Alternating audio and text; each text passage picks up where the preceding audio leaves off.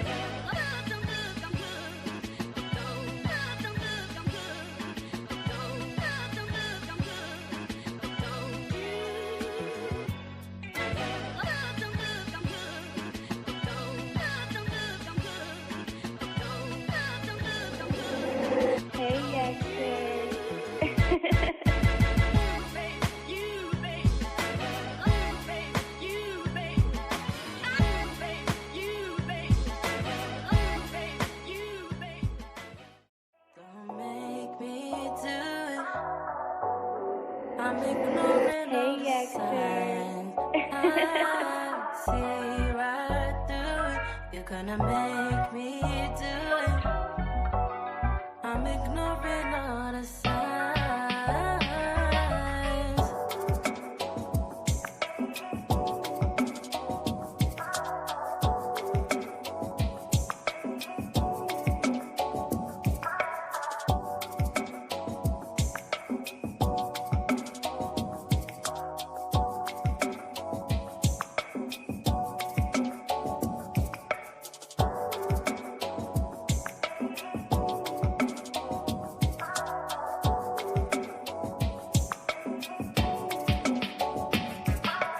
See right through it.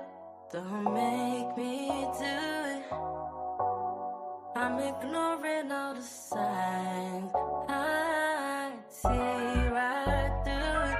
You're gonna make me do it. I'm ignoring all the signs.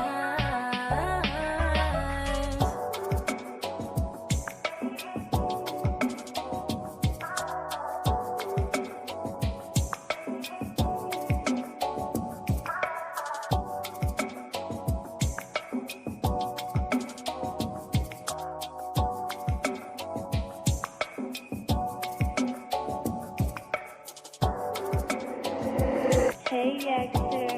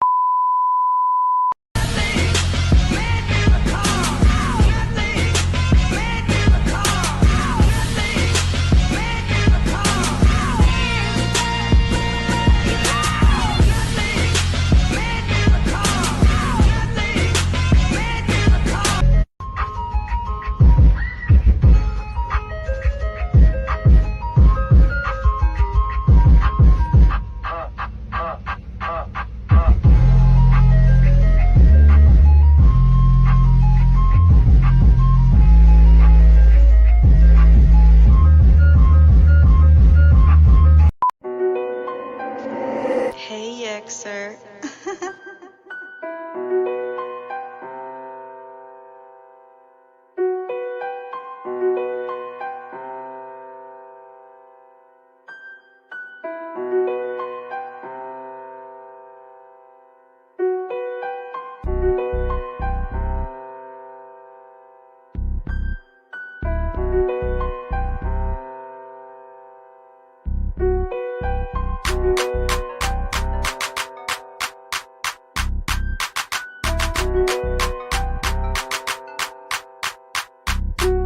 It's the Y-E-K to the C-Y-R. Narrow path, gang running, so we all raise the bar. If you on that broad path, hey, you won't get far. It's the Y-E-K to the C-Y-R. Keep the laws and commandments, Torah gang up in this. The way that I live, I don't follow religions. Shabbat in the feast days, no Easter, no Christmas. Yahusha taught the law, it's not abolished or finished. The father named Yahuwah, you reducing the titles. And Lord mean Baal, that's a Canaanite idol. No religious institution, I just stay with the Bible. Preparing for Messiah, I await his arrival. The name is Yahusha, let's make it go viral. Rejecting his name, you deceive by these idols. Yehudi, not a Christian, more Muslim or Jew. I don't follow no religion and neither should you. It's the Y-E-K to the C-Y-R. Narrow path, gang running, so we all raise the bar. If you on that broad path, hey, you won't get far. It's the Y-E-K to the C-Y-R. Yeah, the Torah is life, yeah, I'm keeping the law. Grace alone won't save you, contradictions of Paul. But without grace, you cannot keep the law. At the name of Yahusha, demons tremble and fall. Bold bold as a lion, don't fear the devil at all.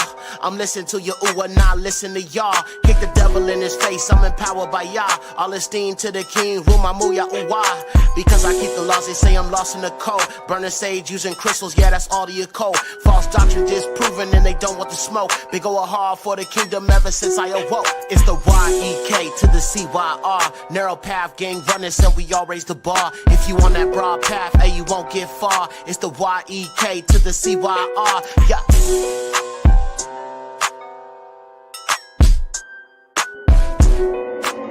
Hey, Yekcyr.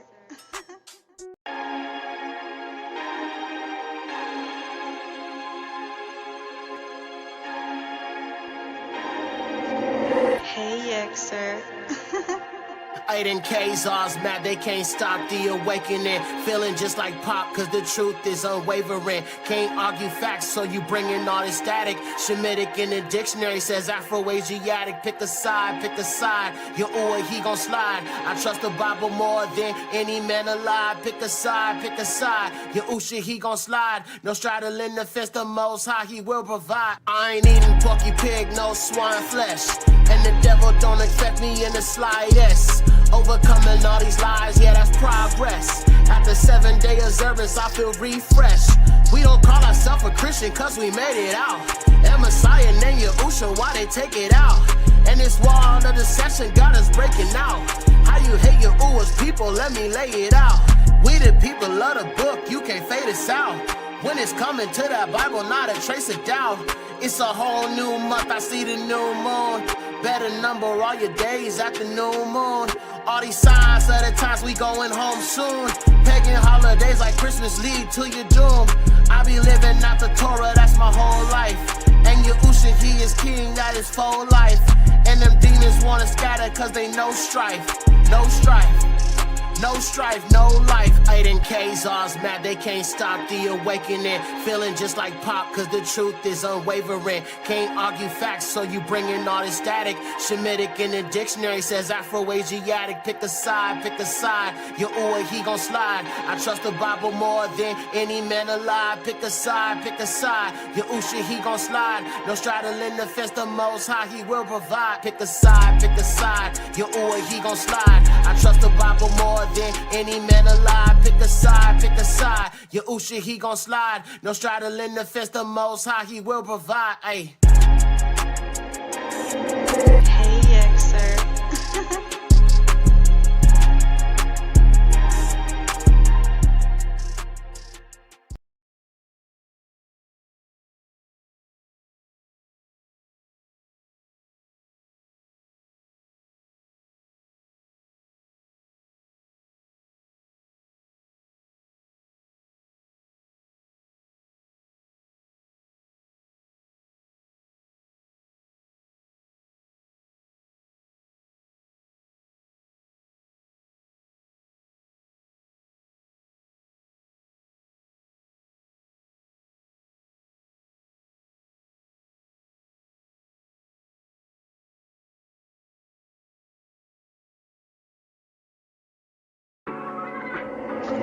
Hey, Yekcyr.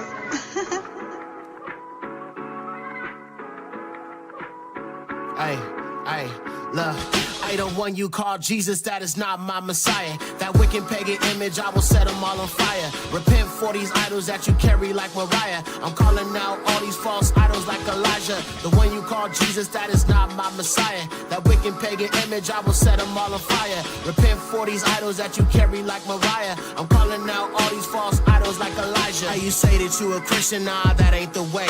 All these churches filled with trannies, bisexuals, and gays. And your Usha said follow him, don't follow tradition. You ain't following the laws, but that's hollow religion.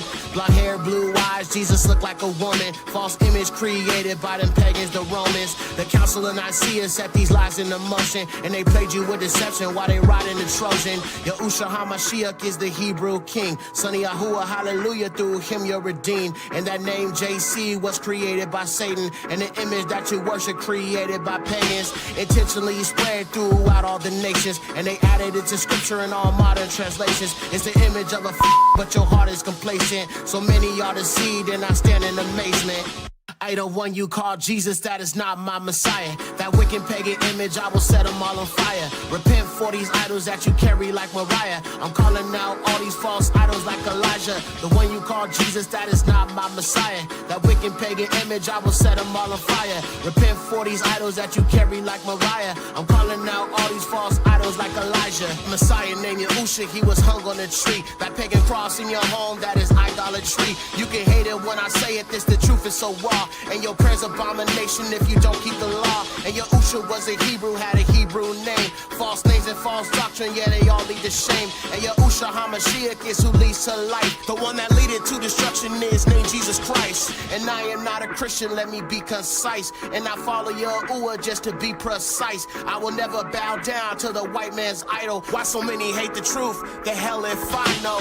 Learn the ancient language, there's no E or no J. I only see a black Mashiach when I kneel and I pray. And Yekcyr HaMashiach taught the way of the ancients. Only Jesus that I know was the name of a slave ship. I the one you call Jesus, that is not my Messiah. That wicked pagan image, I will set them all on fire. Repent for these idols that you carry like Mariah. I'm calling out all these false idols like Elijah. The one you call Jesus, that is not my Messiah. That wicked pagan image, I will set them all on fire. Repent for these idols that you carry like Mariah. I'm calling out all these false idols like Elijah.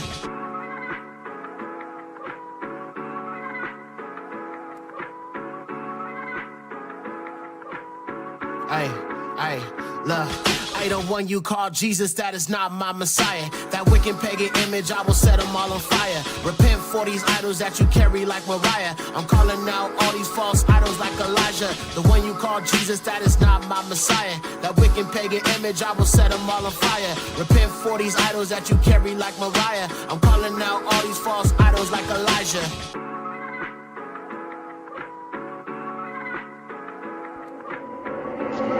Hey.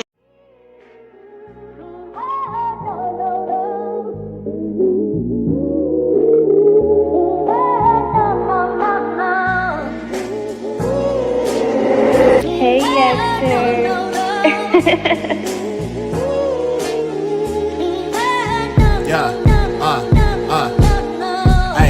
Yo, I rest on the seventh day, it surely isn't Sunday. One path to Yahuwah and Yekcyr is the one way. Narrow path, step and stay on track like a subway. Yekcyr crack the sky with the Malakim someday. Dietary laws, ain't no eating swine flesh. Yekcyr garment staining blood like the wine press. The heathens crying out, strong delusion, they the blindest. These heathens can't keep Jesus, not appease in the slightest. Feast days, moral laws, keeping the Shabbats. Don't follow the ways to eat them, by Yekcyr's blood I'm bought. Jesus is a big Virgin Mary, don't need her. Yekcyr spin the block on the devil with the heater. Covenant keeper, the Ruach is my teacher. Yahuwah the creator, worship him and not the creature. Christianity can't be any same old difference. You call on pagan names and you call yourself bishops. Heathens in these camps, Jacob giving up his birthright. Held up with these nations, white body like a termite. Reject the Messiah, yeah, your doctrine is Jewish. Scum of the earth, cause that doctrine is sewage. Yekcyr in the Torah, you can't see it, you foolish. Committed to Yahuwah, it's a fact that I do this. You are my enemy if you an enemy of Torah. Destruction for the wicked, just like Sodom and Gomorrah. Yeah, ain't no new age doctrine, no chakras, no auras. The Apocrypha, I read it, I explore it like Dora. I'm a strong black man with biblical values. Fulfill doesn't mean abolish, yeah, I'm quoting out Matthew. I'm not a patriot, I am fearing the lure. 24 and forever, my king is Yekcyr. I don't care about America, she surely gon' fall. And the ops gon' hate you when the Kadashi you called. Yekcyr 24, always and forever. To Yahuwah I surrender, my life has been better. Put no trust in no man, nor you are a curse. All esteem to Yahuwah, ayy, I put him first. Yeah, whoa, ayy.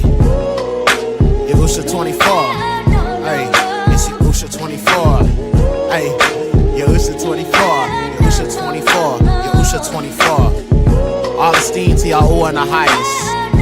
Baruch haba Basham Yahuwah. Baruch atah King Yahusha.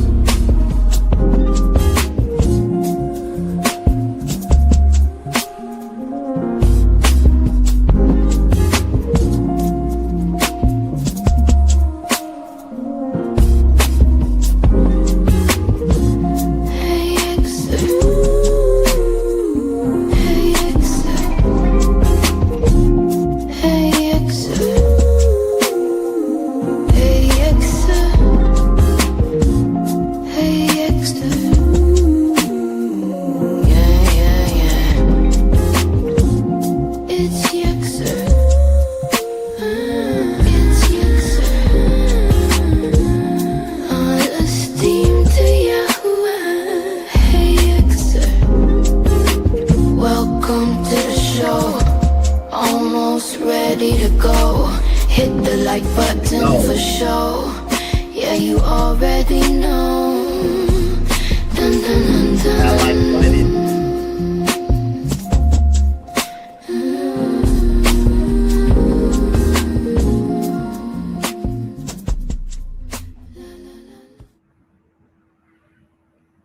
Shabbat shalom, fam. All praises to the highest Yahuwah, Yahusha. Hope y'all are well on this beautiful Shabbat. Giving all praises to the highest, of course. Shout out to everybody that's in the chat. Let me give my little shouts outs before we jump into this. We got a lot to get into, so I don't want to spend too much time, but I'm going to give my shout outs. DW, Shabbat Shalom. Renee, Shabbat Shalom. Adara, Shabbat Shalom. I'm sorry, I'm not doing it like in any particular order. I'm just trying to like get everybody.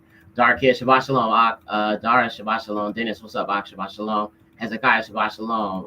Black to my roots. I love that. Yes. Shabbat Shalom, sis. Yahudi Blue, Shabbat Shalom. Tawanda, Shabbat Shalom. Safan, Shabbat Shalom. Abigail, Shabbat Shalom. Sunshine, Shabbat Shalom. Queen Raya, Shabbat Shalom. Zakariyahu, Shabbat Shalom. Okay. All right. Let's see. Rana, Salaki. Rana Yahudi is in the building. Shabbat Shalom. Saying Shabbat Shalom. Okay. All right. Okay. Now, I'm not going to be able to get everybody, but thank you to everybody who is in the chat. I think I saw Yummy in here too. Somewhere. I know I saw sis somewhere. I saw her in the chat. I don't want to miss Yummy, y'all. I know I saw her comment. I can't be tripping, y'all. Am I tripping? I know I saw Yummy in the chat, fam. I know I saw her. Unless I'm tripping. Maybe I am tripping. I could have sworn I saw her, y'all. Am I tripping? Is she here? Dino, what's up? Shabbat Shalom. Yeah, I guess she's not here. Okay. All right, fair enough. I was just scrolling the chat because I'm like, yo, I don't want to leave her out. You know, she's here. Bianca's here. Shabbat Shalom says, this time change is whooping my mind or whooping my behind. Yo, it is like, bro, I'm so confused. Like, oh my gosh, bro, listen, hold on. Let's go to Daniel because listen, this has so much to do with what we are going to be talking about today, fam. I love how Yahuwah works. I love how the highest reveals the mysteries through his word. You feel me? So let's go to Daniel. Okay, Daniel 7. That is. Okay. So let's go to Daniel 7 because I feel like this is going to usher us into what we're going to be talking about today for this particular episode. So this is Daniel's vision, all right? And Daniel has a vision of these 4 beasts. And I'm going to be going through kind of breaking down the whole symbolism with the beasts of Daniel or Daniel, just so you can understand, you won't get confused. You feel what I'm saying? Because, you know, when you're breaking down this stuff, you have to understand that there's symbology, there's symbolic meaning to these beasts and these kingdoms and these visions. And only the Alua of Yahshua can give that interpretation. So we're going to break through this a little bit because it has a lot to do with what we're seeing. All right, you guys, I'm sure you guys know about the iron mixing with clay and stuff like that. We talked about that on this channel plenty of times. But I want to try to approach it again with this transhumanist understanding because it has everything to do with the fallen seed, the children of Lucifer, and the preservation that they are trying to find themselves in to avoid the destruction that's written. Okay? Now, Daniel reveals some interesting things about these end times that is very important to understand. So we're going to go ahead and we're going to read this. These are the visions that Daniel saw, which directly connects to what Nebuchadnezzar saw. He saw image, Daniel, he saw them as these different kingdoms, as ferocious beasts, okay? In the first year of Baltazar, king of the Chaldeans, Daniel had a dream and visions of his head upon his bed. And he wrote his dream. I, Daniel, Hana, behold, and lo, the 4 winds of heaven blew violently upon the great sea. And there came up 4 great beasts out of the sea, differing from one another. All right? The first was as a lioness, and her wings as an eagle. Now, pay attention to eagle symbolism, family, because you have to understand when Yahuwah said that Esau was ruddy and hairy, and you know what I'm saying, Adam, going back to the red dust, you know what I'm saying, the red symbolism, right? There's something to that. You feel what I'm saying? When you're tying to these royal families and these fallen bloodlines, you know, the red shield, because Rothschilds, for example, means red shield. It goes back to Edom. It goes back to the red dragon of Revelations 12 that pursues the woman, the serpent seed, okay? The Edomite, fallen Nephilim bloodline. It all goes back to this. These Anglo-Saxons and Indo-Europeans, they're all connected to these fallen bloodlines that would pursue the seed of the woman, that are connected all with this red dragon and these fallen bloodlines, okay?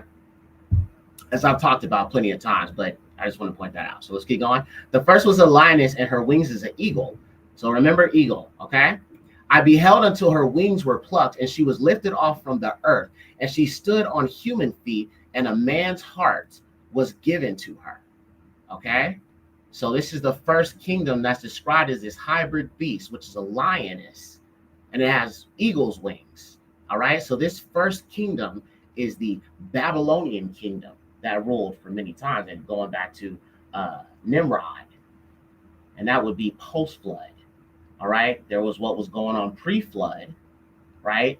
But then when after the great deluge or the great flood, then, you know, the first kingdom was built by Nimrod the Cushite, descendant of Ham, okay? So we understand that Babylon was the first empire, the first world empire after the flood, all right? And we can see the symbolism here. Let's keep reading. And I beheld a second beast like a bear, and it supported itself on one side, and there were 3 ribs in its mouth between its teeth, and they said, arise and devour much flesh. All right, so there's another beast here, okay, and this is the Medo-Persian Empire, represented as a bear. Continuing on to verse 6, after this I looked, and behold, another wild beast is a leopard, and it had 4 wings of a bird on top of it, and the wild beast had 4 heads, and power was given to it. Okay, so this also represents the connection to the Persian and the Medo-Persian, Greco-Medo-Persian Empire. Okay, these 2 kingdoms commingled together, but described separately. Then he describes a 4th beast that he saw.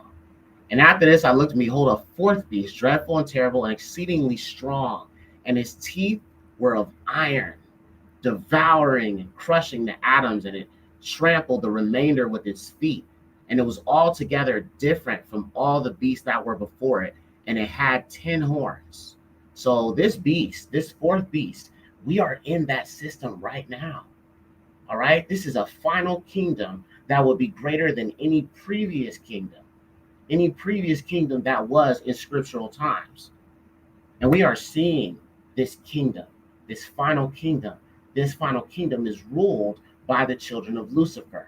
And the children of Lucifer, MAGA, so-called whites, are asking and demanding it. Why? To destroy the chosen people.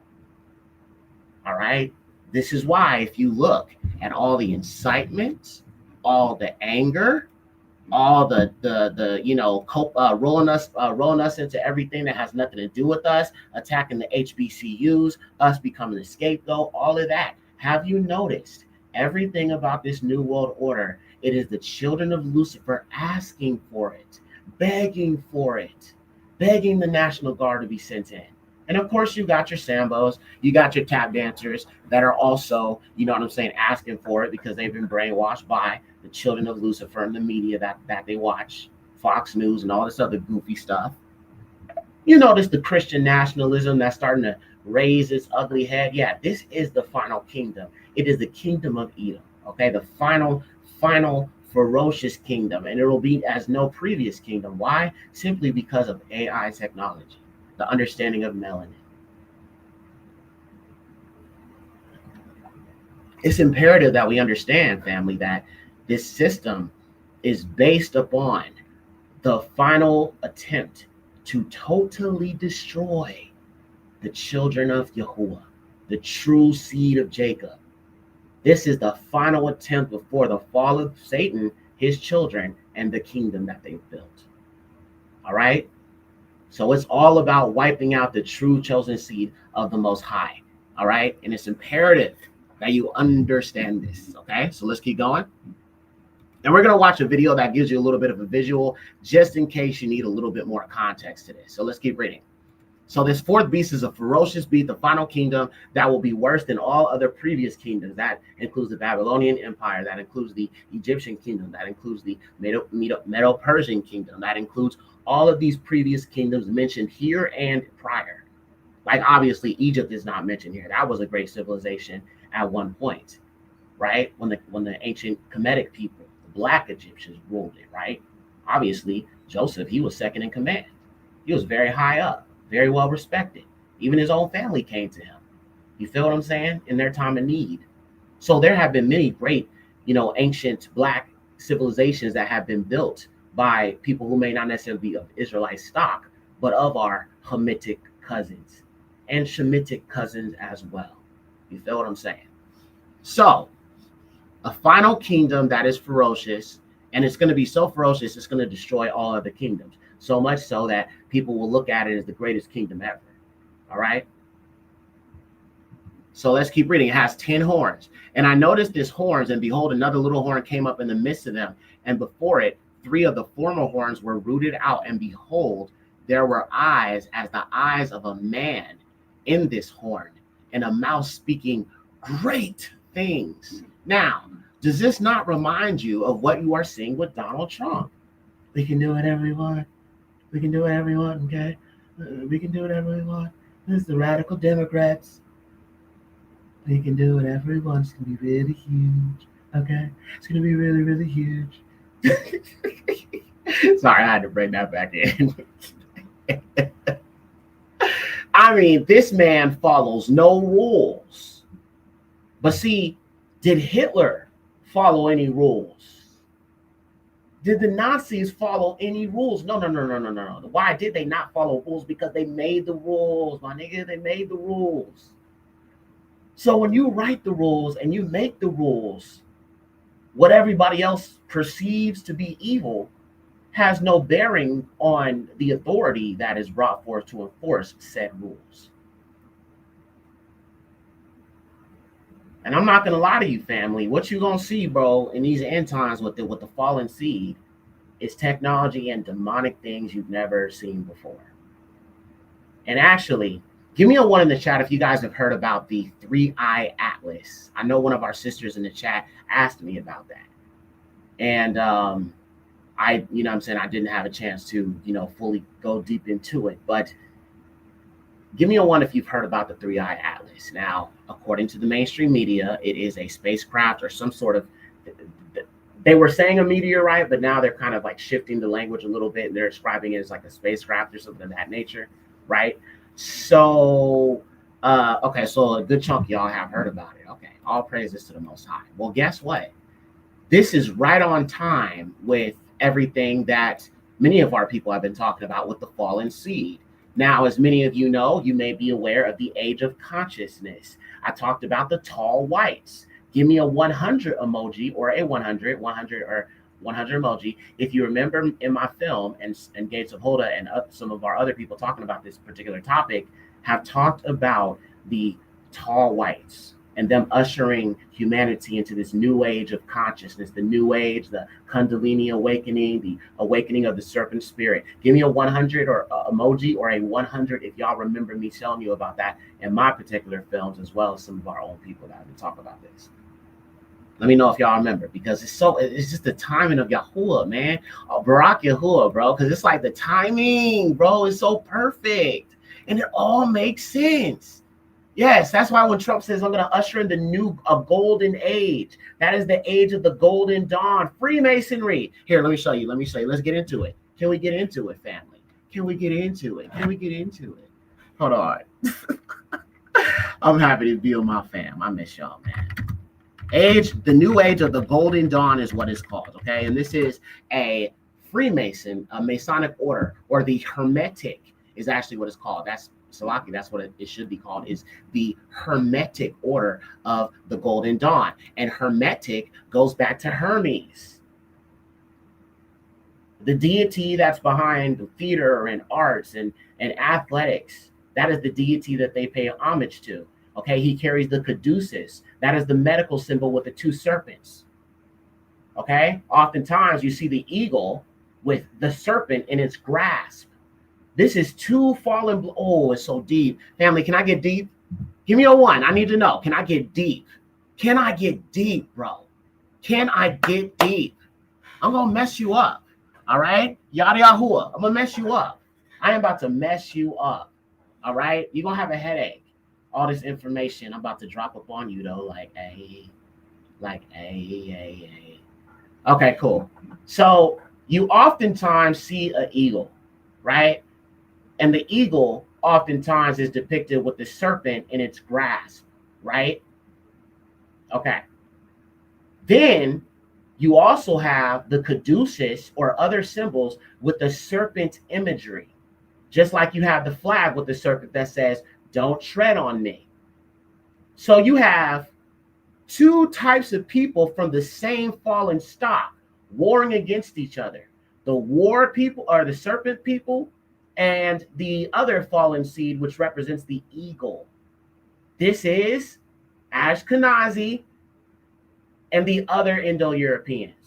All right, the Scandinavians, the Slavs, the Celtic, the Norwegian, all these other Indo-European peoples, the Anglo-Saxons specifically. All right. So you have the serpent people, Ashkenazi, and then you have the people that represent the eagle, which goes back to the deities that they were worshiping and stuff like that. And, Atlantis and all that they worshiped. So it also goes back to Hermes. All right. So this is two types of people, bro.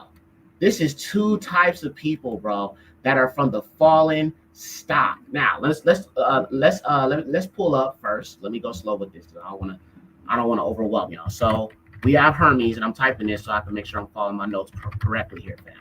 I don't want to get too sidetracked here. So Hermes, right, represents Hermes of the Greco-Roman Empire. Okay, Greco-Roman Empire. And then you have the serpent people, and then you have the people that are tied to the eagle. All right. So first, let's look at this information about this Hermetic order of the Golden Dawn. This is what Trump is talking about when he talks about ushering in a new golden age. All right. This is the golden age that Hitler was trying to accomplish in his time. And the work is being continued. And you're going to understand all of this is about bloodline. It's not about race, y'all.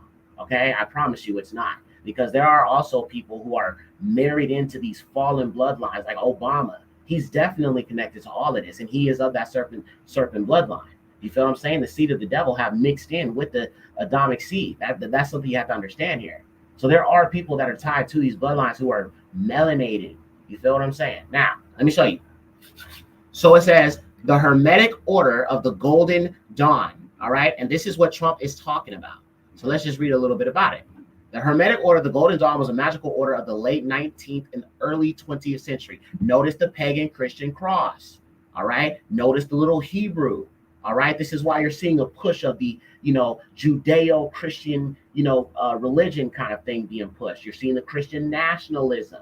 All right. This ties to the Rosicrucians, who are also a Masonic society of people that were connected to the Knights Templar, who are worshiping the Baphomet and doing the homosexual rituals with the goats and laying with the goat and molesting the goat and all that. Yeah, that's what they do.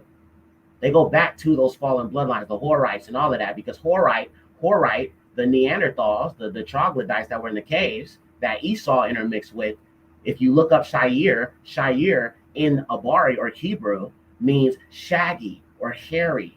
Okay? They go back to the Indo-Europeans who are the Hurrian people. Okay? And don't worry, I'm trying to break it down and make it simple, make it plain. But you're seeing here a blend, family, a blend of Judeo-Christianity as well as Islam. All right? This is the one world religion, all right, which is coming. All right. This is why Trump was like, I told y'all in the Trump documentary that I did, he said, oh, America needs to turn to God again. They need to pray again. Well, he didn't say it like that. But, I slowed down the video and made his voice all deep and everything to make it weird looking. But This is what they're talking about.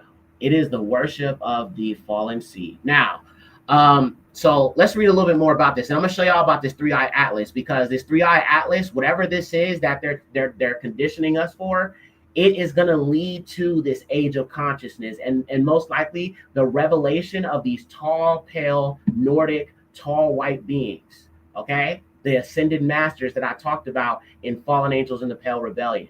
The ascended masters, these blonde-haired, blue-eyed, Nordic-looking individuals. All right. And that's going to lead the world into worship of this, Aryan god or whatever, Aryan god man, Ubermensch. So it's possibly single one of the greatest influence on 20th century Western Hermeticism, concepts of magic and ritual. So like Aleister Crowley, okay, Eliphas Levi, they were connected to these books on magic and, the Hermetic order, all these things that they were attached to, the sex magic rituals where they would take little boys and, do this. This is why they have a proclivity to go after children. This is why they have a proclivity to go after animals. It's in their bloodline to do this stuff. All right. They have a natural inclination for that. That's just how they are, y'all. It's in their blood. All right. Let's keep going. Magic and ritual that became core elements of many other traditions, including Wicca, Thelema, okay, the order of Thelema, that's what Aleister Crowley was connected to, and other forms of magical spirituality popular today were often drawn from the Golden Dawn tradition, okay? And this is where you get the Golden Age, the Golden Dawn, the Golden Age of Lucifer and his children. The false golden age, the false light, okay? There is a false light on the far right. Do you hear me, family? There is a false light on the far right. Yes, a false light on the far right. So all of our people, the Israelites, the chosen people who are unawakened, they are being sucked into the false light through this pale Jesus, through this, Judeo-Christian stuff, through Islam, all of that, because it's all worship to the same fallen seed from which will emerge this, king of this whole situation. Okay? Now, let's go deeper. No diddy. All right, so let's look at Hermes. Let me show you who Hermes is real quick so I can show you the caduceus. And that's going to lead me to showing you about this three-eye atlas. So the Hermetic order, all right? And that will be tied to Hermes, who is a deity. Here, let me show you. All right, this guy right here. He's one of the deities that's tied to like athletics and the NFL and also theater, performance art, a lot of things that our people are very, very good at, prevalent in, and do very, very well. All right, so look, this is Hermes, okay?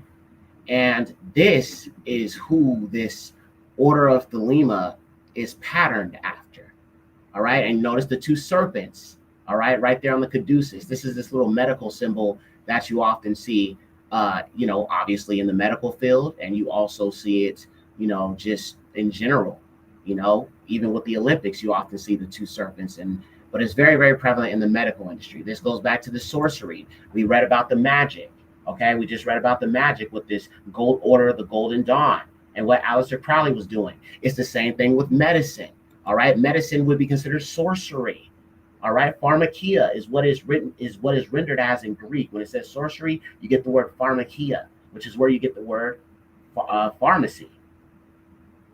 Now, let me just preface this. If you are, I know some of our people are, a little older, you know what I'm saying? And you might take, medicine to survive. And I'm not knocking you or anything like that. But if you have to take it because your health requires you to, then I'm not a doctor. I'm not giving any advice telling you not to. I'm just saying that the industry of the pharmaceutical industry is based upon Hermes and this witchcraft and this sorcery. And it goes back to the VXX. It goes back to the wham wham. When they was trying to get you to take that, no diddy? Yeah, that goes back to the serpent. Now, so this is Hermes, as I showed you. This is the deity here. And This is who the Hermetic order, or the order of the Golden Dawn, is connected to. And notice he has wings, the wings of the eagle. And this is in the ushering in of this new golden age, okay? And this is the deity here. And like I said, the caduceus, that is the medical symbol that we oftentimes see. And it's connected to Hermes, all right? Now, with that being said, now that you kind of understand a little bit about this, you know, this Golden Dawn, this new age, this Aryan awakening, or so-called Aryan awakening of the fallen seed, and them coming into their true purpose for their father, the devil, and assembling and asking and bringing in through their hate for the children of Yasharal. Now things are being put in place for this age to happen, and we're seeing it. And if you're not paying attention, you're going to miss it. So let me go ahead and show y'all this video about 3i Atlas. All right, so y'all can kind of understand what the heck it is and how it's going to usher in this Golden Dawn, whatever they're planning with that. Whatever they're planning with that, you know, so-called 3i Atlas, whatever they're planning, it has something to do with these fallen angels, these fallen beings, and these tall whites ushering in this world into this new age of consciousness, which is this new age Christ consciousness, pagan JC consciousness thing that they got going on. All right. So look, let me go ahead and show y'all this. All right. Fair use, fair use, fair use. 3i Atlas was discovered on July 1st by the Atlas telescope in Chile. It originated from outside our solar system and will exit permanently after perihelion today, October 30th, 2025. 3i Atlas is the size of Manhattan, which makes it too big for a typical comet. Its path through our solar system has it skimming right by Venus, Mars, and Jupiter in a fine-tuned path that has a 0.005% chance of being natural. It is producing its own light, and it has a sunward-facing tail glowing in front of it, which is very unusual for a comet. Based on these details, Harvard astrophysicist Avi Loeb suggests the object could be artificial. But the symbolism behind it goes much further. Comets and other planetary objects in the sky have been seen as way signs for a new age, a new era, or great change for thousands of years of written history. In the Bible, there is wormwood, which appears 7 times in the Old Testament and once in Revelation. It is associated with bitterness and death. Ancient Hindu writings speak of Dhumaketu, a fiery comet marking the end of an age and the dawn of the next cosmic cycle. The Mayans wrote of the Kukulkan comet that would be seen during the shift into the I just want to address one of our sisters in the chat. She said, I don't believe in solar system. I don't either, sister. I definitely don't. That's just the narrative they're presenting. And NASA is behind this huge deception with this. But it will have something to do with something going on in the sky, some sort of Project Blue Beam, you know, deception. And that's what I think this is really about, is the final rollout of this Project Blue Beam deception. So yeah, we don't believe in that. We believe in the flat earth. You know what I'm saying? All praises to the highest, that man, Harakia. You know what I'm saying? Harakia. All praises the firmament. You know what I'm saying? So I'm with you, sis. I do not believe in that goofy stuff. That's just what the white man says. You feel me? The children of the devil, right? They just lie. They speak from their own resources. So yeah, oh, you a male. My bad. My bad. Stefan. I'll keep my bad. Salaki. Yes, I'm with you. I do not believe in the globe, the other planets, none of that. We are in a closed dome. You ain't going nowhere. Ain't nobody got outside of it. This whole Mars colonization thing is goofy. All right, that's what I'm saying. It's just these people are just, anyway. All right, let's finish it up, fam. I just wanted to address that. I'm a flat earther, fam. Okay, yeah. New world. And the Hopi wrote of the blue star Kachina that would usher in the 5th world after a purification. The cataclysmic shifts recorded in the Epic of Gilgamesh from ancient Mesopotamia involves a passing planetary object called Nibiru. Nostradamus described comets and objects in the sky marking the birth of a new age. And the 3i in 3i Atlas points to the third eye, the third ventricle in the brain, and the awakening of consciousness in a human being, which is what the astrology suggests as well. During its perihelion, there will be a grand water trine, a rare event where 3 planets in the 3 water signs form an equilateral triangle. Mars, Jupiter, and Saturn, the 3 most influential planets, will all be in water signs. This symbolizes cleansing, purification, adaptability, and the transformative power of flow.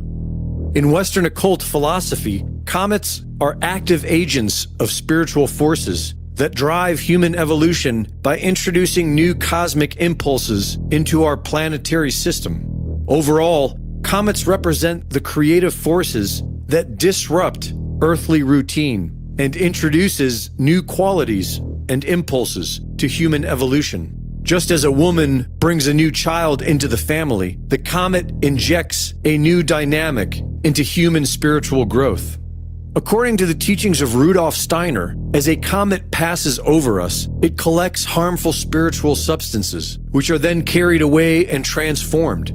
As they pass, they also introduce new spiritual energies that accelerate humanity's evolutionary process. But that's not to say it makes things easier. He said that the 1910 appearance of Halley's Comet would bring a new impulse that could deepen materialism and distract humanity from its spiritual path. And in 1913, the Federal Reserve Bank was born, the epitome of spiritual rot. Steiner taught that humanity's evolutionary leap requires the individual's deliberate choice, and that one must persist in the shadow of darkness in order to raise their consciousness. Greg Reese reporting.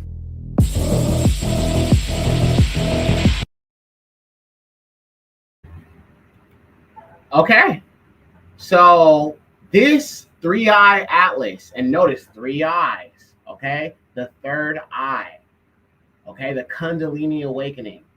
There is no entering into this Luciferian New World Order without taking some sort of Luciferian initiation. And this is what I mean when I'm talking about becoming a rebel.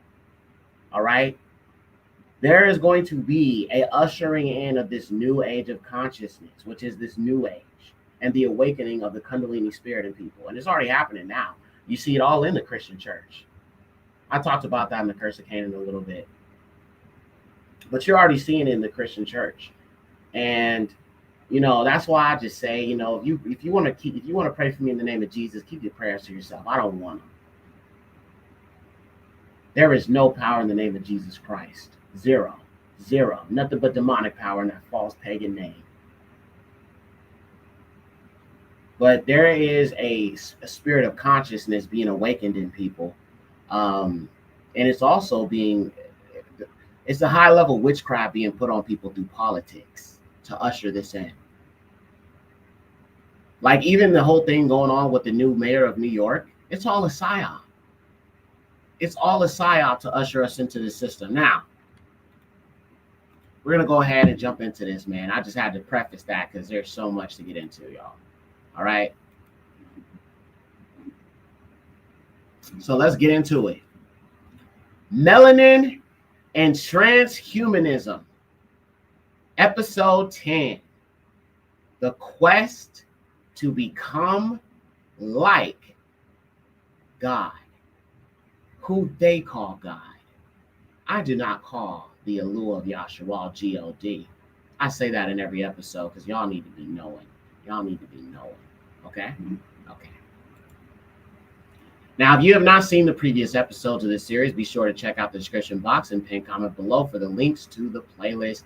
It is all here. You want to go through the series, you will learn a lot. To my beloved mods, please be sure to remind our listeners to write their questions down and hold them until the end of the presentation. Now, in our last episode, we talked a little bit about the so-called tech bros, such as Elon Musk, Peter Thiel, J.D. Vance, and the current administration in the ushering in of this AI system. In this episode, we will revisit some of the information I shared about them and look much deeper into this technocratic agenda so you can understand this is the same vision the Nazis had. Everything about what you see whites talking about and discussing is all part of this final kingdom of darkness, as we just read, in Daniel chapter 7, the final, fourth, and ferocious beast that tramples all empires. And we'll get a little bit more scriptural context on that in a minute. This final kingdom of darkness and the pale faces are behind it all, the children of Lucifer. All right. We also talked a little bit about apartheid in South Africa and how many of these same tech bros are descendants and beneficiaries of the apartheid system of South Africa. Elon Musk's grandfather was a Nazi sympathizer, and his family benefited from stolen land and subjugation of African people. Peter Thiel came from Germany to South Africa and benefited from the same apartheid system as Elon. Both of them have some sort of connection to Nazism through their family, and also have reaped the benefits of conquest, racism, and South African apartheid. And of course, apartheid, as I explained in the last episode, is really a system that gives power to everyone who is of the white complexion. Anyone who is a non-white would not be able to have jobs or positions of power. It was essentially a Jim Crow that was taking place in South Africa. All right. For more information, please check out the previous episode, episode 9. Now, let me quickly take you through some of the imagery of South Africa so you can see that there was indeed a Nazi presence and that it never has left. So what you see in South Africa with these, children of Lucifer just being so stringent upon being in that area, going to that land, it is because I fully believe that that is part of the land of Canaan. And they know what is in South Africa. And a lot of this AI, they need those minerals in that area because that AI is tied to those minerals. I believe that those minerals in South Africa are what they need to be able to use and utilize AI. So they need that area. So they're stealing it. Okay. Now let me show you some imagery here, because I showed you guys some of this imagery in the previous episode, but for those who did not see the previous episode, I'm going to just show you some of the imagery so you can see. All right. Starting with this. All right. Now notice it says the boar. All right. Notice the eagle symbolism here. Now this was a political party in South Africa. A lot of them came from Germany after the war. So there was indeed a Nazi presence. All right. And this has a lot to do with what is going on right before your very eyes. Let me show you something else. Like I said, I've shown these, but I'm just trying to keep get our people up to speed. All right. My God, my volk, my land, Suid Afrika. Die Asfran van Volk. All right. My land. This is South Africa. As you can see, it says Africa.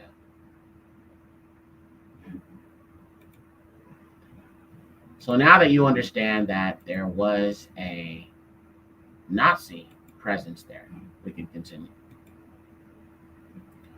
Now, as I have explained many times, the eagle in scripture oftentimes references Esau, and in other types of contexts, our enemies. Now, let's just quickly look at some examples of this real quick. And that's when I was talking about the eagle earlier, okay? The eagle, that was the first beast, right? The first beast was described as a lion with eagle's wings. Let's keep going. Deuteronomy 28, 48 to 49. And you shall serve your enemies, not your friends, your enemies. You shall serve your enemies, which Yahuwah will send forth against you in hunger and in thirst and in nakedness and in want of all things. And you shall wear upon your neck a yoke of iron, until he has destroyed you. And Yahuwah shall bring upon you a nation from the extremity of the earth, like the swift flying of an eagle, a nation whose voice you shall not understand. Now, what language were we taught to speak due to slavery? What language was forced upon us by the so-called whites? I'm asking for a reason.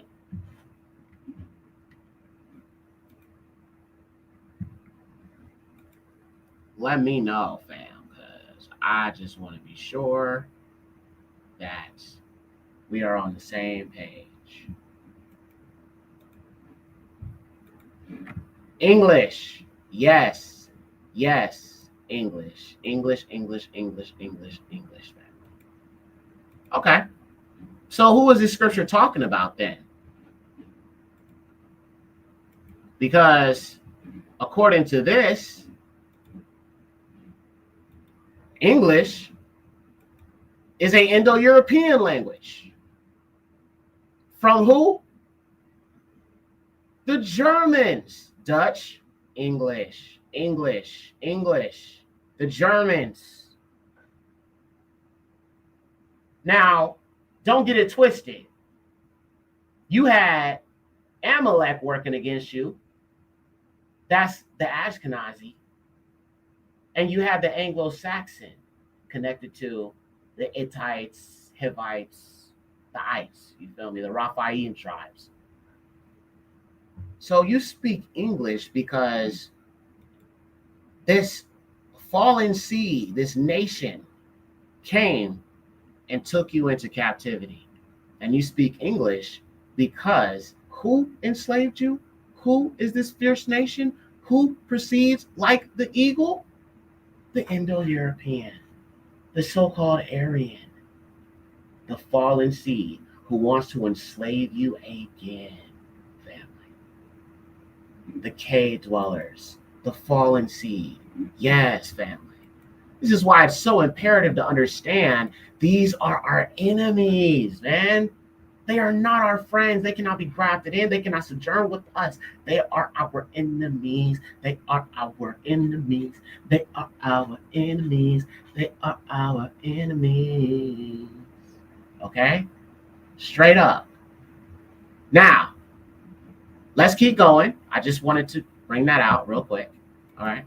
Let's look at another precept. Obadiah 1:3-4. Behold, I have made you, who? Esau, small among the Gentiles. I made Esau small. So how can we understand who Esau is?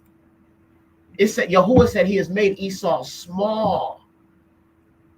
So when people ask me who is Esau, that is so easy when you understand who is small among the nations.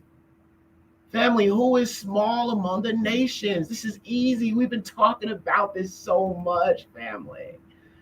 We've been talking about this so much, family. Who is small among the nations? Who has the low birth rates?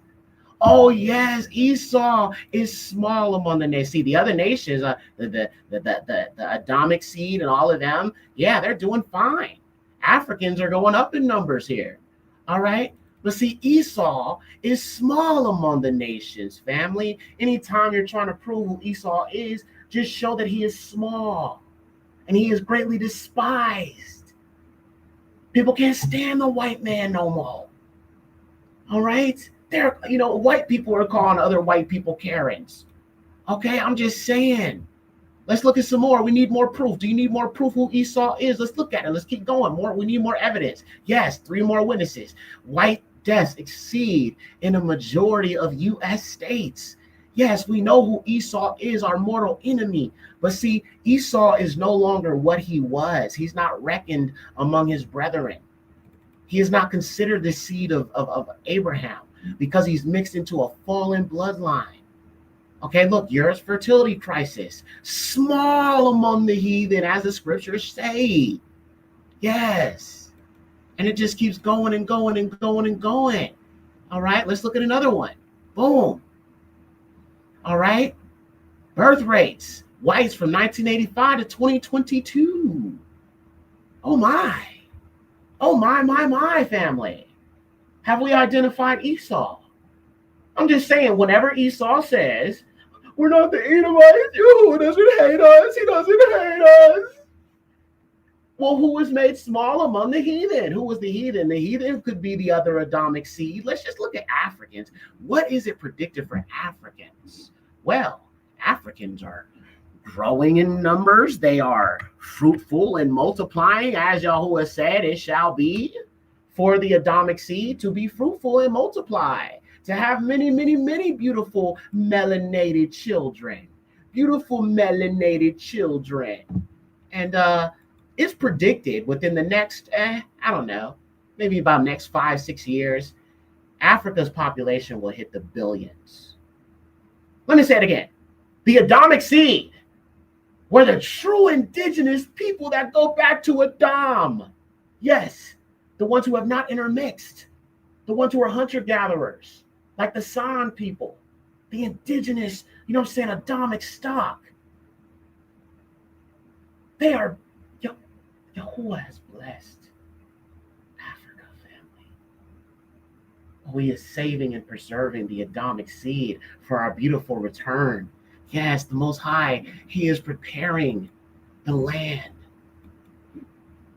So let's look at Africa real quick, family. All right, let me just prove it. So this is Africa's population currently. Now, do you see from 1960, there's been nothing but an upward incline. So look, 1952, 237 million. And it's just been climbing up steadily. Look at those numbers. They just keep shooting up. Look at that. Oh my. Oh my. Praise Yahuwah. Oh, Yada Yahuwah. Oh, praise the highest. Oh, he's worthy. Oh, hallelujah, Yahuwah. Oh, he is preparing the Adamic seed. Look at that. But look at this fallen seed. Do you see the difference? Do you see the difference? It's affecting one type of people, and that's the pale skins. That's the white Asians, the white Koreans. You know what I'm saying? Their numbers are going down. But look at the Africans, though. Do you see the difference? There's a people he's preserving and a people he's not going to preserve because their fate is destruction. And so what do they do? What do they need to do to survive? What do the children of Lucifer need to do to survive? To intermix with the Adamic seed, And that's why Bill Gates is going to Africa and doing what he's doing, giving them wham-whams and stuff like that. That's why these Christian missionaries want to go there and Christianize these people, these Africans. Try to brainwash them, going into where the Igbos are, where the Israelites are. The dang Arabs, make the fallen seed, pale skin Arabs, going and conquering, some of those other Nigerians and slaughtering them and making them convert to dang Islam. All these people go back to the fallen seed. And this is what I'm saying. This is their judgment. When you want to understand scripture, you have to look at statistics because they're not going to talk about it. They are not going to talk about it. So I must talk about it. And we must continue to talk about it. Now, let me also show you this. So this is from the World Economic Forum, y'all. They predict in the next few years,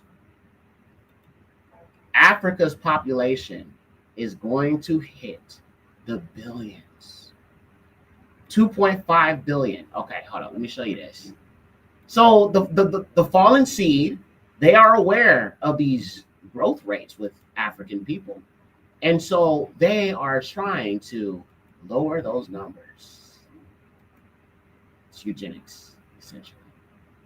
How Africa's youth will drive global growth.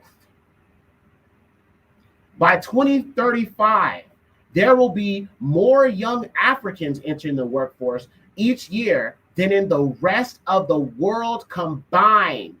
With the right investment in education, technology, and entrepreneurship, the potential of Africa's youth to drive sustainable development and transformative change is boundless. Digital transformations has the potential to reverse the trend of jobless growth in Africa and alter the structure of African economies. Africa, let me make this bigger. Okay, no diddy. Africa is a continent teeming with youthful energy and untapped potential, boasting the world's youngest population with more than 60% of the continent's population under the age of 25. This burgeoning youth population is projected to grow even further as Africa's population is expected to reach 2.5 billion by 2050, up from 1.4 billion today. Notably, by 2035, there will be more young Africans entering the workforce each year than in the rest of the world combined, y'all. And this is why there's a genocide in Sudan. And like I said, these Arabs, they're the fallen seed. Just like I talked about those pale Berbers, they're all fallen seed. They are the remnants of the Ites, all right? Those Rephaim tribes, those Nephilim tribes that were in the land of Canaan. They're just remnants of them, especially those Berbers, especially them. But so you can see here that Africa's population is shooting up, going to hit the billions in a few years, few decades. Could be sooner than that. Now, with that being said, let's continue. That's what I'm saying. Like I said, if you don't understand these stats and this information, you know what I'm saying, you know, it could work against you when you're not aware. You feel me? All right, so we looked at Deuteronomy 28, 48 through 49. We saw the eagle symbolism. We looked at, let's continue. Obadiah 1, 3 through 4. Behold, I have made Esau small among the heathen. So small among the Gentiles who may not be of Israelite stock, but are of the original Melanin Adamic stock, okay? That's proof right there. I just showed you, all right? You are greatly dishonored, okay? People can't stand Esau. They can't stand him. They cannot stand the white man. You feel what I'm saying? Even their own people can't stand them. Their women don't even want to breed with the white man. They're like, ugh. They look at him with a disgust. He's made them small, and they're greatly dishonored, all right? Let's keep going. The pride of your heart has elated you. Your dwelling as you in the holes of the rocks, as one that exalts his habitation. Oh, we built whole civilizations. Africans haven't built anything. The white man built this, that. The pride. Yes, let's keep going. He exalts his habitation, saying in his heart, who will bring me down to the ground? Oh, whites are so great. We built everything, right? Who can destroy us? We're the master race.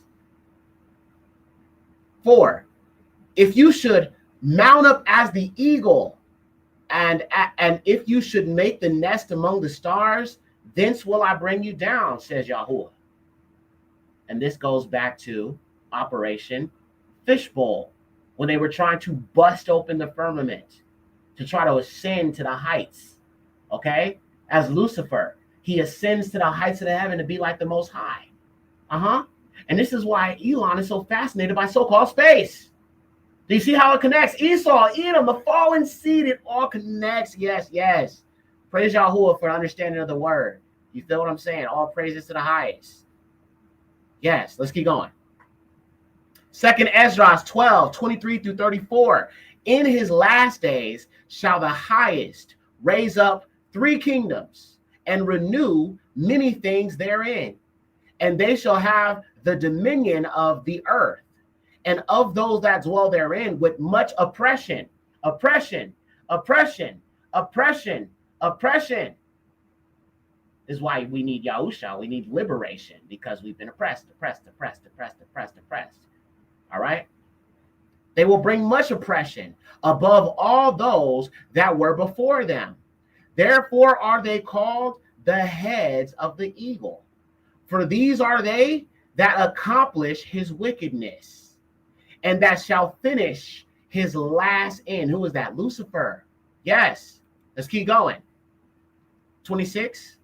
And whereas you had said the great head appeared no more, it signified that one of them shall die upon his bed, and yet with pain. After the two that remain shall be slain with the sword. For the sword of the one shall devour the other, but at the last shall he fall through the sword himself. So this system that they build will eventually destroy them.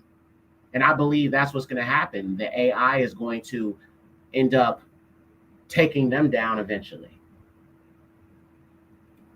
Let's keep going. And whereas you saw two feathers under the wings passing over the head that is on the right side, it signified that these are they whom Yahuwah the highest has kept unto their end. This is the small kingdom and full of trouble, as you saw. And the lion whom you saw rising up out of the wood and roaring and speaking to the eagle and rebuking her for her unrighteousness with all the words which you have heard. Yes, let's keep going. This is Hamashiach, which Yahuwah Ha'ayun, the highest, has kept for them. Oh, the lion will destroy the eagle and the serpent. The lion of Yahuwah, Barak Yahuwah. Let's keep going. Let's keep going. Oh, I'm feeling it. I'm feeling it. Yes. Has kept for them in their wickedness unto the end. He shall reprove them and shall upbraid them with their cruelty. With their cruelty, taking food out of babies' mouths. Fire, what, in 6 months, 200,000 black women lost their jobs? There's single mothers out here? What? Their cruelty. For he shall set them before him alive in judgment, and shall rebuke them and correct them. For the rest of my people shall he deliver with mercy. Yada Yahuwah. Those that have been pressed upon my borders, and he shall make them joyful until the coming of the day of judgment, whereof I have spoken unto you from the beginning. Now, let me show you something here, family. The lion will destroy this eagle, okay? This white supremacist, Nazi, you know what I'm saying, fourth beast of the fallen seed will fall. Will fall. Doesn't matter what it looks like to them and what they're telling you. It will be destroyed. Now, let's keep reading. Now, I want to show you something about this dollar bill. What's the first thing that comes to mind when you look at this, family? Let me know in the comment section. Now, I'm speaking specifically about the back of the dollar bill. What's the first thing that you get when you look at this image? You see the pictures on it, understanding from the Israelite perspective. What do you get from this? Let me know in the chat. Illuminati. All-seeing eye. Yes.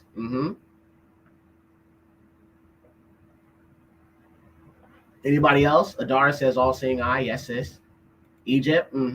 These are all proper answers. So, you know, I don't think there's no wrong answer in regards to anything y'all are saying. So y'all got it, bro. Demonic deception. Absolutely, sister. For sure. Yep, that's correct as well. Egypt. Yes. Yes. Okay. Anybody else? Eagle. Yes, that's also true. Yes, indeed. Hezekiah. What's up, Bob? Green scales, serpent seed. Yeah, true. I never looked at it that way. That's actually really, really good. Demonic. Okay. Well, let me blow your mind. Let me blow your mind, family. This is going to mess you up. Did you know that this is actually a prophetic timeline of our captivity? When you look at it, did you know that? I'm gonna let that sit with you for a minute. It's a timeline. It is a prophetic timeline of the children of Yahshua. Let me show you what I mean. Bati Abaya Yahshua. Shalom, sis. Yeah, it's totally evil. Totally evil. Look at this. Let me show you what I mean. The back of the dollar bill is a timeline for our captivity. Our first captivity was Egypt. Our last captivity is under the fallen seed, represented as the eagle. We are currently in our last captivity. This is a timeline, family. This is a biblical timeline. These heathens are so emboldened. So emboldened. And if you really look at it, the all-seeing eye and this Hermeticism, which goes back to the deity called Thoth or Thoth, who's like this bird head deity from Egypt, also ties to the all-seeing eye of ancient Kemet. And that's why you see this rise in, you know what I'm saying, interest in like Egyptian kind of like the Hermeticism thing is definitely tied to ancient Egypt as well. But yeah, this is a timeline. And like I said, we are in this last captivity, and we have to get past this eagle, this final fourth beast, before our deliverance. So to people ask me when is going to be, you know, the Exodus, I cannot give you an answer, fam. I don't set dates. I don't do that. But considering this is our last captivity, and what you're seeing right now and the acceleration of them moving this system, listen, if I were to think about the Exodus, it has to be either between now and sometime probably before 2030 or around, you know, the beginning of 2030, because that's when they're going to fully have this system laid out. And if the Most High doesn't deliver, we are not going to survive. The only thing on these people's minds is death of us. That's it. That's all they're thinking about. And I don't want to set that date, but I'm just saying that's what they're planning on. So it has to be soon. That's all I could say. And like I said, it could be, you know, because, you know, what they do is they slow it down. Like, you know what I'm saying? They might kind of up the brakes, pump the brakes on it a little bit, because they might need a little bit more time. Like you notice, like with the failed psyops that they've done, like even if you really pay attention, you notice there are some failed psyops. Like, for example, they've been trying to provoke us to go on the street. We ain't been buying it, right? So they keep on trying to up the ante. Just like if you think about how the whole situation with, you know, them saying that Chauvin should be pardoned for what he did to George Floyd. That was another thing they were trying to do to rile us up, and we didn't fall for it. Even with the whole monkeypox thing, that was a whole psyop that they tried to, you know, usher us into this next thing with that. That didn't work, so they put that away. They fell back on that. They had to regroup, right? They had to regroup. So there's been failed psyops that they have not been able to roll out as quickly as they want to, because there just might not be the timing, or they kind of test the waters to see how people react. But now you can see they're getting desperate. They're getting extremely desperate. All right, so let's keep going.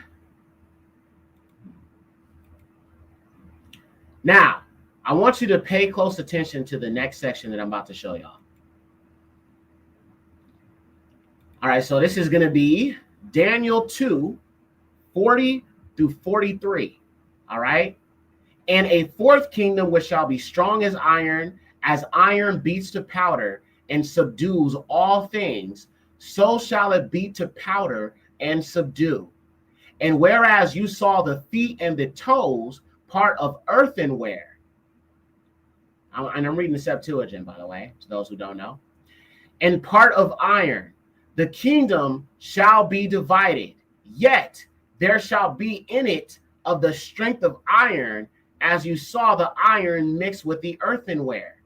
And whereas the toes of the feet were part of iron and part of earthenware, part of the kingdom shall be strong, and part of it shall be broken. Okay? Part of it shall be strong, part of it shall be broken. So you can see the fallen seed are suffering right now. All right? The poor whites, the trailer trash whites, they talking about, I'm about to lose my farm. FAFO, bruh. All right? But there is a side of this, the fallen seed, that are strong, which are the oligarchs, the higher ups. Okay? So it's partly strong, but it's partly weak. Okay? Now, verse 43, pay close attention. Where you saw the iron mixed with earthenware, they shall be mingled with the seed of men, but they shall not cleave together, as the iron does not mix itself with the earthenware. Now, listen to it again. Whereas you saw the iron mixed with earthenware, they, who is they? They can't be man, because it says they mingle with the seed of man. Zara Adam, okay? They shall be mingled with the seed of men, but they shall not cleave together, as the iron does not mix itself with earthenware. So this is a fallen seed, family. This is the fallen seed that is mixed in with the children of Adam. As I said, they are mixed in with the children of Adam. This is a fallen angel seed. And that is what the children of Lucifer is mentioned in the book of Isaiah 14, right? And it also ties to even Yahusha rebuking the Pharisees and saying you're of your father the devil. There is a serpent seed still alive today, walking amongst us. And the serpent seed is behind everything, which is why I say this is Judeo-Christian. All right, you've got Amalek and the Anglo-Saxon working together to bring about this new world order and this AI so-called God. All right, now, it's so deep. All right, like I say, you got, man, I'm telling y'all, bro, you gotta have that Afrocentric understanding, bro, for these scriptures. You feel me? You gotta have it. You gotta have it. All right, now let's get to it. So I'm going to go ahead and jump back over here. And I want to show you guys a video real quick to explain these Germanic Indo-European tribes that are connected to that final beast. All right. So let me pull that up real quick here. Give me a second. All right. So it's going to explain these beast kingdoms. And it's going to talk about the Anglo-Saxons, the Visigoths, and these different Indo-European tribes that connect to this final beast. All right, that eagle symbolism. Okay. All right. Daniel 7 describes 4 beasts who ruled the world. The first is a lion with eagle's wings. This fierce lion represents Babylon, just as the head of gold did in Daniel 2. Babylon ruled the world from 605 BC to 539 BC. By the way, Daniel 2 and Daniel 7 are parallel prophecies. God uses the principles of repetition and expansion in parallel prophecies. In other words, God repeats prophecies using different symbols, and as he does, he expands on the prophecy, giving us the necessary clues and additional information he wants us to know in order to understand the prophecy. The second beast is a bear with 3 ribs in its mouth. The bear represents the Medo-Persian Empire. The 3 ribs are symbolic of the 3 kingdoms conquered by the Medo-Persian armies. Those kingdoms were Lydia, Babylon, and Egypt. Medo-Persia ruled the world from 539 BC to 331 BC. Daniel saw the bear was raised up on one side, indicating one of the 2 kingdoms was stronger than the other, just as one arm is typically more dominant or stronger than the other. The third beast is a leopard having 4 wings and 4 heads. The leopard represents Greece, led by Alexander the Great. The wings represent the speed which young Alexander conquered the world. The 4 heads of the leopard represent Alexander's 4 generals: Cassander, Lysimachus, Seleucus, and Ptolemy. After Alexander's death, these 4 generals divided the kingdom and fought amongst themselves for control of Alexander's empire. Greece ruled the world from 331 BC to 168 BC. The 4th beast was a dreadful, terrible, and exceedingly strong beast with great iron teeth. This beast, with its iron teeth, represents the same kingdom as the legs of iron. Those legs represented the pagan Roman Empire. Then Daniel focuses on the 10 horns of this beast, and coming up among them is another little horn, who destroys 3 of the first horns, as if they were plucked out by the roots. Daniel says In this horn were the eyes like the eyes of a man, and a mouth speaking great things. In our last program, we learned the 10 toes of Daniel 2 were the 10 barbaric nations which brought about the destruction of pagan Rome. Those toes are the same as the 10 horns on the fourth beast of Daniel 7. History identifies these 10 barbaric tribes as the Visigoths, Franks, Suvii, Alemanni, Anglo-Saxons, Lombards, Burgundians, Huruli, Vandals, The Indo-Europeans, the fallen seed family. The Indo-Europeans, all right? The barbarians, okay? They are barbaric. They have a barbaric way about them. That's why the Most High said, show them no mercy. They were barbaric and they were great because they were giants. Woo! It's getting good. All praises to the Most High, sis. Yada Yahuwah. Yada Yahuwah. Praise the highest. Man, I'm loving this, y'all, because it's like as Yahuwah reveals these mysteries in my research and my studies, like it's just the outpouring of the Ruach to understand these things. Because Christianity, bro, it just doesn't get these things right, bro. It just doesn't. The wild man, yes, the barbarian, yes, the beast man. Hold on, let me show y'all.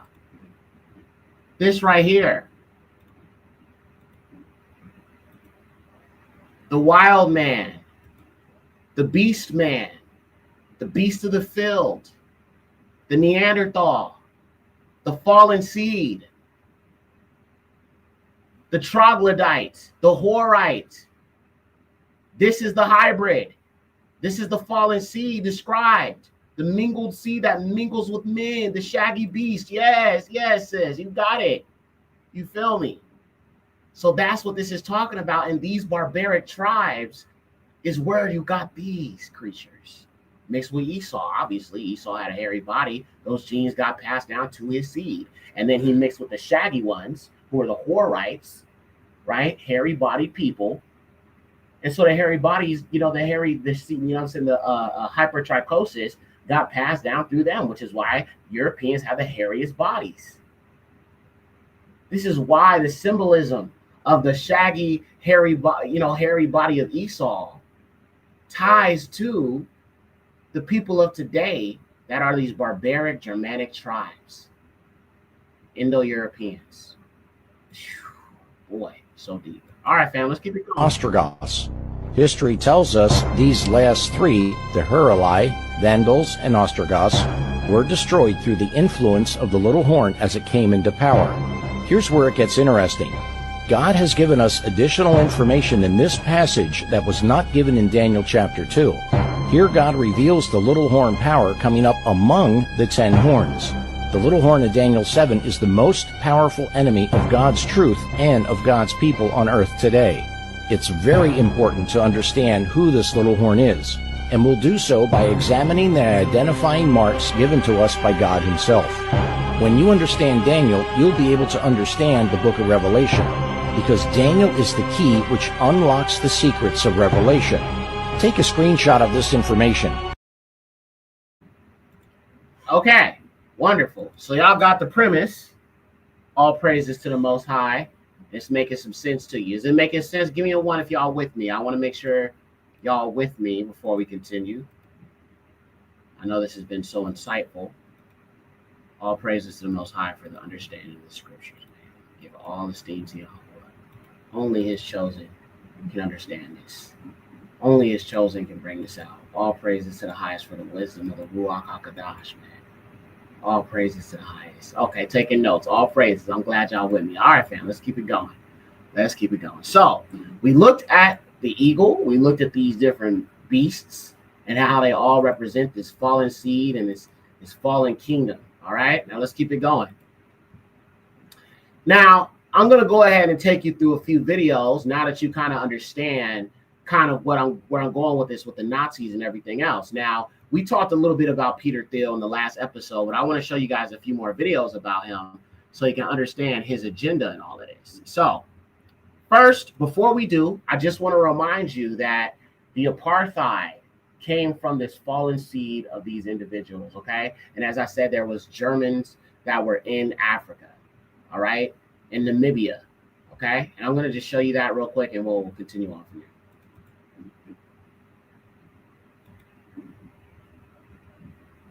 Sounds like a picture postcard. Wirklich, wirklich. Die Farben, ich weiß nicht, ob Sie mal Gelegenheit hatten, in meine vielen Fotoalben zu sehen. Die Farben von Südafrika, das ist Kitsch, wenn Sie wenn Sie es richtig nehmen. Kann man gar nicht so gut erfinden. Ne? Kann man gar nicht so gut erfinden. Look at this demon. Look at this demon just smiling with glee as they steal land, colonize, unalive. They are of their father, the devil. One couldn't even invent it. Das Verhältnis der weißen Bewohner. What was the relationship between the white population and the natives? Es sind also ganz streng auseinandergeteilt. Man könnte fast sagen, so wie im Dritten Reich in Deutschland die Juden und die Deutschen. Ungefähr. Die Schwarzen versehen alle untergeordnete Positionen. Es gibt in der weißen Gesellschaft keinen Schwarzen. Das heißt also, in der Administration des Staates, in der Verwaltung der Betriebe, nirgends erscheinen Schwarze in führenden Positionen. Also sagen wir mal, ein Bantu. Okay, the Bantu, the Negro, the Bantu Israelites, our people. The Bantu, who are they going after? The Bantu. Who did the Arabs enslave in the sub-Saharan slave trade? The Bantu. The Bantu, the Negro. That's us. That's our people, the Israelites, the chosen seed. The Bantu. Yes, they went after the Bantu. They knew who they was picking up. They knew who they was targeting. The woolly-haired, big, thick-lipped Negroes. That's us. They specifically came after the Bantu.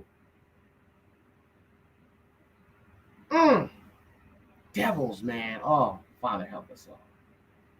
The Bantus, they targeted the Bantu. That's our people. Yes, Yahshua, the true Negroes, the Negroes. So when you're understanding this Israelite awakening, you cannot separate Bantu. You cannot separate the Bantu peoples, okay?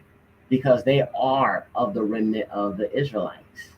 Not every single Bantu tribe, but many of the Bantu tribes scattered throughout sub-Saharan Africa and even in some in North Africa, they are the Negro. They are the ones who are oppressed by these colonizers, and they went specifically after them. As a matter of fact, they used some of the non-Bantu people who didn't like us, like the Somalians.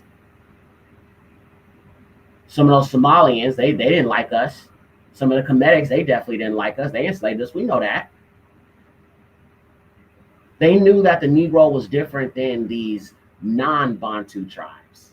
They knew that. And they used these non-Bantu tribes to pursue us, the Bantu people. So, yes, Bantu means Negro, all right? Very important to understand. All of the Jamaicans, the people in the Caribbeans, all of us are Bantu. We are of Bantu stock. Shout out to Aki Dark Kid, all right? His family is Bantu. And many of his people were wiped out by these same freaking colonizers. Shout out to the Aki. All right, so let's keep going. I'm going to rewind that because I want you to see how he talks specifically about the Bantu or the Negro, all right? Scheinen Schwarze in führenden Positionen. Also sagen wir mal, ein Bantu, das ist der Neger, darf nicht eine Position in einem staatseigenen Betrieb einnehmen. Selbst wenn er den Doktorgrad hat, er ist nicht dazu befähigt oder in der Lage, berechtigt vielmehr, man gibt ihm nicht die Möglichkeit. Wir Weißen haben in Südafrika einen unglaublichen Lebensstandard. Was man hier in Deutschland beispielsweise als Haus für 200.000 Mark bekommt, erhält man dort für 30.000 oder 40.000 Mark.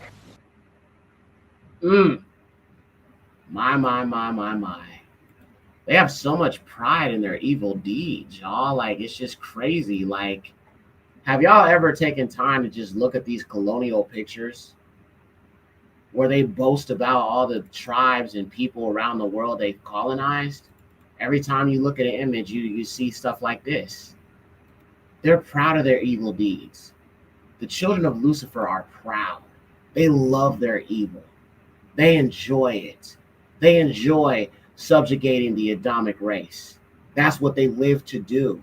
No, I do not believe in salvation for these wicked, evil people. History has shown us they have no good nature in them. Okay? Look at this. What has these poor people done to them? These are hunter-gatherers. But look how they proudly stand with these people chained up like this.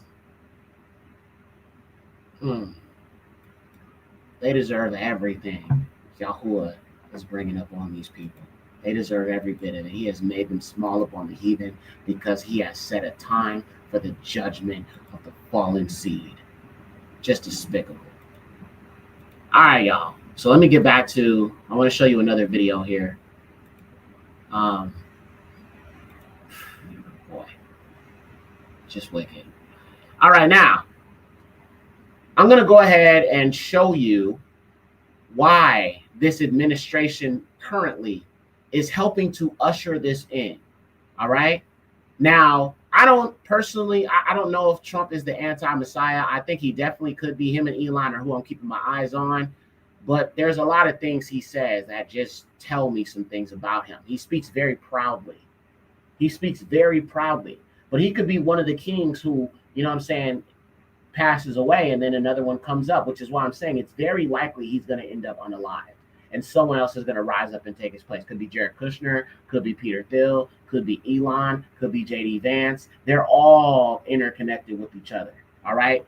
So let me go ahead and show y'all this real quick. Sister Malaka, Shabbat Shalom, sis.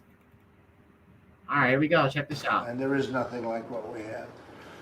And that's why I did that. I made deals with the devil in order to get that done, because we had to improve our military. Our military was depleted. It was in bad shape. We're going to have a lot of good 6 months left. We're going to have a 6 and another 6 and another 6, so we'll keep going. Okay, you see that? The 666 in plain sight. Now, who was behind Operation You Know What? Warp ... speed. Okay? Operation Warp You Know What? Okay? Who was behind it? Him. The Luciferes inside of the VXX. Yeah, he was behind it. All right? So he's always been on their side. But I'm going to give that to you again. Notice how he put the 666 right there in your face. And he said he made a deal with the devil. He said he don't think he gonna make it into heaven. See, they tell you the truth to your face. This is why they want to establish their kingdom on earth, because there's no salvation for them, and they know this, which is why they want to become like God and become immortal, which is why they want to mix in, they want to mingle the seed, all of this. Crazy stuff. All right, let's watch it again. Have a lot of good 6 months left. We're going to have a 6 and another 6 and another 6, so we'll keep going. And we're going to really do something. And I'm going to go back where he says he made a deal with the devil to strengthen his military. And there is nothing like what we have.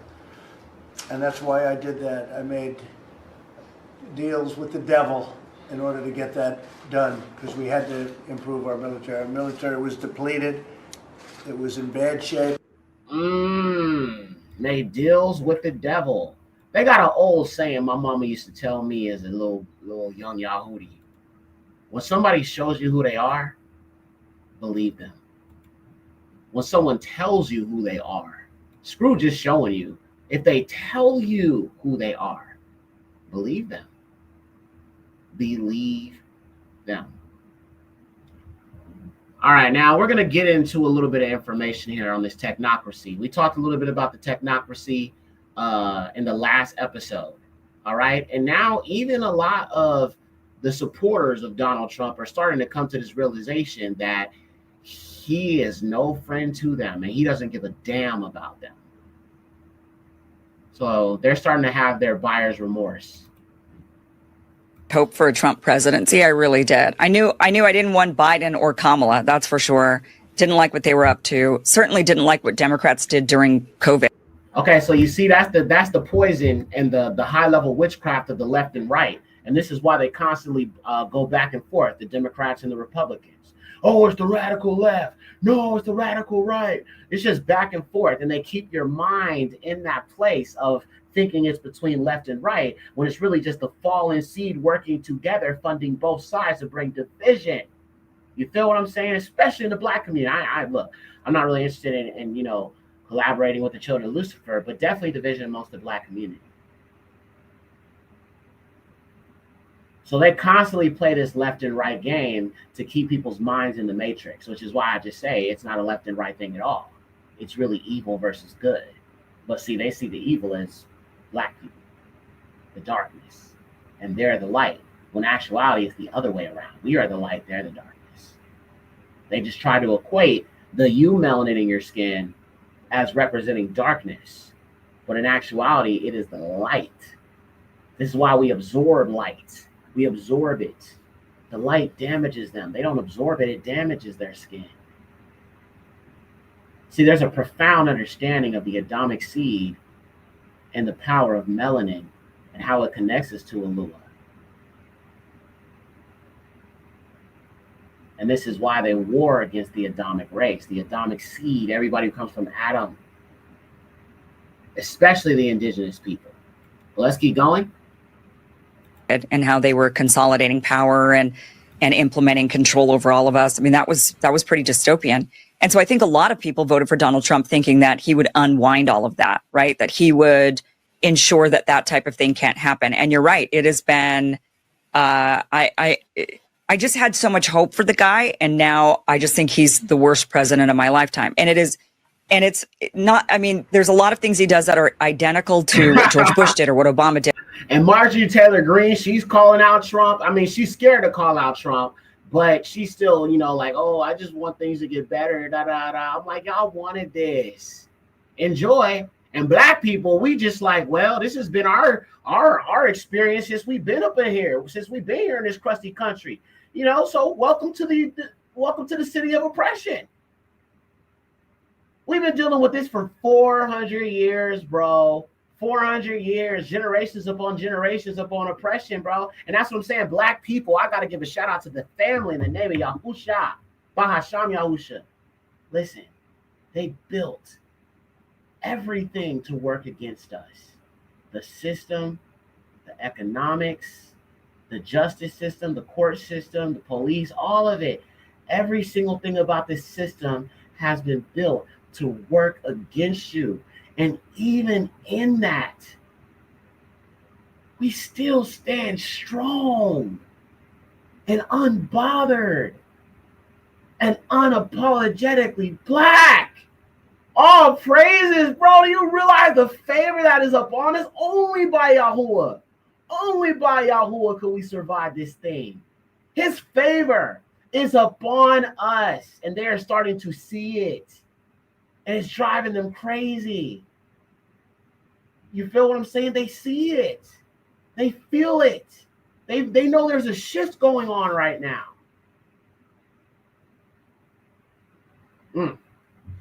Oh man, praise Yahuwah. All right, fam. Let's go back. I just had to say that.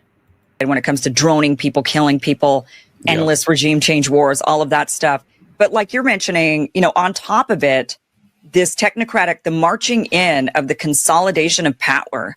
And it's all done under the guise of, well, Doge is cutting all of these programs.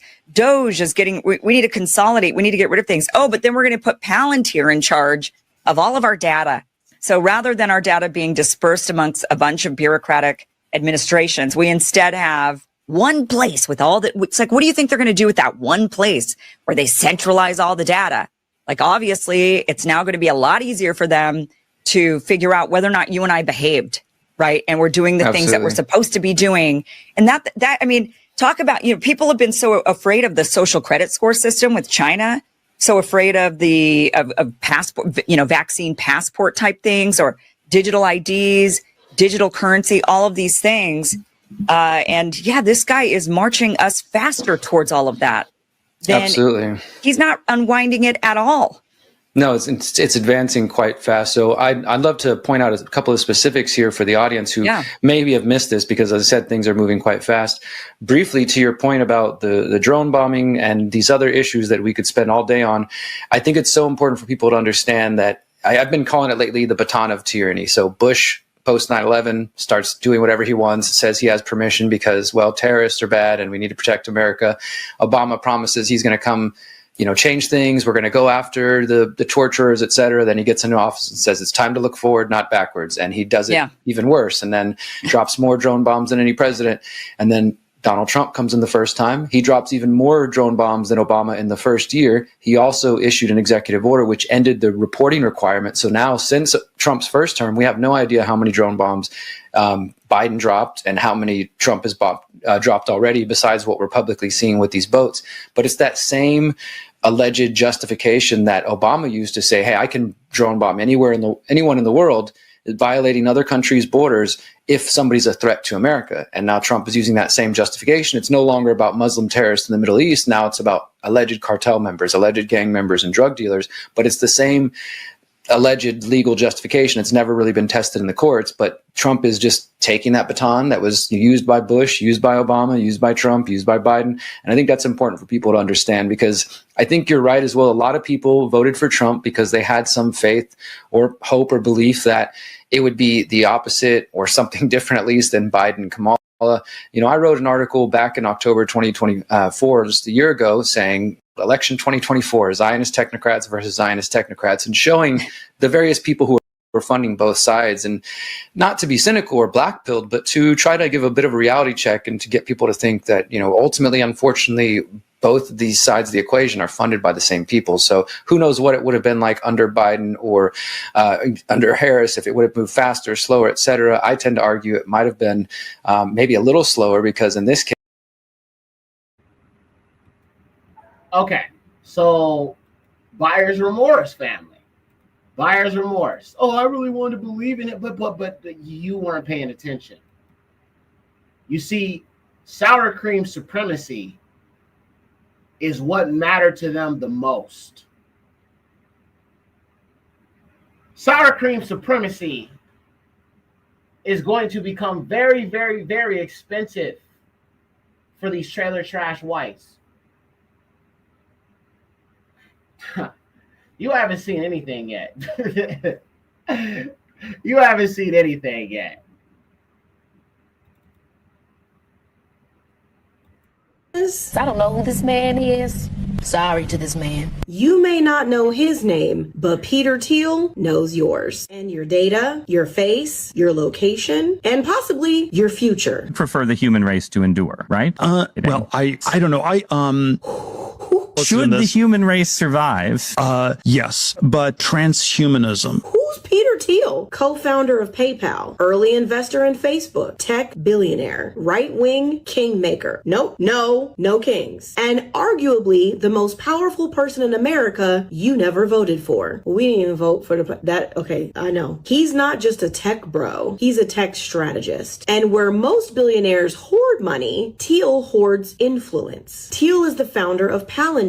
We've been hearing a lot about that lately. The ultra-secretive data surveillance company used by the Department of Defense, ICE, local police, United States intelligence agencies. Wait a minute. This company built predictive policing tools. Wait a minute. Tracked immigration patterns. Hold up. Wait a minute. Something ain't right. Helped design systems that power domestic surveillance and military operations. Yes, the United States government pays his company to watch you. Wow. And that's not all. Thiel has pumped tens of millions into far-right campaigns. What? He backed candidates like J.D. Vance. Isn't that the vice president? Yes. Men who support banning abortion, gutting civil rights protections, and rolling back LGBTQ plus freedoms. He's building a pipeline from tech capital to extremist policy to mainstream power.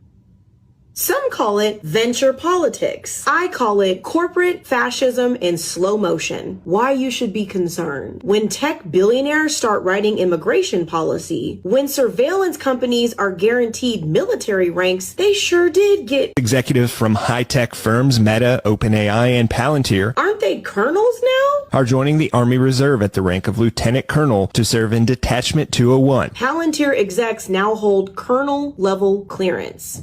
This is bullshit. When unelected men buy elections and run governments from the shadows, you don't have democracy. You have a data-backed dictatorship. What can you do? Start asking who funds the tools that shape your reality. Always follow the money. Demand oversight of private tech firms embedded in federal power. Call for digital privacy laws. And most of all, stop letting billionaires buy silence. Power. Oh, yeah. Now, as I've explained to you guys before in the previous episode, this whole technocracy is essentially a system given into the hands of a few. And this technocracy goes back to apartheid South Africa. So this is a bit, nothing is a coincidence. Okay? Nothing is a coincidence, family. Nothing is a coincidence. Let me show you some more. This was a plan that they had set in motion years ago. Elon Musk, Peter Thiel, they are just continuing this same agenda of their relatives. The same white supremacist, Nazi, Aryanism, what Hitler was not able to finish and accomplish shall be done through this technocracy. Elon Musk's grandfather was tied to this. So this right here says, in a science fiction novel, Werner von Braun writes about a futuristic people who would colonize Mars and who would be led by someone called the Elon. Elon Musk says accelerating Starship development to build the Martian technocracy.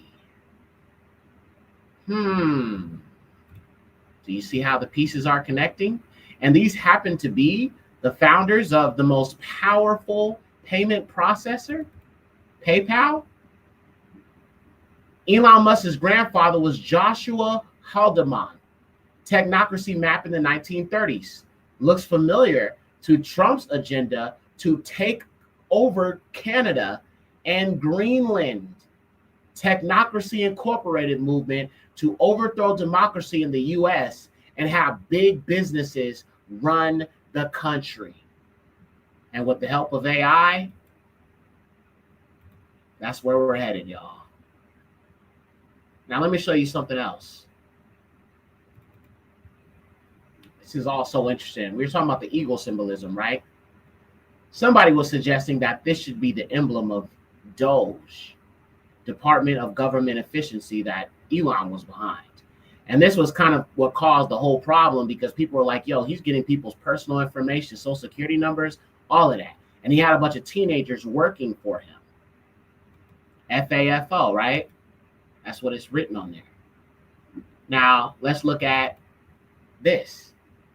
All right, that's the Nazi eagle. We just looked at some scriptures about the eagle, how it connects to Esau, the fallen seed. And then you have the Proud Boys. Look at that.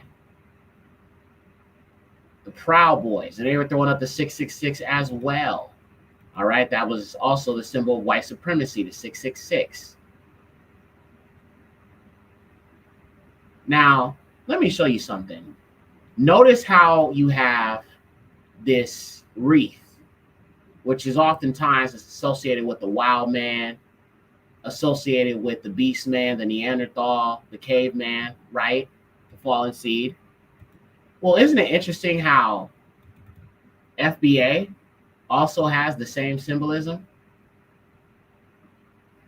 Isn't that interesting?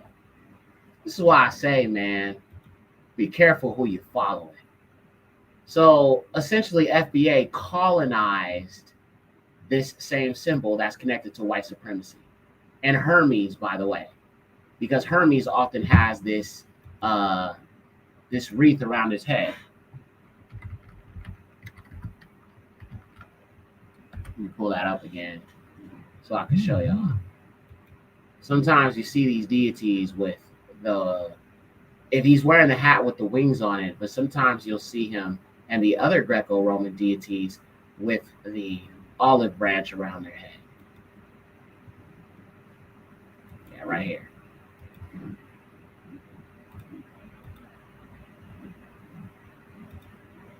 And you can see right here, go back. It's another example of Hermes. Let me go back to that image. So if you go right here, you can see that wreath around his head, okay? And you can see these angels, these fallen angels with the wreath around their heads. And you can also see the serpent. It's often called a laurel wreath. Let me see if I can pull up some more images of that.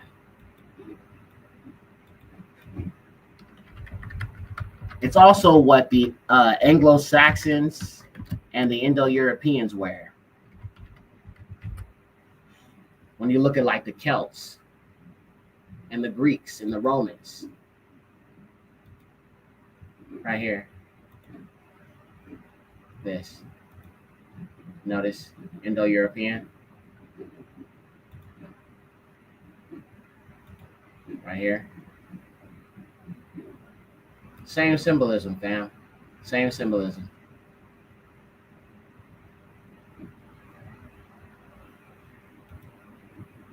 Right here.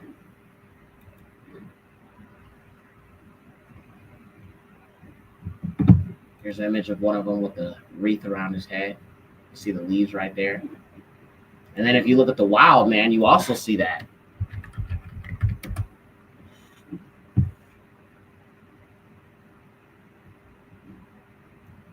Oh, wolves.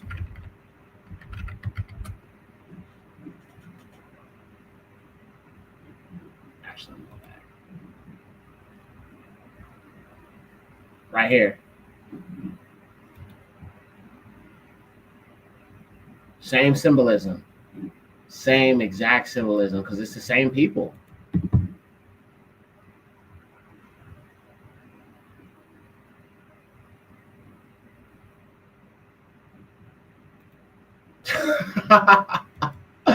They gotta put the truth right in your face, don't they?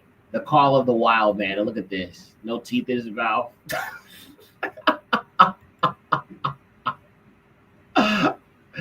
Oh man. Woo. Okay, hold on. Let me go to a different search engine. I'm gonna try to see if I can find some more images. The call of the wild man. It's like George of the Jungle, bro.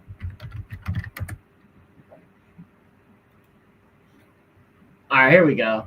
So you oftentimes see the beast man or the wild man with this olive branch around his head. Right here, you can see it clearly. He's got it around his little area down there, right? Here's some more images. You can see right here, covered in fig leaves or laurel wreath. Right here, you can see it. Yeah, you oftentimes see that. Oftentimes. It's another image of him. Right here. The wild man or the Neanderthal, the beast man, the fallen seed. Yeah. All right. Well, I just wanted to show y'all that little parallel there that I think is worth looking at sometimes. All right. So continuing on, we're going to look at some more videos about this Peter Thiel guy. And I'm going to connect some more things. Now, what's very interesting is everything that people were warning about when it comes to this whole situation with Bill Gates and all of that. They were like, oh, well, you know, the liberals, they're all part of this, you know, New World Order. But now you're seeing it's actually being brought in by the far right. So let me show you this next thing. I'm going to show you a short video. I'm not going to play the whole thing, but it's a 1930s video from Germany when they were, you know, behind this whole technocracy. All right, so you can see it connects to the eagle, and it was planned all the way back to Nazi Germany in the 1930s. Here we go. 1933, his goal was to dismantle and destroy the Jewish community. This was an enterprise so fast that it required the resources of a computer. But in 1933, there was no computer. What there was the IBM punch card system, which controlled and stored information based upon the holes that were punched in various... Okay, so data mining. Is this why Elon Musk is in Memphis, where our people are, and he's using this high-tech system to data mine? Very, very interesting. You see, they are just continuing the work of their forefathers. Everything that the Nazis were trying to do this is a reimmersion of it. It's just now it will not, I mean, it's still going to fail, but they will be able to carry it out to levels that could not have ever been done back in the 1930s, fam. Data mining. The most valuable commodity in the 21st century is data. Rows and columns. Naturally, there was no off-the-shelf software as there is today. Each application was custom designed, and an engineer had to personally configure it. Millions of people of all religions and nationalities and characteristics went through the concentration camp system. That's an extraordinary traffic management program that required an IBM system in every railroad direction and an IBM system in every concentration camp.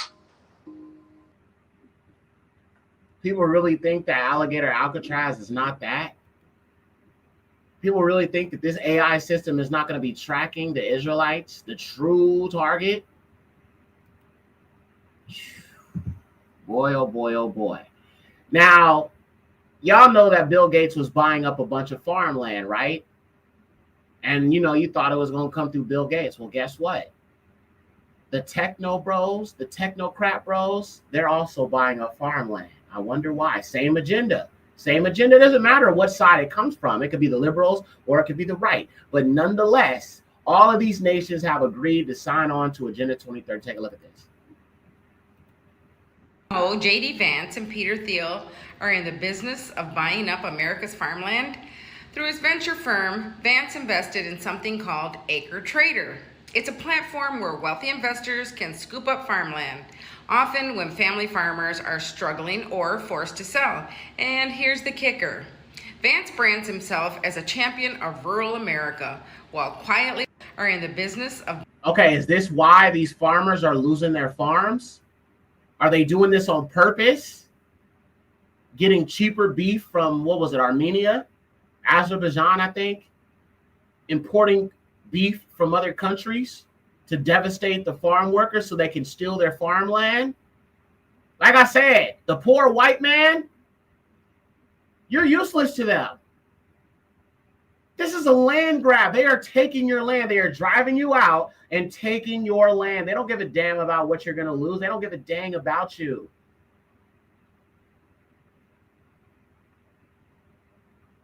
This is a concerted effort and a land grab. And the Caucasian voted for it in the name of racism. How ironic. Isn't that so interesting? All right, let's play it. Buying up America's farmland. Through his venture firm, Vance invested in something called Acre Trader.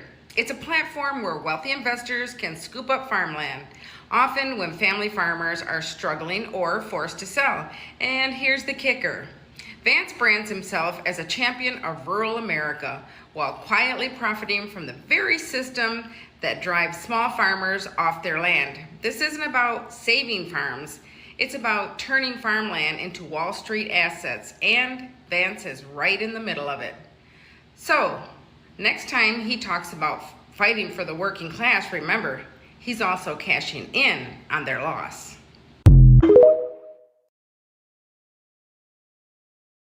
They definitely played themselves. All right. So they're buying up farmland. We have this technocracy, and I'm going to go ahead and finish up this, show you a little bit more of this video from this whole 1930s Germany technocracy. 1933, his goal was to dismantle and destroy the Jewish community. This was an enterprise so fast. Oh wait, we already watched the whole thing. Okay, cool. All right, moving on. I'm gonna show you guys a few more videos so you can see what the full agenda is. Now, as I said, I do not believe these people are human at all because they are of the fallen seed. But here's another thing that's interesting. They are all connected to Epstein. No wonder they don't want the files out. That's why Trump don't want the files out, because them files are connected to him and all these tech bros that are building this new world order, because they're a bunch of PEDOs. All right, that's what they are. But check this out. They're all connected to Epstein. Release the files. Release the files. Release the files. Release the files. To Bill Gates, the latest batch of Epstein-related documents reads like a who's who. Take this entry from Jeffrey Epstein's itinerary dated December 6, 2014. Reminder, Elon Musk to island. Is this still happening? While it's unclear which island this refers to, Epstein regularly invited guests to Little St. James in the Caribbean, his own private island, which he used as a base for allegedly abusing underage girls. There is no evidence Musk made the trip. Another entry years later reads, Saturday, February 16, 2019, 7 a.m., breakfast with Steve Bannon. Both Bannon, a former White House advisor, and Musk, a tech titan and ex-Doge czar, are among the staunchest allies of President Trump, who continues to downplay the ongoing investigation. It's really a Democrat hoax because they're trying to get people to talk about something that's totally irrelevant. Friday's release totals over 8,500 documents and includes phone messages, flight logs, and manifests, as well as copies of Epstein's financial ledger and daily schedule, like this item from December 5, 2014, showing a TBD breakfast party with Microsoft founder Bill Gates. Ex-wife Melinda told CBS News in 2022 that his relationship with Epstein played a role in their divorce. Oh boy, boy, boy, boy, boy. Oh my. It's all connected. So when you saw that image of Elon Musk over there looking like Casper the Friendly Ghost with that translucent skin, right? I think that has something to do with how them folks be getting down, bro. Even Candace Owens knows that these people ain't fully human. I think she's starting to understand some things. I mean, she's still far off, but she's starting to understand some things for real, y'all. I don't even think these people are human. Like, I look at Elon Musk and Sam Altman and Peter Thiel, and I'm pretty sure they're hybrid. You know what I mean? Like, they just look like an Apple software that I should be able to download at night, you know? Like, my phone's getting an update or something. It's something in the eyes. Like, I don't know. I'm like, I know I'm human, but I don't know if I stabbed you if you bleed, you know? I'm not going to stab them, but I don't know if they bleed all the way. I think a battery would fall out. You know what I mean? And I just get that sense. I've always known it was demonic. And people just get on board because, as we talked about in this book, they are using science and this idea of technology and this idea of transforming society for the better to indoctrinate us into accepting this. And it's wrong and it's backwards. And the main component of all of this is psychology, right? They're able to do it because of psychology, making you think that society has gotten better. Our kids have objectively gotten dumber. We've become fatter. We've become less healthy. We've become less emotionally sound. And yet they are convincing us that this is like humanity's great leap forward. We put a man on the moon and he just like called them up and was like, hey, Prez, what's up? I'm up here. Yeah, it's so cool. It's really great. It's nice. Starry night up here. Okay, I'm gonna text you. I go by in 69 and they get these people, they tell you like he's a genius. They're all writing like he's a genius, so we should just accept that Elon Musk is a genius because like all the writers who are obviously indoctrinated into the occult are telling us that this is the next person that we should worship. The establishment of Hollywood, it was all occults. They were all Aleister Crowley proteges who were just raping kids and summoning demons, and demons are real. So at the same time that they're summoning demons, they are making us all believe that faith is not real. And that has been, I think, the greatest trick that the devil ever played, right? Is making people think that he didn't exist and making people atheist, making people believe that there's nothing, like you're here for a moment in time, because then it allows them to further tether us to their reality and to their God, which is money, right? Well, if you truly knew and believed, like I do, I actually know that this is not it. Like I know this is not it.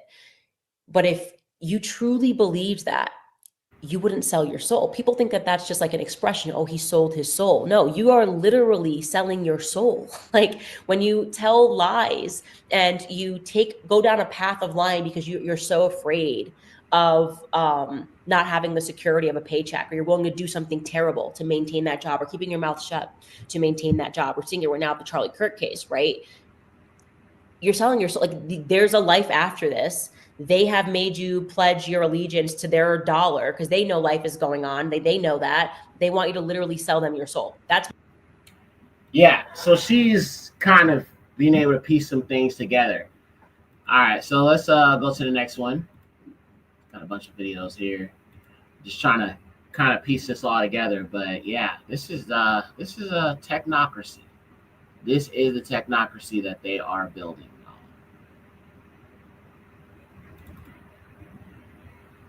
One of the most chilling clips I've ever heard. And just hold on and trust me, because it's not that chilling until you realize what it means. The basic idea was that we could never win an election on getting certain things because we were in such a small minority. But maybe you could actually unilaterally change the world without having to constantly convince people and beg people and plead with people who are never going to agree with you through a technological means. And this is where I think technology is this incredible alternative to politics. That's tech billionaire and Republican megadonor Peter Thiel speaking at a Libertopia, a libertarian conference in 2010. He's basically saying that his political ideology is so unappealing that it'll never win elections. And that's one thing he's right about, because he's railed against women having the right to vote, complained so much about diversity, and written some really disgusting stuff about sexual assault and consent. But he knows that he can use technology as a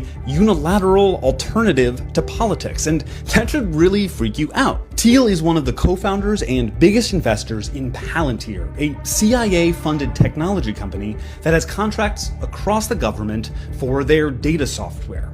Here's their CFO speaking a few years ago. We continue to advance our mission of becoming the U.S. government's central operating system as we extend our footprint across defense, healthcare, and civilian agencies. And while both President Obama and Biden did sign Palantir contracts, President Trump is taking it way further.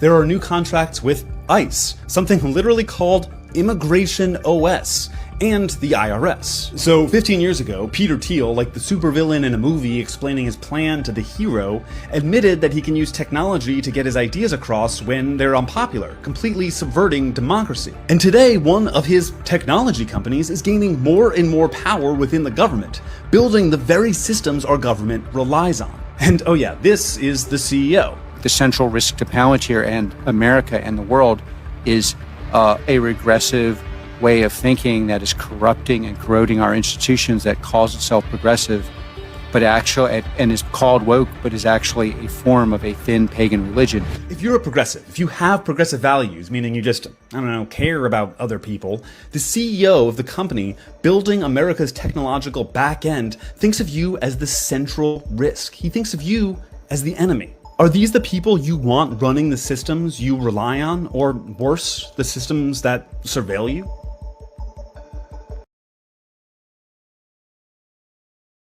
Man. Boy, oh boy, oh boy. So you guys are understanding that everything about this is based on this technology and the surveillance super system that they're building. My very specific question for you, right, is that you're an investor in AI. You're deeply invested in Palantir, in military technology, in technologies of surveillance, in technologies of warfare, and so on, right? And it just seems to me that when you tell me a story about the Antichrist coming to power and using the fear of technological change to sort of impose order on the world, I feel like that Antichrist would maybe be using the tools that you were building, right? Like, wouldn't the Antichrist be like, great, we're not going to have any more technological progress, but I really like what Palantir has done so far, right? Yeah, I mean, isn't that a concern? Wouldn't that be the irony of history would be that the man publicly worrying about the Antichrist accidentally hastens his or her arrival? There are all these different scenarios. I obviously don't think that that's what I'm doing.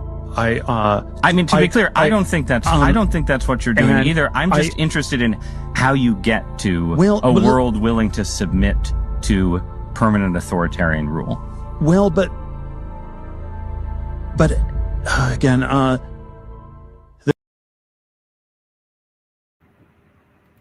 bro, that dude is not human.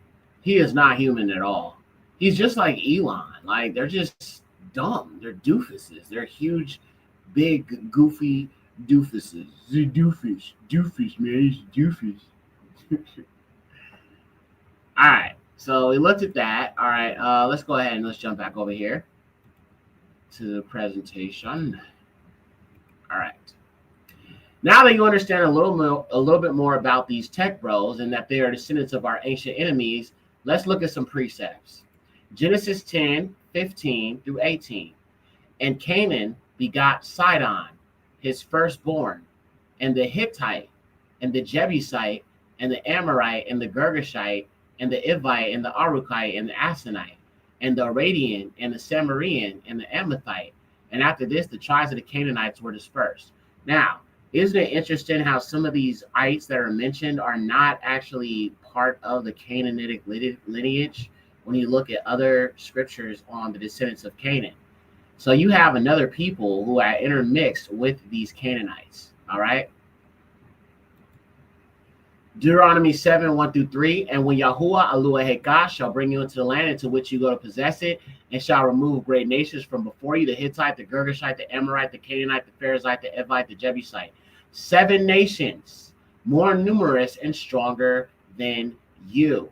And Yahuwah Eloheka shall deliver them into your hands, and you shall smite them, you shall utterly destroy them, and you shall not make a covenant with them, neither shall you pity them.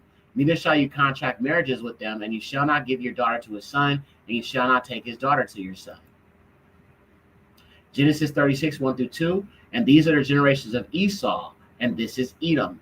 And Esau took to himself wives of the daughters of the Canaanites, Adah, the daughter of Elon the Hittite, and Alibama, daughter of Anah, the son of Sabagan, and the Ivite. Now look, Alibama, Obama, Elon, Hittite, Alibama, Obama, Elon. Have you noticed that many of these people are named after the fallen bloodlines they come from? Let me show you another example. The serpent seed, a lot of them are named after these fallen people that they come from. Here, I'll show you another example. Let me give you another precept. Let's go to Genesis 36 real quick. Let me get deep with you. Let me get deep with you. Let me get deep with you. All right. So let's look at this real quick. All right. So let me jump over here real quickly to the browser. And of course, we are in the BES Septuagint translation. It's a little bit too big. Okay. All right. So let's read this. Descendants of Esau. And these are the generations of Esau, the father of Edom and Mount Seir. And these are the names of the sons of Esau. Eliphaz, the son of Adah, the wife of Esau, and Raguel, the son of Basemath, the wife of Esau. Now pay attention to this Eliphaz. I'm about to jack you up real quick. All right, so Eliphaz. Somebody type Eliphaz in the chat. I'm gonna highlight it. Let me pull this up. Somebody type Eliphaz in the chat for me so I can highlight it. Eliphaz. I want you to pay attention to Eliphaz because it has a lot to do with what I'm about to show you right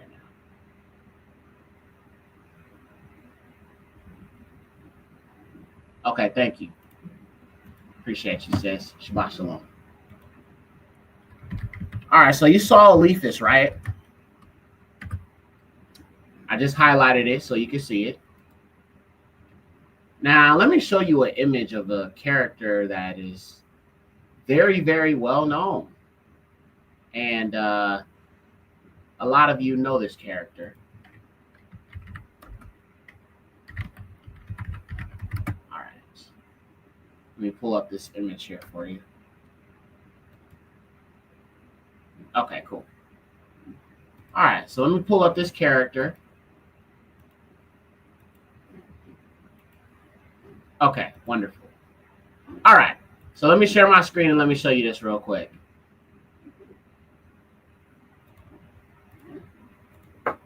So this character right here is very well known by many of you. All right, the Baphomet, okay, the goat head deity.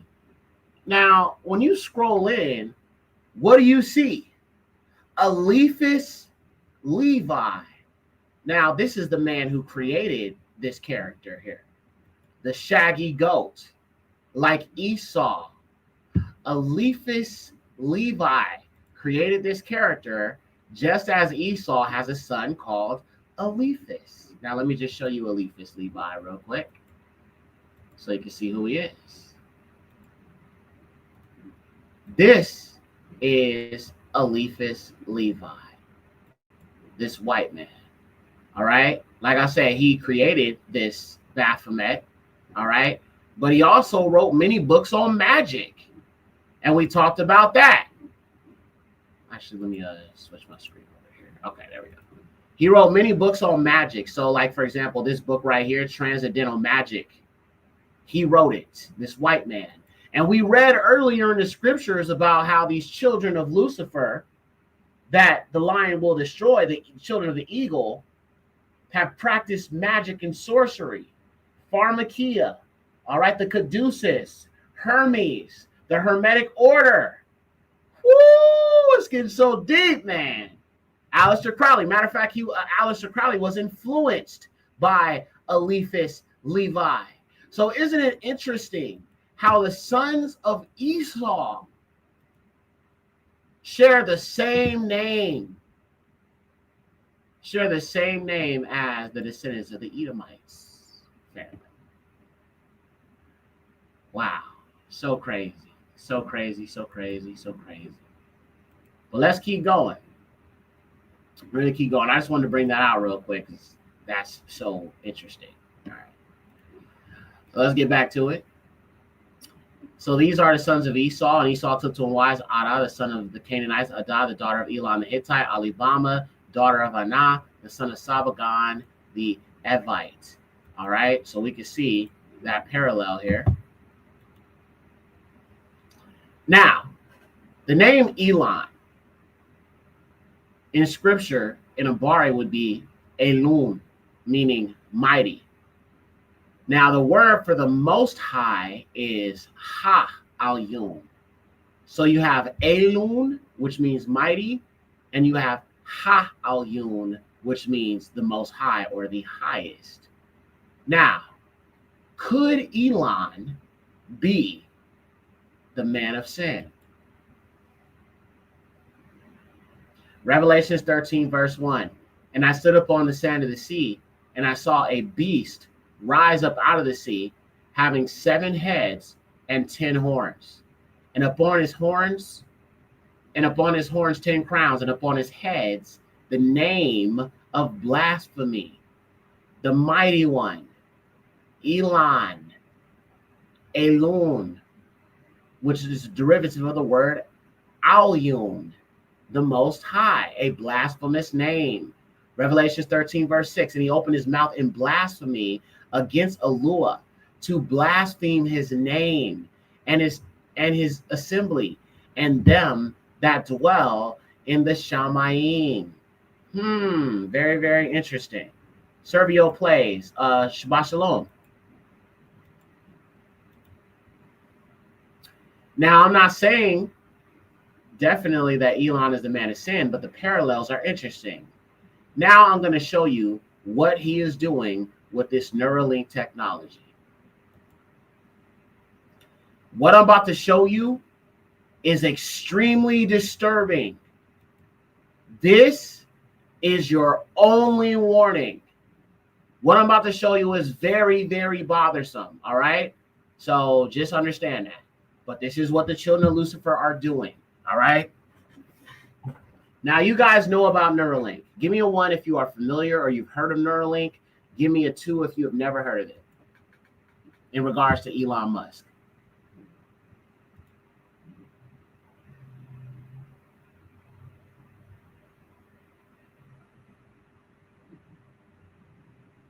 Okay. So those of us who are paying attention are aware of, you've heard of it.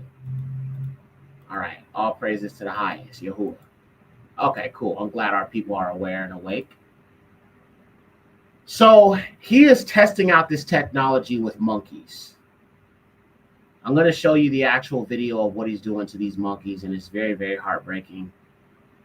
But this is what they do. They destroy all things Yahuwah created for their benefit. So I'm going to show you this video of this woman describing it, then I'm going to show you what he's doing. Named Julian Huxley. He's the brother of the famous author Aldous Huxley. He was president of the British Eugenics Society. The United Nations is created after World War II. He is put in charge of UNESCO. In writing his vision for UNESCO, Julian Huxley says about eugenics, we need to make the unthinkable thinkable again. 10 years later, he coins the term transhumanism in a book called... Did he read his brother's work? I'm sure, actually, that Aldous Huxley's work was influenced by the type of social milieu he inhabited, which would include his brother. And, you know, sort of those intellectual circles where both of them grew up, right? You know, this is the British aristocracy, and really a lot of the idea of eugenics going back to Francis Galton and, you know, Darwinism and all of that, it seems to sort of emanate from there. Fabian socialists and all of that. Yes. So in a book in 1957, I believe, called New Bottles for New Wine, something like that, Julian Huxley coins the terms transhumanism and talks about how the new eugenics is going to be merging man with machine. So this is basically eugenics rebranded, and a lot of people that funded eugenics causes of the past, like the Rockefeller family, are, you know, big proponents of transhumanism today, and it's getting increasingly problematic. I would say, you know, if you look, for example, at the new head of the FDA, who very few people have bothered to look into, Robert Califf, he's a former Google Health executive. Google Health has a joint venture with GlaxoSmithKline called Galvani Bioelectronics. I think the former head of that was Moncef Slaoui, who was in charge of Operation Warp Speed, and their focus is what they call bioelectronic medicine, which is, you know, injectable. All right, I got to fast forward a little bit because she's using certain words like sugar. He's also a major contractor to the U.S. military. He has a major conflict of interest with Chinese Silicon Valley equivalents like Tencent. And, you know, he says, and I love this, he says, that's one of the reasons why I want to get off the planet. He says his work is to find a way to compete against the transhumanistic, you know, folly. You don't believe that at all? I don't buy it. No. If you look at that company, they had animal trials. Many of the monkeys that was tested and died after the brain chip was put in. If that were my company, I would reformulate everything or shut it down if it was going to kill that many animals. But it's already moved into human trials. I mean, even though it's killing all the monkeys. Well, it killed many monkeys. I forget the exact number, but a significant portion. It's. See, this is where it gets frightening. Well, it's tied up with depopulation, right? You have this being sort of the new path of eugenics, and so eugenics disappeared, and it hasn't. It's just rebranded, and if you look at the history, it's very clear, and it's very disconcerting. That's why everything you're seeing that is coming out of policy all over the world, all of the all of the World Economic Forum seems so look Malthusian. at Canada, the medically assisted death. Originally, it was going to be for terminally ill people. Now people are pitching it to homeless people in Canada, saying, "You're too poor to live. Do you want to kill yourself?" How do we not remember what happened last time? Well, I think some of these people, you look at the Rockefellers, they funded what happened last time. Yeah, a lot of that. Bro, these people are evil. Are you kidding me? These people are wicked, bro. Wow.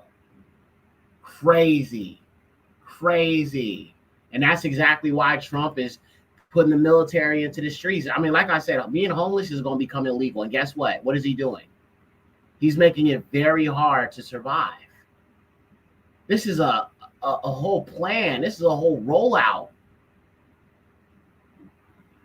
All right. Nothing he's doing is accident, is by mistake. It's all a carefully concocted plan. All right, now I'm gonna show y'all this video, man. And this is disturbing, bro. But this is how they're testing this technology on monkeys to do this chip in your brain technology. All right, here we go.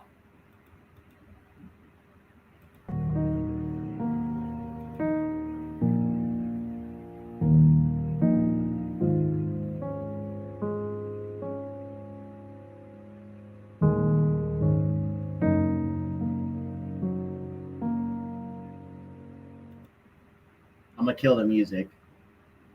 Matter of fact, I'll just play one of my own beats. Screw it.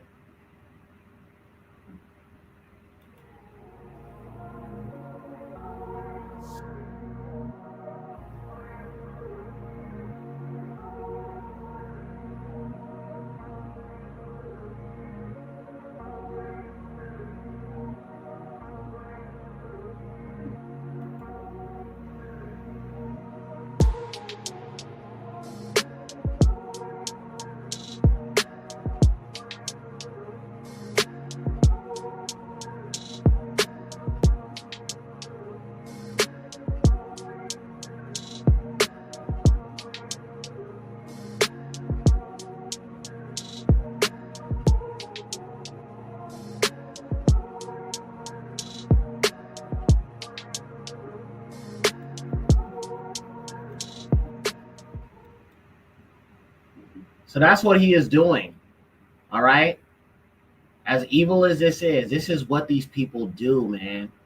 This is what they do. This is what I'm saying, man. Listen, to all of our people who have not come into the understanding that these people are the children of Lucifer in Isaiah 14, 20 through 22. It is very, very important that our people understand. I understand you're looking at the scriptures, you're looking at what Yahushua said, you see what Yahuwah said about being a light to the nations. Yes, I fully agree with that. This channel does not turn away people who come from Adam. But these people right here are of the fallen seed. They cannot be saved. Our salvation is liberation from them. Yes, the other nations, the Hamites, the Aboriginal Australians, the Black people of the Solomon Islands, all these other melanated people who are made in his image, that are hunter-gatherers, that, you know, are from other nations. Yes, they can serve Yahuwah. They can cleave. They can join with Jacob. They can serve Yahuwah. I'm not turning away the other people Yahuwah created. But there are people he did not make, or that are not connected to Adam. Let me give you a precept for that real quick. This is what I had to come to understand, okay? And it's through Yahuwah's Ruach, man. It's through Yahuwah's Ruach that I've been able to understand this, and now I understand, all right? Now, look, let me show you. Let's go to Genesis real quick.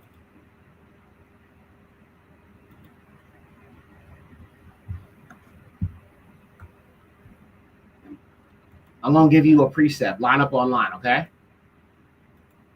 We always got to prove the word of Yahuwah, all right? Forget what man says.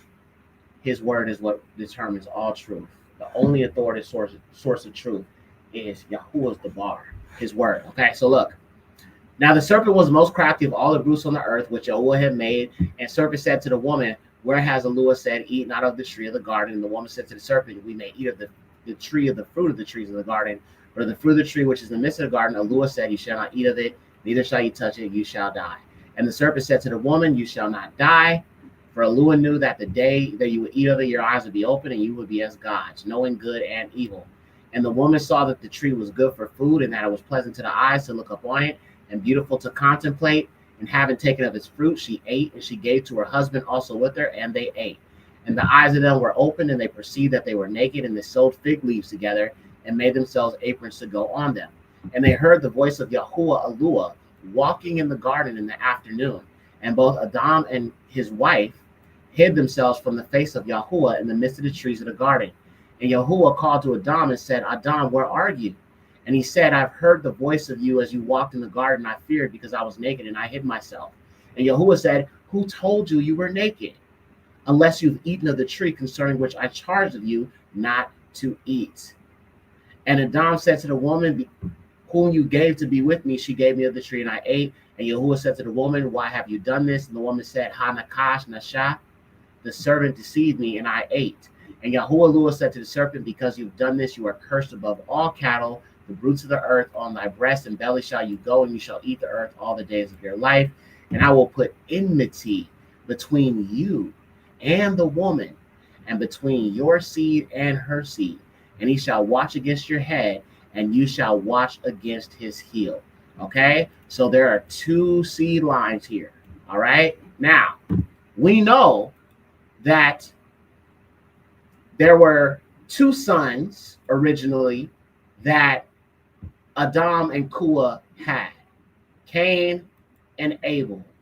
And Adam knew Kua, his wife, and she conceived and brought forth Cain and said, I have gained a man through Allah. And she again bore his brother Abel, and Abel was the keeper of the sheep, but Cain was a tiller of the ground. He was a farmer, okay? And it was so after that time that Cain brought the fruits of the earth, a sacrifice to Yahuwah, and Abel also brought of the firstborn of his sheep and of his fatlings, and Allah looked upon Abel and his gifts. But Cain and his sacrifices he regarded not, and Cain was exceedingly sorrowful, and his countenance fell. Now, we know the whole situation. Cain, jealous of his brother, you know what I'm saying, ended up slaying him. Now, listen to this real good, all right? We're in Genesis 5. I want you to pay attention here, all right?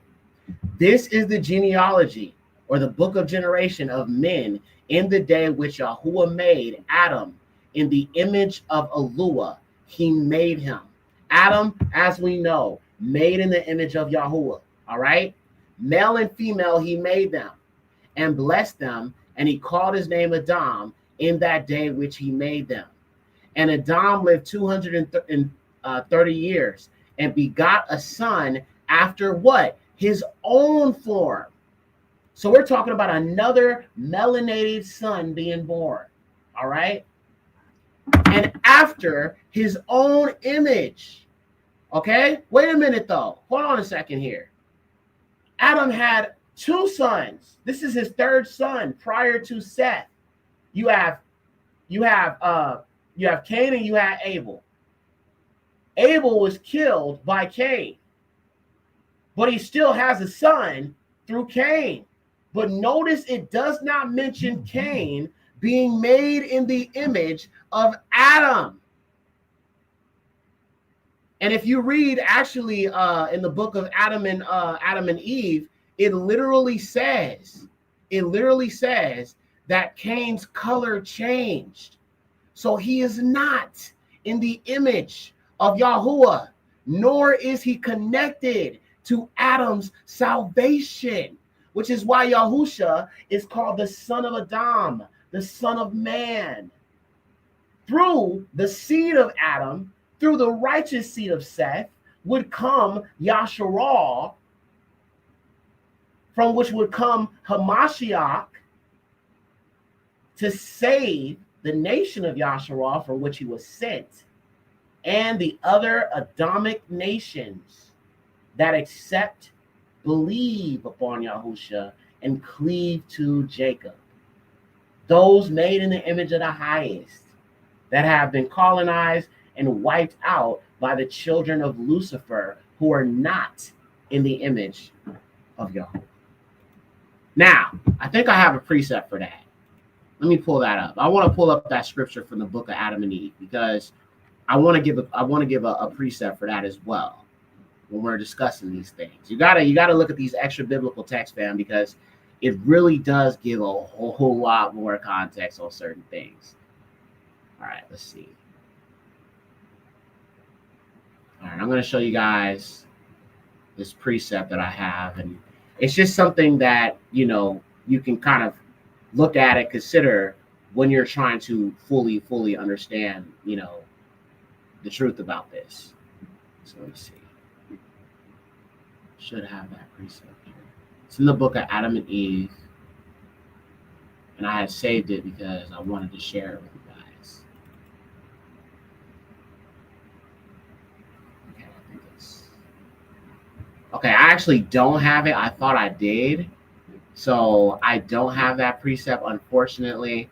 Actually, here, let me check on my phone because I got it saved, and I can just pull it up from there. Please hit the like if you haven't, family. Please, I really appreciate it. Really helps the channel, helps these videos get seen. We get into some deep topics, so it's so important that y'all hit the like button for show. You already know. You feel me? All praises to the Most High. All right, so this is the book of Adam and Eve. I believe it's book 1, or actually no, book 2, the book of Adam and Eve, and it says that after Cain presented his sacrifice, and we read it actually in Genesis, and I'm gonna pull up the scripture in a second. It says that after Cain presented his sacrifice, his countenance changed. If you look at it in the book of Adam and Eve, it says his color changed. So there's a different precept to that. All right, the book of Adam and Eve, chapter 78, verse 28. The book of Adam and Eve, chapter 78, verse 28. Let me pull that up.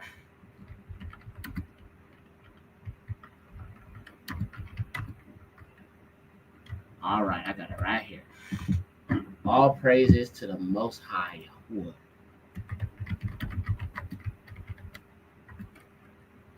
Book 1. Sorry, I didn't have this all prepared. Y'all know I normally have my stuff prepared, but sometimes you'll catch me at the wrong time and I'll have it all laid out. But, you know, I just want y'all to get this precept, so just bear with me here, okay? All right. Have to get that precept. It must make sense. Okay. I'm trying to pull it up here on the fly. Okay, here we are. Book of Adam and Eve. All right, so 78. It's like down here.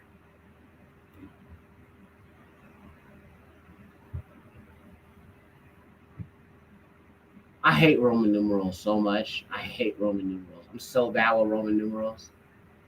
Oh my gosh. Can somebody show me the Roman numerals for 78? I do not have the Roman numerals for 78. This is very important, yes. Very important. I'm going to try to find one without the Roman numerals. I hate Roman numerals so much. Like, gosh, it's just so annoying. All right, I think I found it here. Chapter 1. Yeah, somebody dropped me the Roman numerals for 78.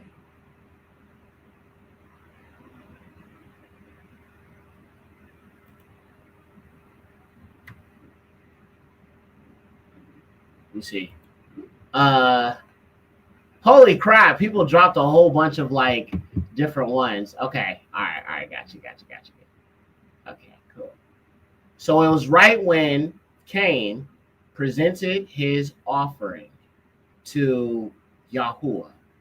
And in that moment that it happened, when Yahuwah rejected it, he literally got upset and his color changed. Meaning that, I mean, if I'm talking about being cursed, if we're talking about being cursed based upon scriptural understanding, that would mean that he was most likely struck with this pale leprous pigment as a sign of the mark of Cain. Now, the reason why I'm presenting this concept is because we have been told the opposite, that black people, so-called black people, bear the mark of Cain. But that's actually not true. When you look at the curse of leprosy that was on Miriam and you know, some other people in scripture, Gehazi, you start to understand that that has always been something that has been considered a curse, so to speak. Okay, I cannot find that precept. I'm sorry, y'all. I was looking for it. I couldn't find it. Man, I'm so mad, bro. I had a screenshot of it. Actually, you know what? Let me check one more thing. It might be in my Fallen Angels and the Pale Rebellion folder. Let me check that. It's most likely in there. You know, I got everything in that folder. All the stuff from my original film.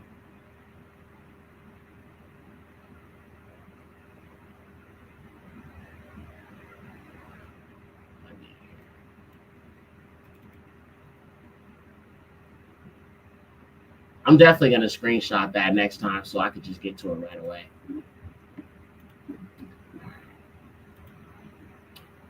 Okay, fam. Well, if y'all have any questions, go ahead and drop them in the chat. I'm still going to look for this. I'm still looking. I cannot find it.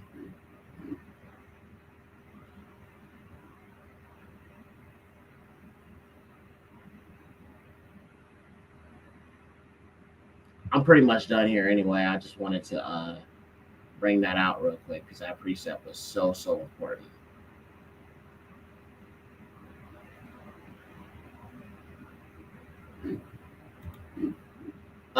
You truly know we're in the end times with all this truth coming out. Definitely.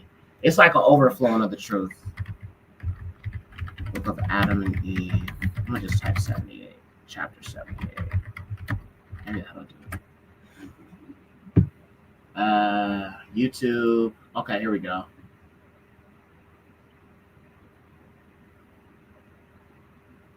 All right, listen to this. This is a certain type of version of it. I'm not sure which one this is, but all right, I found it. Here we go. Hopefully it's in the right order because some of the versions of this book are just like all over the place. So first book of Adam and Eve. Then Adam said, Eve, behold, the children are grown up. We must think of finding wives for them. And Eve answered, how can we do it? Then Adam said to her, we will join Abel's sister in marriage to Cain and Cain's sister to Abel. Then Eve said to Adam, I do not like Cain because he's hard-hearted, but let them stay with us until we offer up to Yahuwah. And Adam said no more. Meanwhile, Satan came to Cain in the figure of a man in the field and said, behold, Adam and Eve have taken counsel together about the marriage of you two and have agreed, marry Abel's sister to you and your sister to him. But it was not that I love you. I would not have told you this thing, yet I'll take my advice and obey me. I will bring to you on your wedding day beautiful robes, gold and silver in plenty, and my relations will attend you. Then Cain said with joy, where are your relations? And Satan said, my relations are in a garden in the north, where I once meant to bring your father Adam, but he would not accept my offer.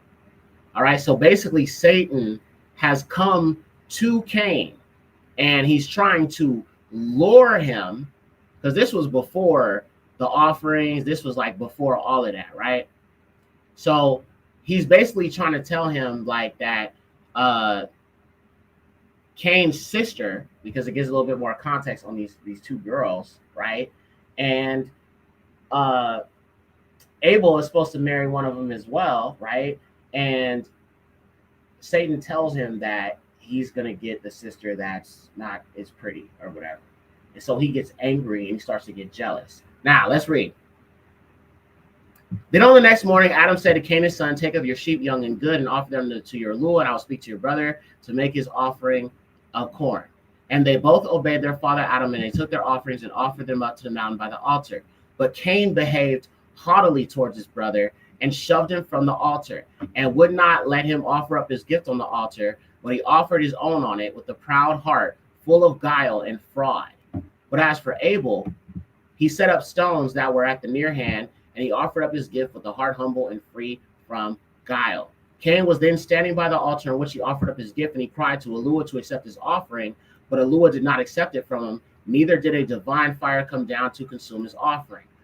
But he remained standing over against the altar, and out of humor and meanness, looking towards his brother to see if Elua would accept his offering or not. And Abel prayed to Elua to accept his offering, and then a divine fire came down and consumed his offering, and Elua smelled the sweet savor of his offering, because Abel loved him and rejoiced in him. And because Elua was well pleased with him, he sent him an angel of light in the figure of a man who had partaken of his offering, because he smelled the sweet savor of his offering, and they comforted Abel and straightened his heart. But Cain was looking at took place at his brother's offering and was angry because of it. Then he opened his mouth and blasphemed Elua because he had not accepted his offering. But Elua said to Cain, why do you look sad, but righteous, that I might accept your offering? Not against me you have murmured, but against yourself. And there's another part in here that actually gives that context, but I don't see it in here. I think it probably changed. Yeah. All right. Well, look, I'm gonna read it directly from the scriptures, the Yah Scriptures app, because I think that one, the language is a little different. 78:28. And Cain came down from the altar, and his color changed, and he had a sad face. And he came to his father and mother and told them all that had happened to him. And Adam grieved much because Elua had not accepted Cain's offering. So it says his color changed, family. His color changed. So when it says his countenance changed, that could be, you know what I'm saying, another example of them changing the scriptures. Oh, wait, here we go. I found the scripture. Right here. 78:28. Right here. And Cain came down from the altar. His color changed, and with a sad face, and came to his father and mother and told them what had befallen him. Look at that. His color changed. His color changed. He was cursed. That is the mark of Cain. So if that's why it doesn't say in Genesis 5 and doesn't describe Cain as in the image of Adam. Y'all get it now? Cain is not described in the image of Adam because he was cursed with pale skin or leprosy or whatever you want to call it, according to what I'm seeing and what the scriptures reveal. And we know this is true because in Enoch 106, it reveals the fallen seed, or the angels, the fallen angels, or not the fallen angels, but the Nephilim were pale skinned. Because Noah had leprosy and was pale skinned. And in the writings of Abraham, chapter 8, after his circumcision on the 8th day, his melanin is restored. And him being white or pale and looking like Casper the Friendly Ghost was a sign of judgment on the fallen seed. Let's look at that precept real quick. Why not? I know y'all know this, but I just want to show the people who don't know this, bro. That's what I'm saying. People don't be understanding, bro. As I said in the end times, bro, more information will come out.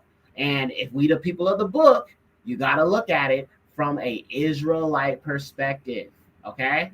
So let me show you this. I'm going to give you another precept. This is Enoch 106. If you have the Sefer, they remove this. You in your Sefer, if you got the Sefer or Sefer or whatever you want to call it, if you have the Sefer, it only goes up to Enoch 105. They took this out for a reason, all right? Let me show you why. Let's get to it, all right? And this is actually found in the Dead Sea Scrolls. This was originally in the book of Enoch, but they took it out. You're going to see why. All right, check this out. And after some days, my son Methuselah took a wife for his son Lamech. Now, there's two Lamechs. There's a Lamech from the line of Cain, and there's a Lamech from the line of Seth. This is the righteous Lamech. And she became pregnant by him and bore a son. And his body was white as snow and red as a rose. The hair of his head white as wool, and his demeanor beautiful. And his eyes, when he opened them, the whole house glowed like the sun. The whole house glowed even more exceedingly. And when he arose from the hands of the midwife, he opened his mouth and spoke to Yahuwah with righteousness. And his father Lamech was afraid of him and fled. And he went to Methuselah, his father, and he said, I have begotten a strange son. He is not like an ordinary human being, but he looks like what? He looks like what? The children of the angels of heaven. To me, his form is different, and he is not like us. His eyes are like the rays of the sun, and his face is glorious, and it does not seem to me that he is of me. It seems to me that he is not of me. So this leprous, pale-skinned child, who was obviously an albino, woolly hair, right? An albino, this was the first albino that had ever been seen coming from black people, all right? Now, he knew that Lamech knew that the fallen seed was white because he thought that Noah was one of them. So that means in the days of Jared, in the days of Uriah, there were Nephilim being born, and they were pale skinned, which is why if you look at an albino and you look at a so-called Caucasian, you can see why he would obviously confuse this. You see why they removed this book. You see why they remove certain things. And you got to be a Berean. You got to be searching out them scriptures, reading apocryphal books. And yeah, I know there's a lot of leaven out there and stuff you can't trust. But this right here, oh, you know why they removed this. Oh, you know why they removed this. Hold on, I got something for you. Screenshot this. I got something for y'all to screenshot real quick. Make sure you screenshot this because this is something that needs to be understood. And like I said, I've already shown you guys kind of like the ites and the Indo-Europeans and stuff like that. And like I said, many of our people are covering that topic as well. But all of these things connect, bro. Esau, the eagle, the serpent people, Amalek, Judeo-Christians, right? So you have the serpent people, the Jewish people, right? And then you have the people connected to the eagle, the Aryans, all right? And this is a system that's being built by the Aryans and the Amalekites. The reason why they have beef is because both of them are fighting each other for the position at the top. That's what this is really all about. Two groups of the Indo-Europeans that are fighting to be at the top over each other, fighting each other to be at the top and be the face of this beast system. But they are essentially working together to bring it forward. And that's the most important thing to understand about all of this.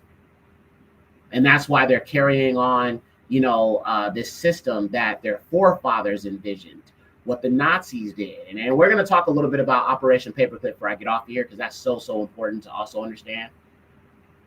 All right, let me pull up this next thing. I want to show you how to take a screenshot of this because it's just important when we're trying to help our people understand, on social media and all of that. It's very, very important to share this information. All right, screenshot this because it's important. Screenshot that. All right, it's got the scriptural references. I actually found this on somebody else had this, and I just literally screenshotted it, but they should put Enoch 106 on here so people can actually look up Enoch 106, which is what I was just reading. All right. Numbers 13:33, and the Canaanites that were there are connected also to the Indo-Europeans, and also it connects to the fallen seed, going back to the daughters of men, the daughters of Cain breeding with the giants in Genesis chapter 6, verse 4. All right.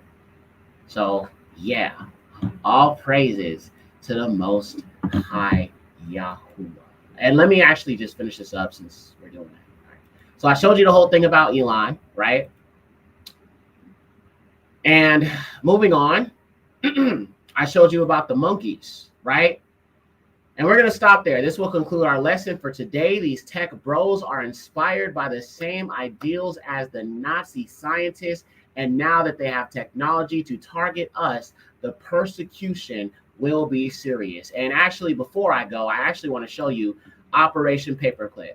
Nazis were brought here after World War II, and they were given jobs, they were given careers, they were given aliases, And this is also why you see the Nazism and the racism, because a lot of them have been getting citizenship. So yes, basically the war, WW2, it's a bunch of Indo-Europeans working together, bro.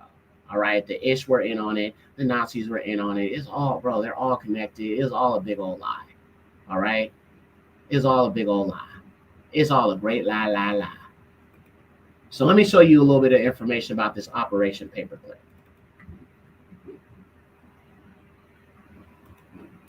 All right, so Operation Paperclip. The Nazis didn't lose. They moved to America and South Africa and many of these other places. From 1945 to 1955, Operation Paperclip granted nearly 1,000 German scientists American citizenship. I cannot read this text, it's so small. But yes. Actually, I'm going to show you a video on it just in case you want something a little bit more comprehensive. Let me pull up the video. Now, as you guys know, I showed in The Fallen Angels of the Pale Rebellion how these Nazis had access to all this like really high-tech technology, like spaceships.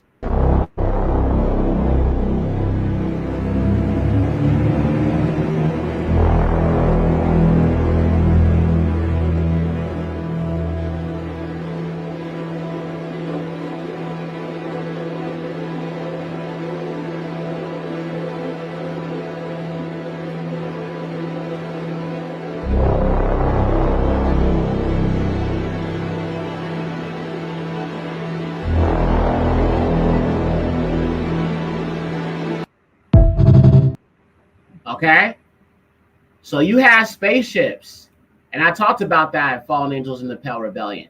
Let me give you a little bit. Let me give you another video. This is a 44-minute video. We're not going to watch the whole thing. I'm going to just show you a little bit of it with this Operation Paperclip and the Nazis being brought to America. And that's why you have people like Klaus Schwab.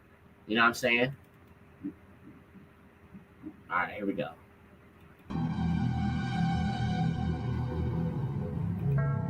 April 1945. As Allied forces liberate Nazi concentration camps, the world gets its first glimpse of the horrors wrought by Adolf Hitler's regime. At Nuremberg, the Allies prosecute leading Nazi officials for these crimes against humanity. Some of the most dangerous war criminals are brought to justice, but not all. There's a myth about Nazis, and that is that there's these horrible people committed these terrible crimes, and then after 1945 simply disappeared. Well, that simply isn't true. The truth is that thousands of former Nazis, some of whom committed atrocities, went to work for the United States government without the public's knowledge. During the war, their crimes ranged from overseeing slave labor camps to sending orphans to their deaths. After the war, they were on the U.S. payroll, either as scientists in America or as intelligence agents in Europe. The U.S. government was willing to use mass murderers, was willing to protect them from justice, was willing to hide their activities from the American people. Government documents, declassified in the late 1990s, indicate that many of the former Nazis spying for the U.S. in Europe misrepresented and fabricated intelligence. Some even worked as double agents for the Soviet Union. But some say this secret U.S. strategy, even with its flaws, was the only way to win the Cold War. It is a duplicitous double game. You have to do that sometimes to advance a higher cause. It was U.S. policy to hire whomever could provide useful information, regardless of whether they were a war criminal or not. How far did the U.S. government go to cover up the wartime records of these recruits? And nearly 60 years later, does the American public know the whole truth? They can claim that they turned over everything, but we have to trust the government to believe that. It was a scandal. It was one of the great scandals of modern American intelligence history.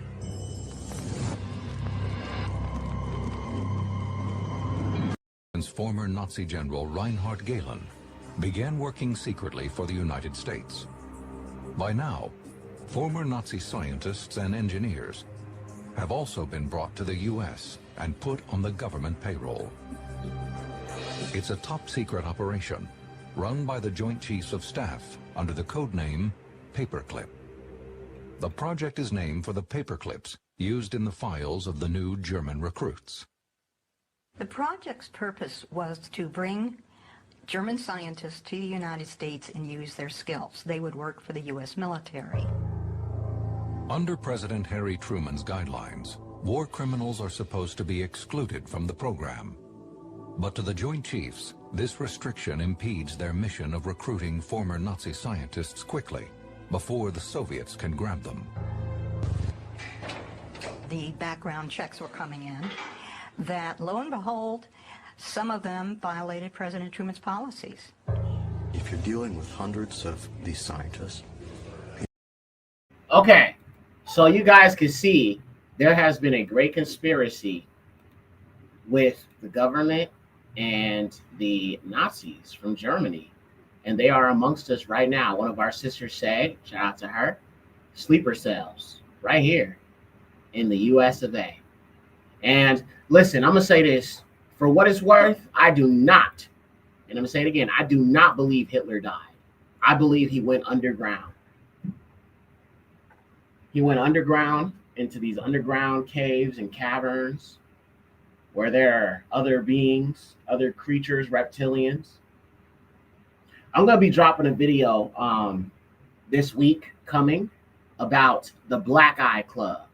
How many of y'all know about the Black Eye Club? Oh, it's going to get dark. It's a little dark. I ain't going to lie, it's dark. But there's a reason for these celebrities with all these black eyes, bro. There's a reason for that. And I'm going to be talking about the Black Eye Club. For those who don't know about it, it's dark. It's extremely dark. It is an initiation ritual. And it is very, very dark. That's all I can say is it's very dark.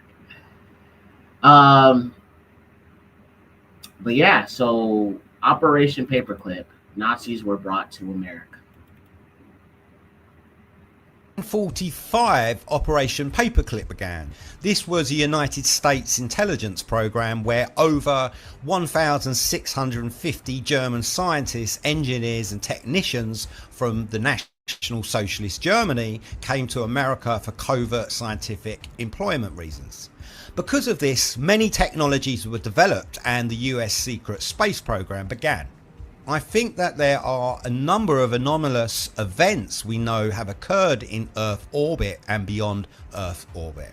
We've got 40 years of events recorded by US and Soviet astronauts of objects in orbit that appear to be not of our own, that seem to move intelligently. Okay, so you have this Operation Paperclip, and that's why you have so many Germans here. That is why you're seeing this rise in Nazism. The eagle people connected to the eagle, Esau, and then of course the serpent people. And of course, some of y'all probably didn't notice, but the Ish people were once referred to as the serpent people. They were once referred to as the serpent people. Some people are not aware of that information. There's actually a book that goes a little bit more deeper into it, which I'll probably have to bring out at some point, who are willing. But yes, there's a book that refers to them as the serpent people, which is very, very interesting because, it's just so very, very telling. You know what I'm saying? It's just so very telling, like all this cover up and information. And like I said, when we've been presented Christianity, we've been given, you know what I'm saying? We've been given a certain type of interpretation, but not the right type of interpretation. Layall's in the building. Shabbat shalom, sis. All praises to the highest. So, you know what I'm saying? It's just, it all connects and it's just so deep. Yeah. All right, let's finish this up, fam. All right. And we will be done. So that's it. Yeah, that's all I wanted to bring out this far. But yeah, so it's a technocracy run by these very wealthy, very rich billionaires. And the people at the very bottom who are, what they're going to do is they're going to eliminate the middle class, and there will only be the very rich and the very poor. And you're seeing a breaking down of this system. You are experiencing and seeing a breakdown of this system. What did I miss? I came on your live, Aki Yekcyr. Yeah, sis, you missed a good show. We went so deep.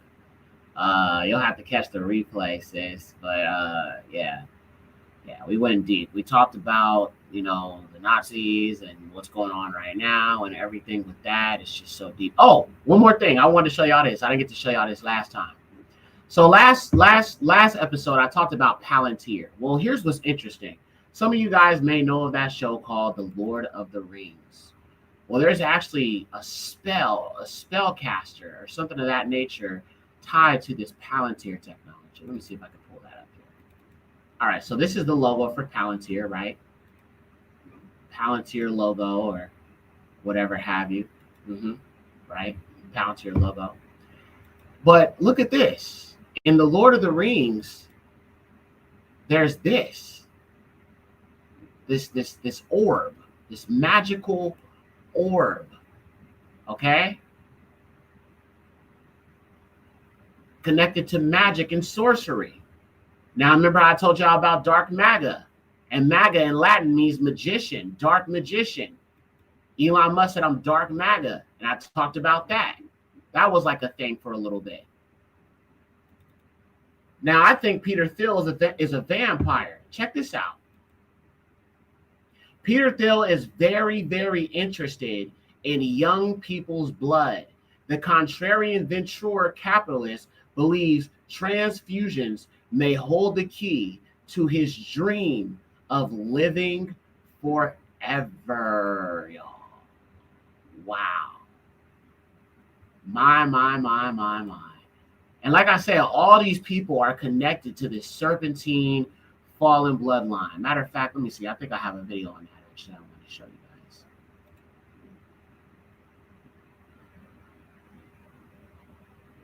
And like I said, the low birth rates, everything that they're dealing with, it's all about trying to preserve their people. All right, check this out. Are those who run the world today, and let's name them: the Paysuers, the Rothschilds, the Astors, the Bundys, the Collins, the DuPonts, the Freemans, the Kennedys, the Lees, the Onassis, the Reynolds, the Rockefellers, and the Russells. They are all descendants from those who fell from heaven. They are the descendants of the Nephilim. This is why every single freaking time a UFO, giant, alien, demon gets a glimpse of exposure, someone ends up missing or dead, and information is scrubbed from the internet. But I'm not afraid to speak about it like your 501(c)(3) pastor is. Yes. Hey, our people are waking up, man. Our people are waking up, bro. Our people are waking up. Yada Yahuwah. Yada Yahuwah. All right, let me show y'all this next thing here. All praises to the Most High, Yahuwah. All esteem to the highest.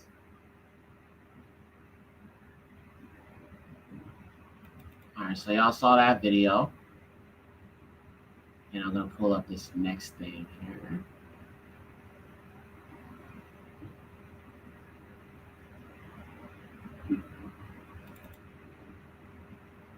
Us, humans and Neanderthals mixed. But here's the question nobody asks. Where are the Neanderthal mothers? Every human alive today has DNA from both parents. But we can also track maternal DNA, which is mitochondrial DNA, yeah? Which only comes from mothers. So if Neanderthal women had children with Homo sapien men, their DNA should be in us today.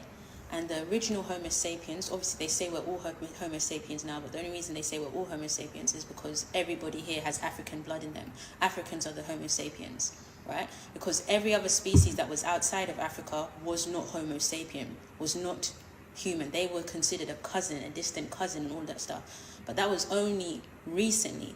Prior, for 150 years, everybody believed Neanderthals were animals. They said the scientists called them animals, and they had nothing to do with humans, and they were nothing like us, and they were ape-like in nature. As soon as they found out that all non-Africans hold Neanderthal DNA and Denisovan DNA, all of a sudden they became close relatives. All of a sudden they became close cousins. All of a sudden they were human like us. Anyway. So, if Neanderthal women had children with Homo sapien men, their DNA should be in non-Africans today. But guess what? There is 0 Neanderthal maternal DNA in non-Africans. None, not one lineage. Which means all the Neanderthal DNA that non-Africans carry, because remember, in Africans there's no Neanderthal DNA or Denisovans. The only people that have Africans that have Neanderthals and Denisovans DNA are the ones that are by the coast, and do you understand? The ones that are already mixed with the Arabs and all of that, and the Asians and Europeans. They're the ones that have that DNA. But all the ones in Central, West, Sub-Saharan Africa, South Africa, the ones of us that pure, that stayed, that didn't mix or was not forcibly mixed, etc., we don't have that DNA in us. Anyway. So, but guess what? There's 0 Neanderthal DNA, yeah? So instead, all Neanderthal DNA we carry comes from Neanderthal men fathering children with human women. So not obviously I don't carry it, but all Neanderthal DNA that is in non-Africans is from Neanderthal men fathering children with human women. It's from none of it is because a Neanderthal woman got pregnant by a Homo sapien man. Isn't that very strange? So, I just want you to think for a second, yeah, because this is deep. Neanderthal women successfully had babies for 400,000 years, apparently, with their own men, right? Then suddenly, as soon as humans arrive, their wombs stop existing in the future. Their maternal lines vanish globally, instantly, everywhere. Whoa. Man. Woo! Yeah, we are waking up for real. We are definitely waking up. As I was saying, it's like it can only be Yahuwah for us to understand and be able to connect these dots. It can only be the highest. It can only be what Yahuwah is revealing through his people. Wow. So powerful. So deep. We all working together, bro. We all working together to make the truth known. We all presenting little chunks and bits of truth here and there. You know what I'm saying? And little by little, the truth is spreading like crazy. Yeah.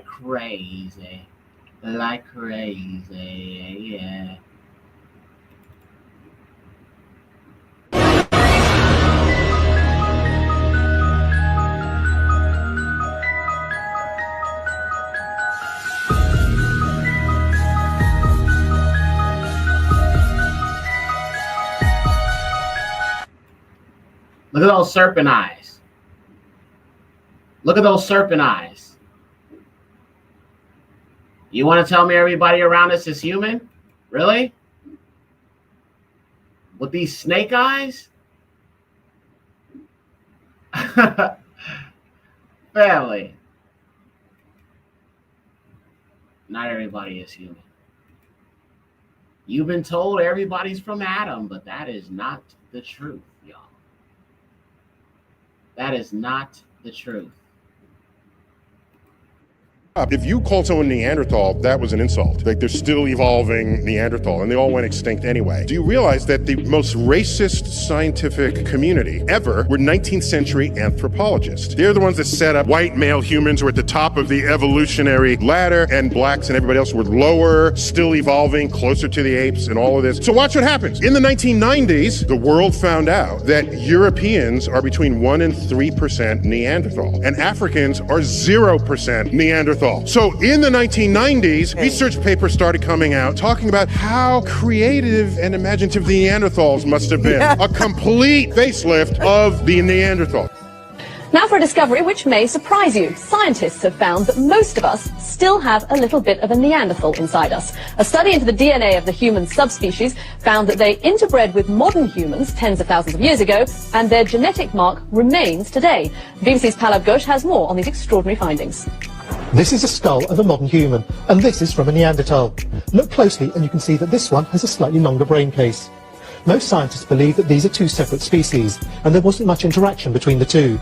But now we know there was interbreeding, and that all non-African Germany has taken tiny little fragments of Neanderthal bones, isolated DNA, and determined the genome of the Neanderthal, and used that in became the modern humans. And the geneticist uses admixed. They admixed with the Neanderthals. Denisovin. I'm leaving you for all the rumors are true, yeah. What you heard, that's true. Oh my gosh, the music, man. Oh, okay. My bad, y'all. My bad. I didn't know all that was in there. What the heck? What the? Bro, that's crazy. I'm sorry, bro. I did not know he was about to just start dookie everywhere. Oh, my bad, y'all. Woo! My bad, bro. My bad, y'all. My bad. I'm sorry. I didn't mean to traumatize y'all like that. You know what I'm saying? Oh, man. Ooh, boy. My. Yeah. So, yeah, that's it. Thank y'all again for joining the show or the stream. Appreciate y'all so much. Yeah. If y'all have any questions, I'll stick by for a little bit, and I'm gonna jump off of here. Yeah. So in the next episode, we're gonna be talking a lot more about talked about the tech bros. We gotta talk more about this AI and the data harvesting and how this AI will be used to target Black people. How this will lead to the persecution of our people all around the world where we are scattered. All of that's gonna have to be brought to fruition and understood perfectly. Yeah.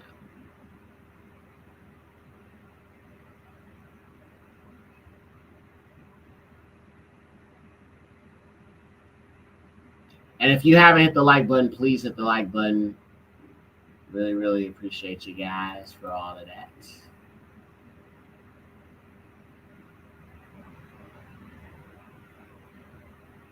Wanted to show y'all something about Amalek.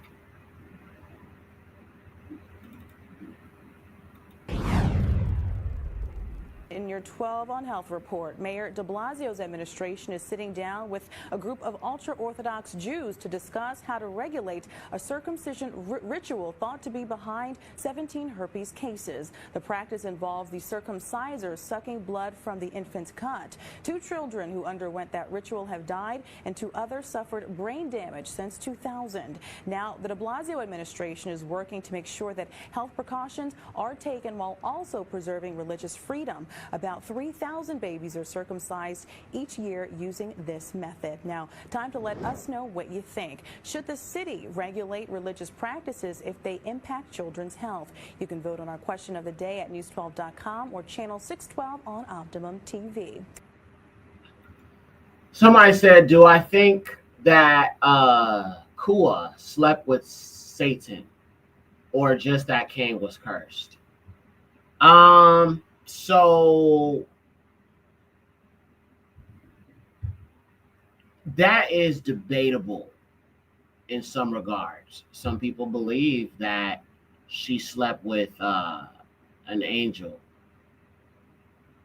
Azazel. I've seen it in some other text. Like I think I read in the Apocrypha, it said that matter of fact, let's look at that real quick. The Genesis Apocrypha.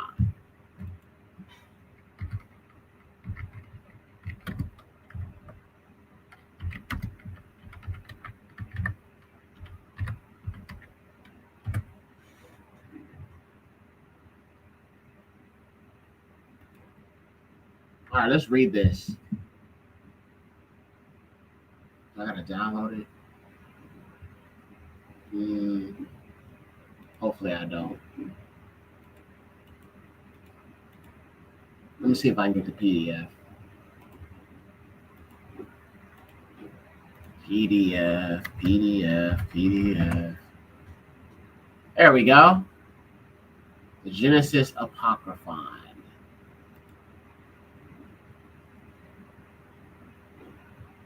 This is in Greek. Oh man. The heck you got it in Greek for? I mean, I've been studying Greek, but I'm not that good. Let me try this one. Dang, y'all. It's like I can't find any actual version. It's like the breakdown of it and stuff. I don't need a breakdown. Is this it? Yes. I think so. Nope, this is not it either. Why is it's like everything I'm reading is literally like a breakdown of it, but it's not the actual text. Like, what am I gonna do with this? Okay, 1Q, Dead Sea Scrolls.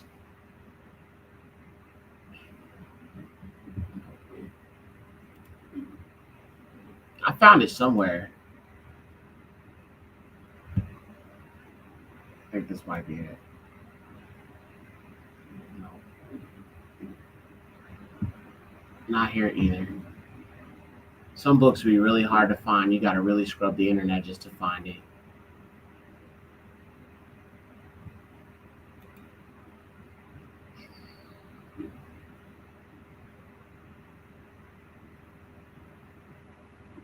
Genesis Apocryphon, a commentary. I think this might be it. Nope. Yep, can't find it. I can make out some Latin, but I'd be lost on Greek. Yeah, Greek is like, I don't know, man. For me, it's like I wasn't meant to speak it because it's like it's so different than like a Bari. Like learning the Abari tongue is like been easy. It was natural for me, but like this is a whole nother thing. I'm definitely studying it, but it's not as easy as the Ashun Hakadash. It's definitely different. Actually, I think I read from the Apocryphon in the Curse of Canaan and how it describes Noah, and it said that he had dreadlocks. That was one of the ones that I had read, where it was talking about describing him.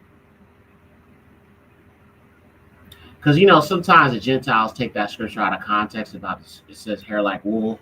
And then the Gentile, you know, some of these people will be like, oh, no, it's not saying that.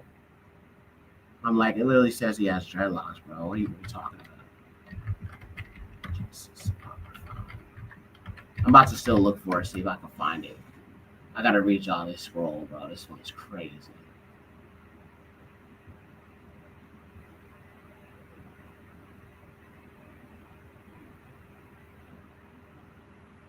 Genesis, Nephilim, and I believe this Genesis Apocryphon is connected to the Enoch 106 that we just read. I think that's a part of it.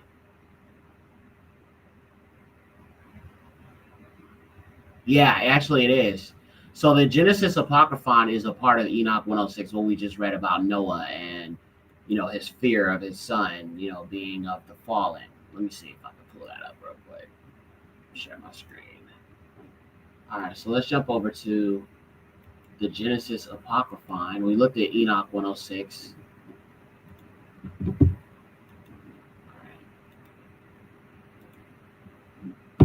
So this is just kind of like a summary in regards to, it says the Genesis Apocryphon retells early Genesis with first-person voices. It blends materials from Genesis, Jubilees, and Enochian traditions, then adds pastoral color for readers to study Genesis 6, 1-4.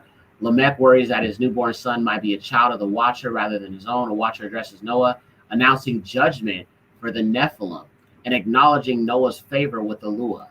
Okay, so again, Noah's pale skin or his albinism was a sign of a judgment on the pale falling seed. And then after he's circumcised, his melanin is restored. Matter of fact, let me get that precept. That's in the Writings of Abraham, chapter 8. Let me get that for you. Writings of Abraham. As soon as he does that circumcision, and you're going to see it says in the text that his melanin was restored, and it's referred to as a covering. That melanin is a covering, family. It is a covering. All right, so let's read that precept real quick. And by the way, the word Noah, or the name Noah, or Nuach, means comfort. And his father was comforted when his melanin was restored. Let's look at that real quick. All right, so we are in the Writings of Abraham, chapter 8. Hearing this report, Enoch comforted his son Methuselah, because we just read in Enoch 106, or the Genesis Apocryphon, that Lamech went to his father Methuselah because he was so disturbed that his son was white, and he thought that he was a descendant of the fallen angels. Let's keep reading. Verse 8, or chapter 8. Hearing this report, Enoch comforted his son Methuselah, saying, "Fear not, my son, nor fret about this matter, for did not an angel visit Lamech and tell him that this should be the seed of the angels, and was it not so?" Right? So he told him it was not the seed of angels, okay? And it was actually from him. For this cause have these things happened. But on the 8th day, when the child is circumcised, he shall be covered. Okay, that melanin, that eumelanin, it is a covering, a covered, and shall appear as other men, except that his hair shall remain white, as a token that through him Yahuwah will do a mighty work, a judgment of the fallen seed. Okay, so that white hair, now it says his hair will remain white.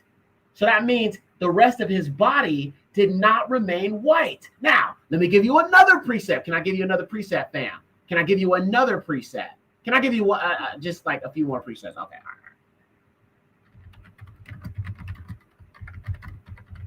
A sign of judgment on the fallen seed.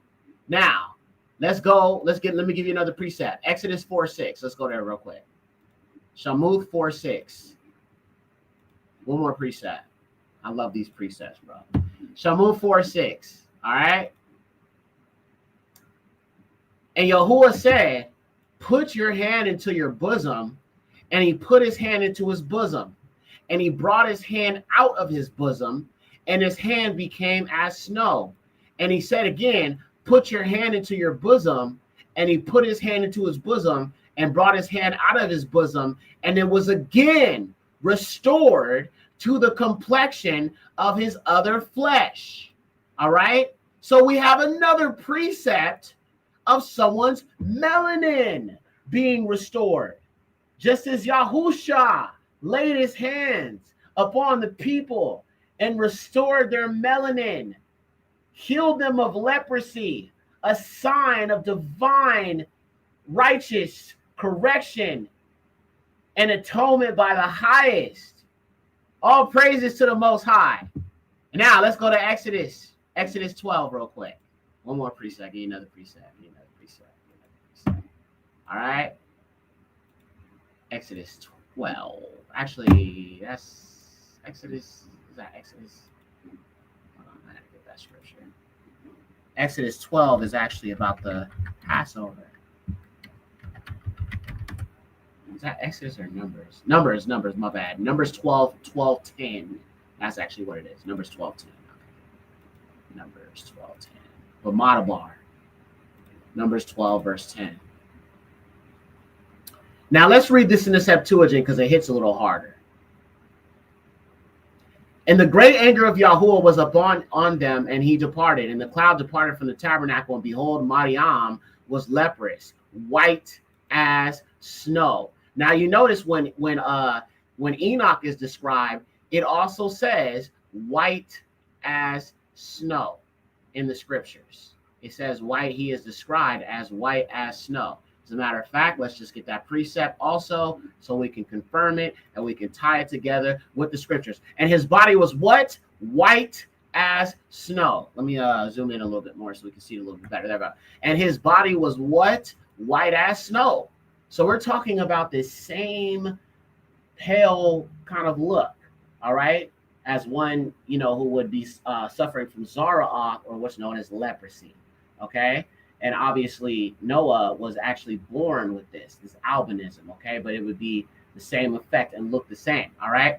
So white as snow right here. And then we also saw that Masha, his hand, became what? White as snow, all right? And Noah, his melanin was restored on the 8th day of circumcision, and he no longer was white as snow as described here, but his hair remained white as snow. Now, let me give you another precept. Let's go to Revelations chapter 1, verses 14 through 15. And we can probably get another. Was Noah a sign of Hamashiach and the salvation for the Adamic race and everyone who descends from Adam? Well, I don't know. Let's just have a look at it. And in the midst of the 7 candlesticks was one like unto the Son of Man, clothed with garment down to the foot and girt about the pass with a golden girdle. And his hair was what? White like wool, just as Noah, yes, and white as snow. And his eyes were like a flame of fire,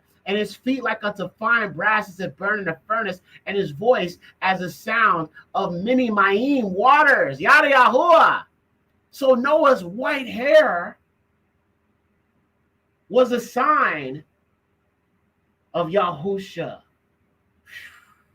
and why Noah's seed would be preserved. Profound. Profound. Profound. Whew. Boy. Yeah, man. All praises to the highest, yeah. Just as Yahusha. Hair like wool, woolly hair, right? And like I said, Noah was a sign of the judgment that was to come, which is why it says that Yahuwah will do a great thing. He would wipe out this seed. Obviously, the seed came back. But that seed will still be wiped out. That mingled seed, that mingled with the seed of men shall be wiped out. As it is written.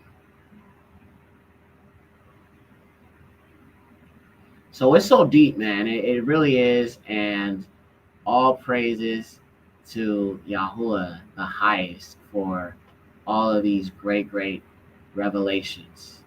You know what I'm saying? And these great, deep things. You know what I'm saying? I wanted to finish reading this Enoch 106, and we'll end it there. All right? Because there's a little bit more I want to give you in regards to a precept. So let's finish this up. And we're still in First Enoch, and we're going to read the rest of 106. Okay?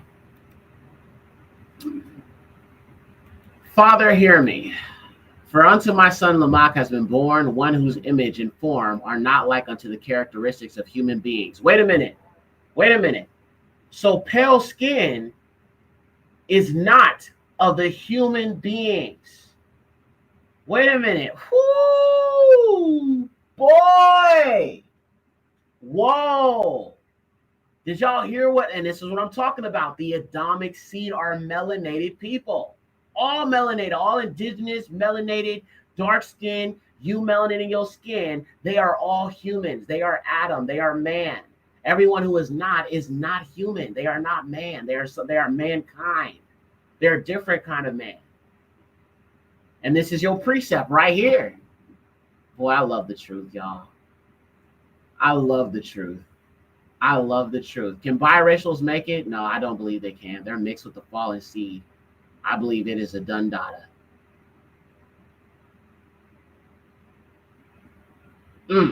Man versus mankind. Different kind of man, exactly. Let's keep reading. There's more. And his color is whiter than snow. There it is again. And redder than a rose. The hair of his hair is whiter than white wool, and his eyes are like the rays of the sun. And when he opens his eyes, the whole house lighted up. And when he rose up to the hands of the wedding knife, he opened his mouth and blessed Yahuwah. Then his father Lamech became afraid and fled, and he did not believe. Listen to that. His father was afraid of him. He ran away. He was so scared. He has seen so many of these white, pale-skinned children born from the Nephilim. He was extremely afraid of Noah. All right? So his Lamech became afraid and fled, and he did not believe that he, the child, was of him, but of the image of the angels of heaven. And behold, I've come to you in order that you may make me know the real truth. Then Enoch answered and said, Yahuwah will surely make new things upon the earth, for I have already seen this matter in a vision, made it known to you. From the generation of Yerah, Jared, my father, they transgressed the word of Yahuwah, that is the law of heaven, the fallen angels, and behold, they commit sin and transgress the commandment. They have united themselves with women and commit sin together with them. They have married wives from among them and begotten children by them. There shall be a great destruction upon the earth, and there shall be a deluge and a great destruction for 1 year. And this son who's been born unto you shall be left upon the earth, and his 3 sons shall be saved. And when they who are up on the earth are dead, and upon the earth they shall give birth to giants, not of the spirit, but of the flesh. There shall be a great plague upon the earth, and the earth shall be washed clean from all the corruption. Now make known to your son Lamech that the son has been born is indeed righteous, and call his name Noah, for he shall be the remnant for you. And he and his sons shall be saved from the corruption of the fallen seed, the mixing of the fallen seed with the chosen Adamic seed, all right, from which will come Yasharal, the chosen people, which he shall come upon the earth on account of all the sin and oppression. And in the book of Enoch, if you read the Ethiopic version, the Nephilim are called oppressors. Nothing new under the sun, family. Nothing new under the sun. I want you to see that. The oppression. Remember, it says the line of Yahudah in 2nd Esdras is going to deal with the eagle, the wicked eagle, the Aryans, for their oppression. And I'm going to give you a precept for Enoch that also calls the Nephilim the oppressor. Oh, it's so delicious. Okay, this is a full course meal, bro. Let's keep going. The sin and oppression that existed, and it will be fulfilled upon the earth in his days. And after that shall occur still greater oppression. Greater. So even these last days, then that which was fulfilled upon the earth the first time. So the fallen seed would come back. And we see the system of oppression they are establishing to wipe out the Adamic seed, and specifically the children of Yasharal. So a greater system of oppression. This connects us to Daniel and the fierce and ferocious 4th beast kingdom. Woo! Boy, we cooking today. We cooking. Am I cooking, family? Let's keep going. For I do know the mysteries of the holy ones, for he, Yahuwah, has revealed them to me and made me know, and I have read them in the heavenly tablets. Oh, my. Oh, my. Now, let's get that Ethiopic Enoch, all right? And I got that bookmark right here because y'all, man, let's read this Ethiopic Enoch. First Enoch, all right? This is from the same Enoch that they removed, Enoch 106. But, if you look at the language that the Ethiopians preserved, whoo, boy, it gives this book new life, bro. I'm telling y'all. We're going to read it right now. All right, so Ethiopic Enoch. If you're going to read the book of Enoch, you need to get the Ethiopic version. That is the best one, okay? So let's read this, family, all right? And you're going to see how graphic it is and how it's like, if I were to say like a Septuagint version of Enoch, this would be that, all right? Let's go. Hey, I'm on a roll. I'm cooking, boy. I'm cooking. It's delicious. The fall of the angels. Here we go. Let's get more precepts, family. There we go. Okay, here we go. All right.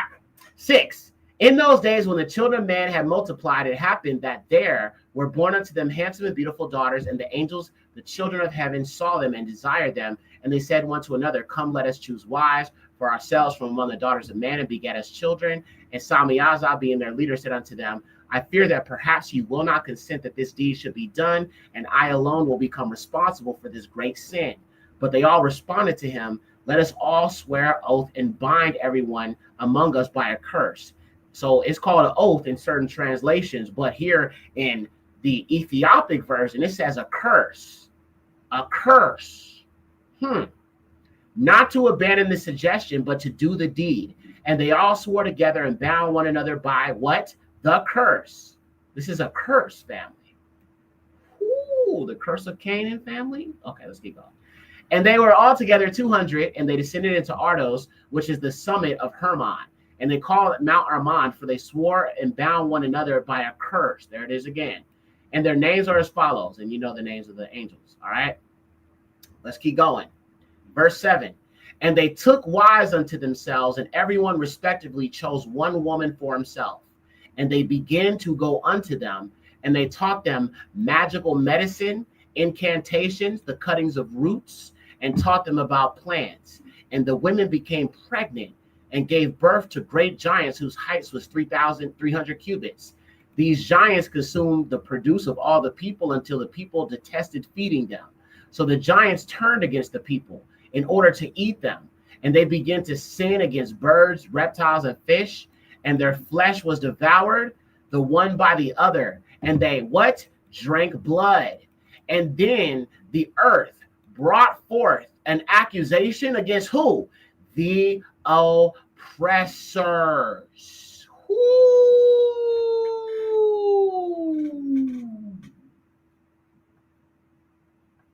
You see, the nature of the Nephilim in their descendants is no different. It's no different. It is in their nature to be like the ones that they descend from, because they are the offspring of the fallen. So their nature is the same. They oppress and oppress and oppress and oppress and oppress. And what things do they teach man? Or mankind, I should say. Azazel taught the people the art of making swords, knives, shields, breastplates. He showed to their chosen ones bracelets, decorations, shadowing of the eye, antimony or ornamentation, and the beautifying of the eyelids, all kinds of precious stones, all coloring tinctures, and alchemy.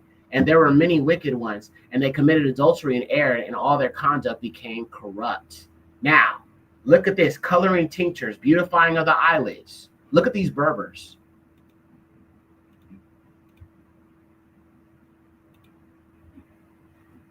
Got a precept for this as well.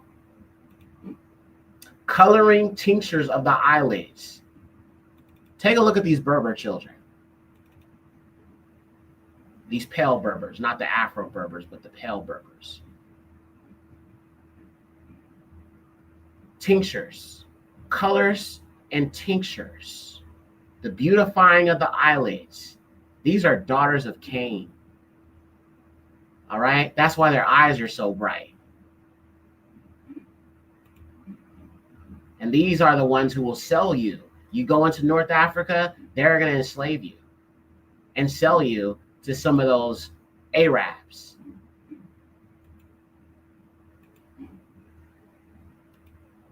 And this is where tattoos came from.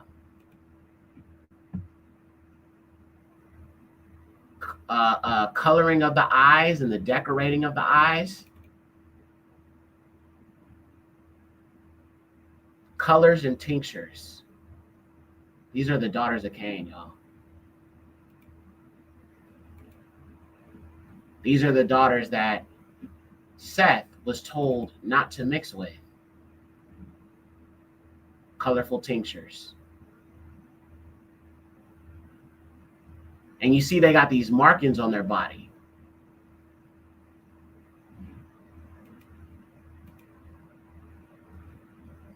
Bro, this is so deep, bro.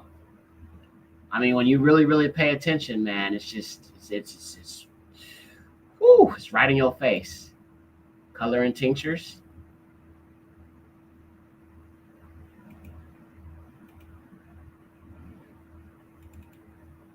Color and tinctures.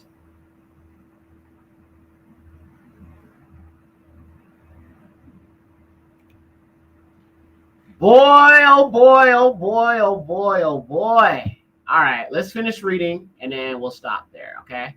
I don't want to hold y'all. Oh, wow, it's almost been 4 hours. All right, y'all, let's try to finish this up, okay? Antimony, ornamentation, the beautifying of the eyelids, all kinds of precious stones, and all coloring tinctures and alchemy. And there were many wicked ones that committed adultery and erred, and all their conduct became corrupt. Amarasis taught incantation, the cutting of the roots. Amaros, the resolving incantations. Barachial, astrology. Kakaral, the knowledge of the signs. And Tamaal taught the seeing of the stars. And Azaral taught the course of the moon, as well as the deception of man.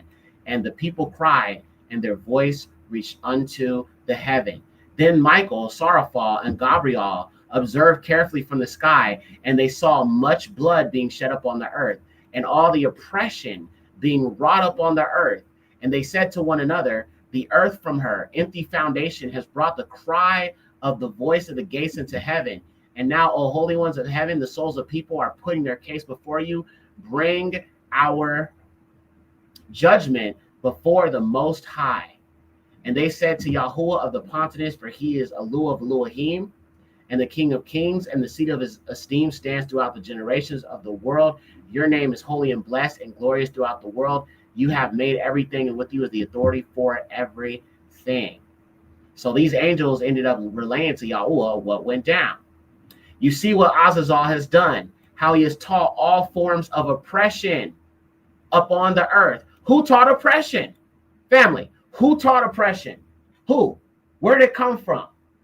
See, this ideology of colonization and imperialism, it doesn't just come from anywhere. Who taught oppression, family? It's right here in the scripture. Say, get your hand on that Ethiopic. Get your hands on that Ethiopic. That Ethiopic Enoch. It just hits too hard. Edom, yeah, but right here in the text, what does the text say? Who taught oppression? The fallen, exactly. The fallen seed, the Nephilim. They taught oppression. It came from the fallen seed. That's why they run it.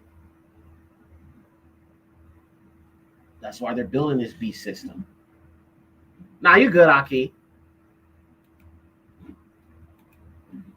How is he taught all forms of oppression upon the earth, and they revealed eternal secrets which are performed in heaven and which man learned. Moreover, Samiyaza, to whom you have given power to rule over companions, cooperated, they went unto the daughters of the people on the earth, and they lay together with them, with those women, and they defiled themselves, and revealed to them every kind of sin. As for the women, they gave birth to giants, to the decree that the whole earth was filled with blood and what? Oppression. And now behold, the Kadash one will cry, Kadash Akkad, and those who have died will bring their suit up to the gates of heaven. Their groaning has ascended into heaven, but they could not get out before the face of the oppression. There it is again, that is being wrought on the earth, the oppression, and know everything even before it came into existence. And you see this thing. All right. So essentially, there was oppression that was brought up on the earth because of the fallen seed. All right. And that's why there is oppression today. Now, how do we know that these children of the fallen cannot be saved? Let's read what Yahuwah reveals to Enoch. Then spoke the Most High, Ha-Gabor U Kadashakad. And he sent a Sorial to the son of Lamach, said, tell him in my name, hide yourself and reveal to him the end of what is coming for the earth, and everything will be destroyed. And the flood of the deluge is about to come upon all the earth, and all that is in it will be destroyed. And now instruct him in the order that he may flee, and his seed will be preserved for all the generations. And secondly, Yahuwah said to Raphael, bind Azazel hand and foot and throw him into the darkness. And he made a hole in the desert, which was in Dudaal, and cast him there and threw him on top of a rugged and sharp rocks. And he covered his face in order that he might not see light, and in order that he may be sent into the fire on the great day of judgment, and give life to the earth, which the angels have corrupted. And he will proclaim life for the earth, that he's given life to her. And all the children of the people will not perish through all the secrets of the angels which they taught to their sons. And the whole earth has been corrupted by Azazel, teaching of his own actions, and write up on him all sin. And to Gabriel, Yahuwah said, proceed against the bastards, the mixed mingled seed, the corrupted, the bastards. All right? Proceed against the bastards and the reprobates, and against the children of adultery, the seed of the fallen angels, and destroy the children of adultery, the bastard mixed Nephilim hybrids, and expel the children of the watchers from among the people, and send one against another, so that they may be destroyed in the fight. For length of days have they not. And we're going to get a precept for that. They shall not have a length of days. Isaiah 14, 20 through 22. Thus it says about the children of Lucifer. We'll come back to that in a minute. I'm going to give you that last precept. I'm sorry. I'm bringing out all this because I got to prove it. They will beg you for everything, for their fathers, on behalf of themselves, because they hope to live in eternal life. Transhumanism. They hope to live in eternal life because they're not going to get it. No salvation for the fallen seed. Do you see what I mean? Line upon line, precept upon precept, as it is written, family. They hope to have an eternal life. They hope that each one of them will live a period of 500 years. And to Michael and Lewis said, make known to Sami Azah and the others with him who fornicated with the women, that they will die together with them in all their defilements. And when they and all their children, all of their children, come on, family, say it with me. All of their children, all of them, every single one, all of their children. Come on, drop it in the chat with me. All of their children, family, all of their children.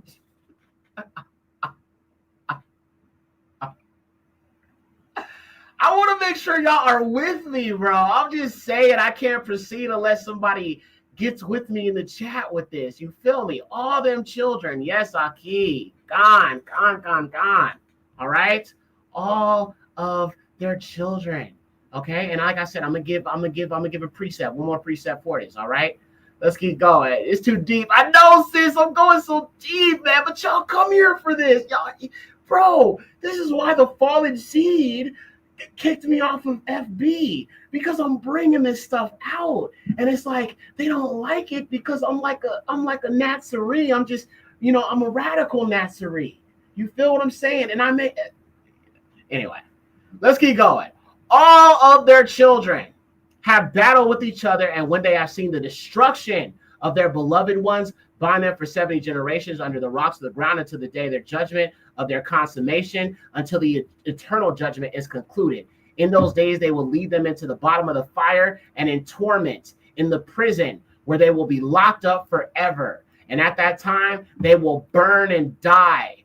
Those who collaborated with them will be bound together with them from henceforth until the end of all generations, and destroy all the souls of pleasure and the children of the watchers, for they have done injustice to man, the Adamic race, the descendants of Adam, man, you, me, the indigenous, the aboriginal, the Cushites, the Hamites, the Japhites, the Shemites, everyone from that Adamic stock family.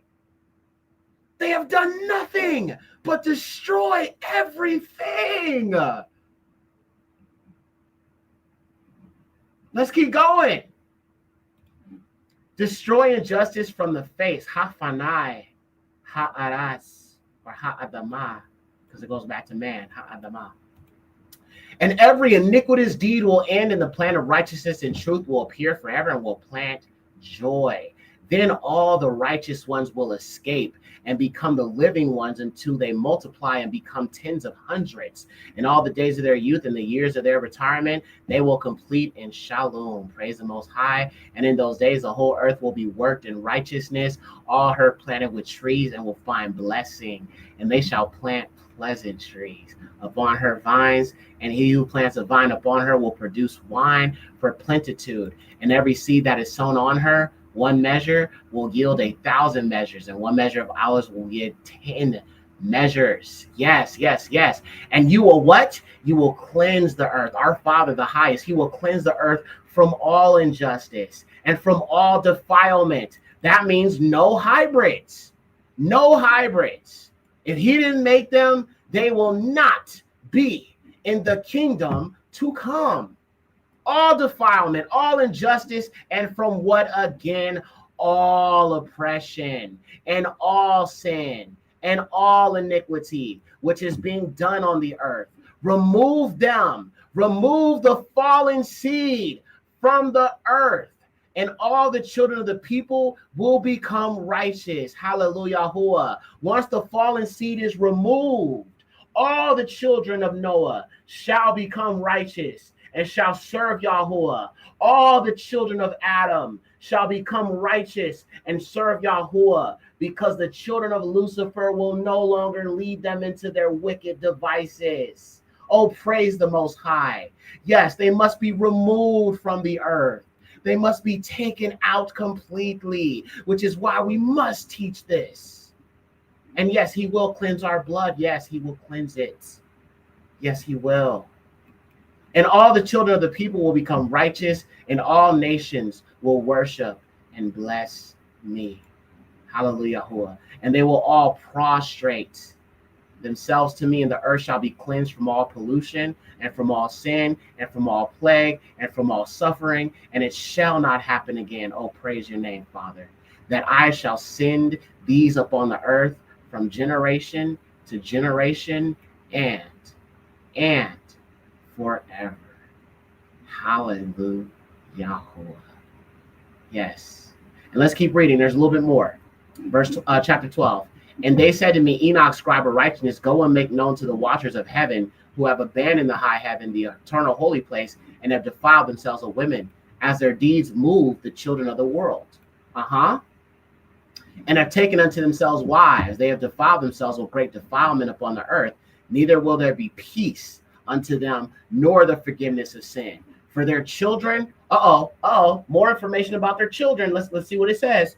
For their children delight in seeing the murder of their beloved ones. Who has the highest rates of unaliving their own family, shooting up their own family, their wife, their babies, don't care. Who has the highest rates of going and unaliving a whole bunch of people out of school? Yeah. Okay. You get it. You understand. Even their animals unalive the animal too. But they shall groan and beg forever over the destruction of their children, and there shall not be peace unto them even forever. They shall never know peace. There shall be no peace unto you. A grave judgment has come upon you. They will put you in bonds, and you have not an opportunity for rest and supplication, because you have taught injustice, and you have shown to the people deeds of shame, abominations, injustice, and sin. Then I went and spoke all them together, and they were all frightened and feared, and trembling seized them, and they begged me to write them a memorial of prayer, in order for them to have a prayer of forgiveness, so that I may raise their memorial prayer unto Yahuwah Sabaoth.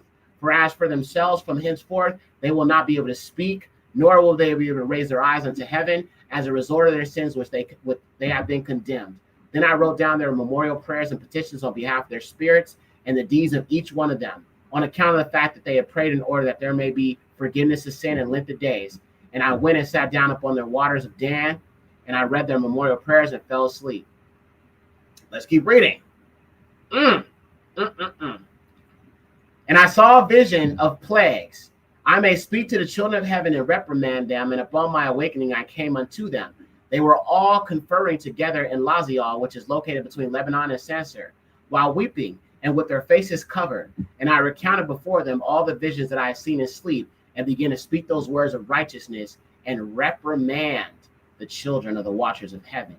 This is the book of the righteousness and chastisement of the eternal watchers. I saw in my sleep what I now speak with my tongue of flesh and the breath of my mouth, which the Great One has given to man, so that he may speak with it. Accordingly, he has created me and given me the word of understanding, so that I may reprimand the watchers and children of heaven. I wrote down your prayers, and it appeared in vision. Upon you from now, you will not be able to ascend into heaven until all eternity, but you shall remain inside the earth in prison all the days of eternity. Before that, you will see the destruction of your beloved sons, and you will not have your treasures, which will fall before your eyes by the sword. And your petitions on their behalf will not be heard, neither will those on your behalf which you offer weeping and praying. And they will not speak even a word contained in the book which I wrote. Ooh, boy. Man. That is too deep. That is too deep. That is too deep. Now, I wanted to get back to that other precept real quick before closing out with Isaiah 14, so you can understand. I could finally put a stamp on it. There is no salvation for the fallen seed. Okay? So let's jump back over here, and we're going to read this scripture one more time, and I'm going to close it out with Isaiah 14. So it says, in his dwelling place, and I begin to bless Yahuwah, and the King of the universe. At the moment, the watchers were calling me, and they said to me, Enoch, scribe, make known to the watchers of heaven, have been in the high heaven, the eternal holy place, have taken unto themselves wives. They have defiled themselves with this great defilement upon the earth. There will not be peace unto them, nor forgiveness of sin. For their children delight in seeing the murder of their beloved ones, but they shall groan and beg forever over the destruction of their children, but there shall not be peace unto them forever. Now, we also read that it says all of their children will be wiped out. All of their children. Not one of them will be left. Now, let's look at this. All of the children, okay? All of the children. Now, let's go to Isaiah 14, and let's finally put a stamp on it and connect that final dot. Isaiah 14, and we're going to go to the Septuagint, of course. All right. Isaiah 14, and we're going to read 20. We'll actually read 19 through 22. All right. Isaiah 14, 20, or we'll start at, what did I say, 19. Okay. But you shall be cast forth on the mountains as a loath carcass, with many dead who've been pierced with swords, going down to the grave. As a garment defiled with blood shall not be pure, so neither shall you be pure, because you have destroyed my land and have slain my people. Yes, you shall not endure forever. Remember, no immortality. They want immortality. It's not granted to them. This is talking about the same fallen seed in the book of Enoch that will be wiped out completely. Let's keep reading. You are an evil seed. Yes. Verse 21. Prepare your children to be slain for the sins of their father, who is that the devil, that they arise not and inherit the earth, nor fill the earth with wars. And I will rise up against them, saith Yahuwah Sabaoth, and I will destroy their name and remnant and seed. Thus saith Yahuwah. All right. So the children of Lucifer are still on this earth, bringing about this eagle system, this Aryan system, and this new world order. That's what all this is about. And there it is. There it is. So to people who was like, well, can they be saved? I'm like, well, I just gave you the precepts. And like I said, I read it in the Ethiopic book because, you know what I'm saying, it's like the version that most people have is just so watered down and changed up, like where they try to make it seem like there's salvation for the fallen seed, and there is not. There is not. So that's it, man. Thank y'all again for watching, and I appreciate you guys for coming on and hearing this long, oh, wow, almost 4 hours and 16 minutes. That is amazing. So this is knowledge our people need to boldly stand on. Okay, it's not nothing to you know, we should not worry too much about what people feel about it. It is what it is. And like I said, this is why these books have been removed. Let me show you one more thing.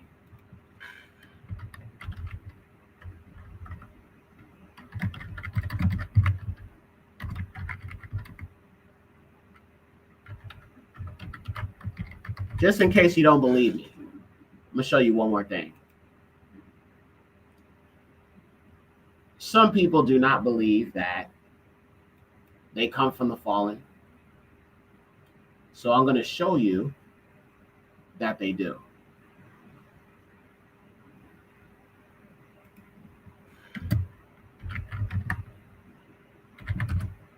There's an image that I've shared before on this channel plenty of times. And it's very telling when you look at it.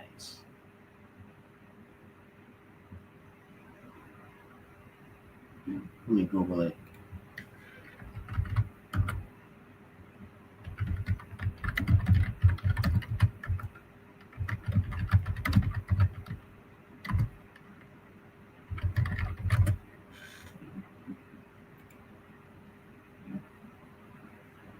All right, let me go on my Facebook or my YouTube. I have it on my YouTube. I have posted it like quite some time ago. But this is a pennant that the royal family oftentimes wears. And when I show you what this is, it's gonna probably blow your mind. To those who've seen it, it's probably nothing new to you. But to people who haven't seen this before, this is very, very telling who they, I mean, it really tells you who they really actually are. So let me see. I had posted it quite some time ago.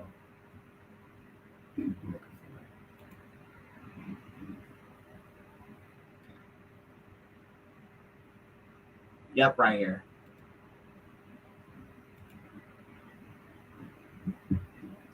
All right, let me share my screen and show this to y'all. This is my final nail in the coffin, y'all. My final nail in the coffin, family. Look at this. This is a fallen angel trampling a black man. And this is what the queen, the Rothschilds, all of these, you know what I'm saying, individuals, they wear this pennant. And there's a white, pale, fallen angel trampling a black man. Does this not tell you what it is?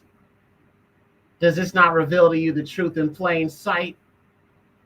Is this not the truth in plain sight?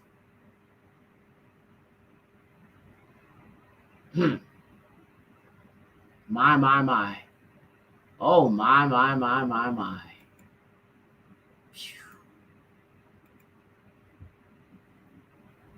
There's actually another video I have here. Hold on. Let me see if I can pull it up real quick. Where actually King Charles admits that he descends from the vampires, which is Vlad the Impaler and them. Let me see if I have that. Hold on. I want to show y'all that too. Like I said, it's so many receipts. It's so much evidence. It's so much information, bro. Like, for one to ignore all this information, it's just somebody that's just in denial to me. You got to be in denial if you deny all of this. And I'm pulling from multiple sources. And the truth is out there. You just have to know where to look. Some people just ain't interested in doing all that extra digging, but I just like doing it because when I'm saying something and people are telling me, oh, that's wrong and that's incorrect and that's false and this and that, I'm like, okay, well, then let me bring out some receipts. The Bible says with two or more witnesses are all matters established, not some. No. All matters are established with two or more witnesses. So I have to give you multiple witnesses. It's the only way. Family, it is the only way. I mean, I could stop right there, but I feel like the more witnesses I present, the more the matter is established.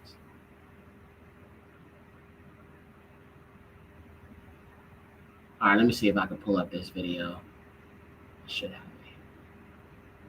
But yes, King Charles admits that he comes from Vlad the Impaler. Vlad the Impaler is where they got the inspiration for Dracula, or the vampires, so to speak. Let me see.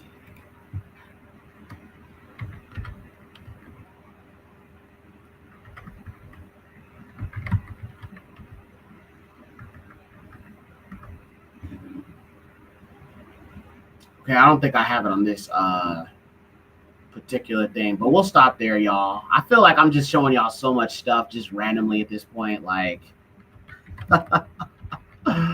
oh man. But we be doing that though, you know what I'm saying? We definitely be bringing out the facts and the truth, and you know what I'm saying, all of that good stuff. You still hold his phone in his hand. The device of a beast is a cell phone. So I definitely disagree on that, because I mean, if you want to say that the cell phone itself is something that is connected to the mark of the beast, that would be incorrect, because they're going to make it where there will be no cell phones. That's the ultimate goal, is technological integration. Let me pull that video up.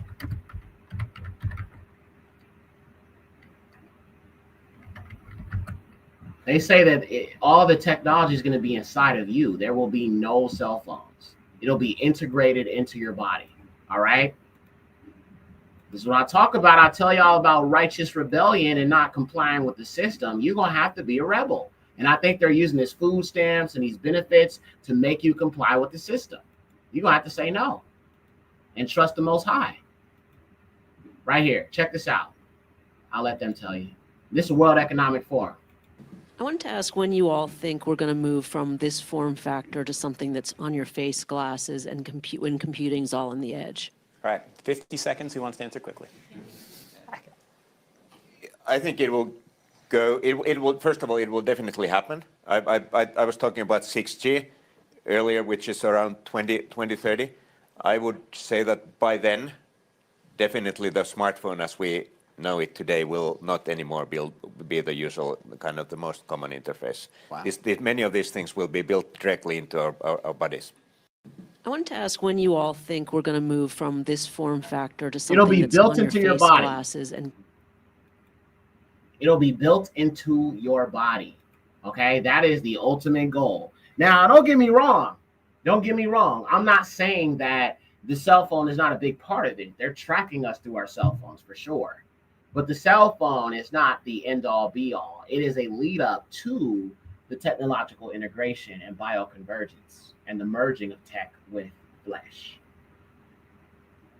They're already going to do it 100%. Let me go ahead and show y'all this real quick. This is a visual I like to use because it kind of helps you understand the full agenda of this transhumanist agenda. And I've used this so many times, but it just kind of illustrates what this really is. All right. So let me show y'all this.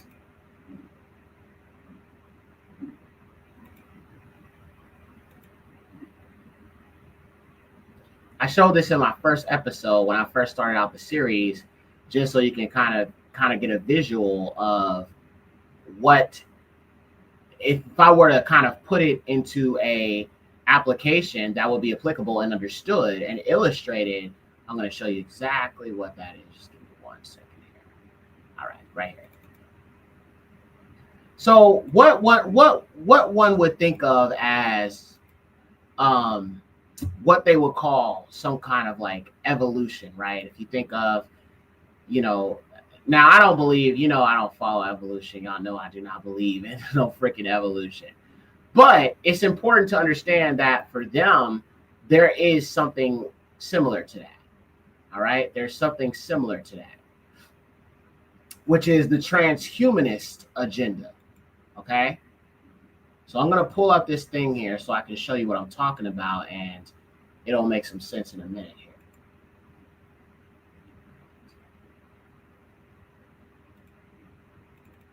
Just a little bit of a visual to kind of help you understand it a little bit better.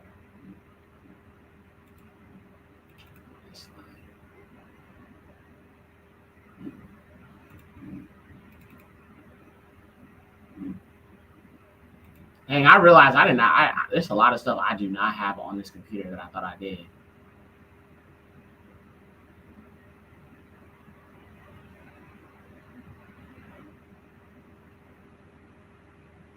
Okay, so here we go. Here's a visual for you. When we talk about evolution, evolution is not real, okay? Yahuwah is the creator of all man. But for the so-called white man, there is an evolution, okay? Fallen angels, Nephilim. The Nephilim, you get the wild man. From the wild man, you get the modern man. And then the final stage of the fallen seed is the so-called God man, the Ubermensch, the Overman, or the Aryan God man. So again, evolution is not a biblical concept when it comes to the Adamic seed, but it definitely is for the children of Lucifer. And that's why their plan is to so-called become God, so to speak. Their plan is to become like God simply by merging with technology. By merging with technology, they would be able to achieve a certain state of what they perceive as so-called godhood. And that's ultimately what the transhumanist agenda is. And that's what these tech bros are behind. They are all behind it. It is about the final stage of mankind. Not man. Man, everybody who descends from Adam, needs to reject this transhumanist agenda. Mankind is rolling this out so that they can corrupt the fallen seed. Because remember, as it says in the book of Enoch, they seek immortality. Because it's not promised to them. Whoo, boy. All right, y'all, that's it. Love y'all. Y'all have a great Shabbat. And may the Most High bless you. Baruch you abundantly. Ba Hasham Yahusha. And please hit the like on your way out. It's greatly, greatly appreciated. Really, really helps the channel. And that's it. Shalom.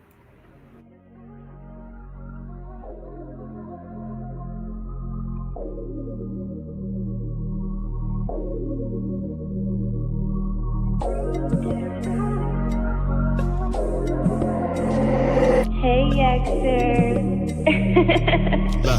Yeah. Lift your hands up higher one time. You know the devil is a liar 2 times. And you usher the Messiah 3 times. And you usher the Messiah 3 times. Lift your hands up higher one time. You know the devil is a liar 2 times. And you usher the Messiah 3 times. And you usher the Messiah 3 times. And you usher HaMashiach, he was raised in the ghetto. Yeah. And he came from the ghetto. Nazareth was the slums. He was straight from the ghetto. Pharisees see the serpent of the father, the devil. Yahusha take the wheel, put the gas to the pedal. Yeah, didn't ask to be a vessel. The heathens act friendly, see the mask of these devils. And Yahusha take the wheel, put the gas to the pedal. Lift your hands up higher one time. You know the devil is a liar 2 times.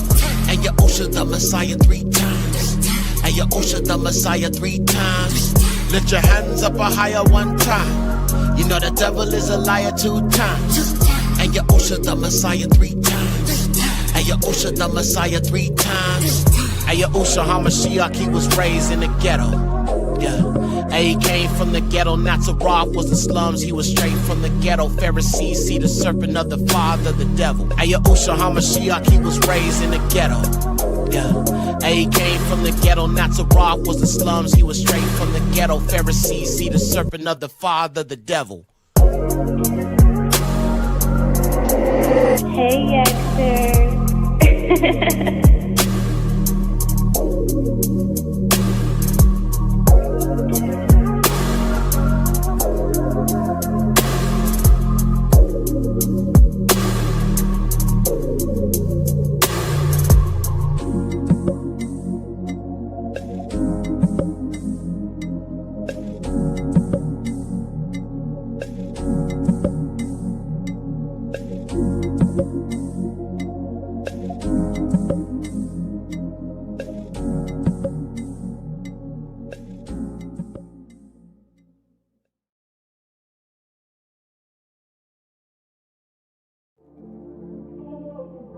Thank you for watching. Don't forget you can support this channel by Cash App, $Malkaya Music. Also, be sure to check out the Patreon for uncensored documentaries, films, deep dives, and much more content that you won't find here on YouTube. Check out the merch store for the latest strip. And let me not forget to say, if you haven't already, subscribe and hit that like button and tap in with us. All praises to the Most High, Yahuwah, the highest. Shalom.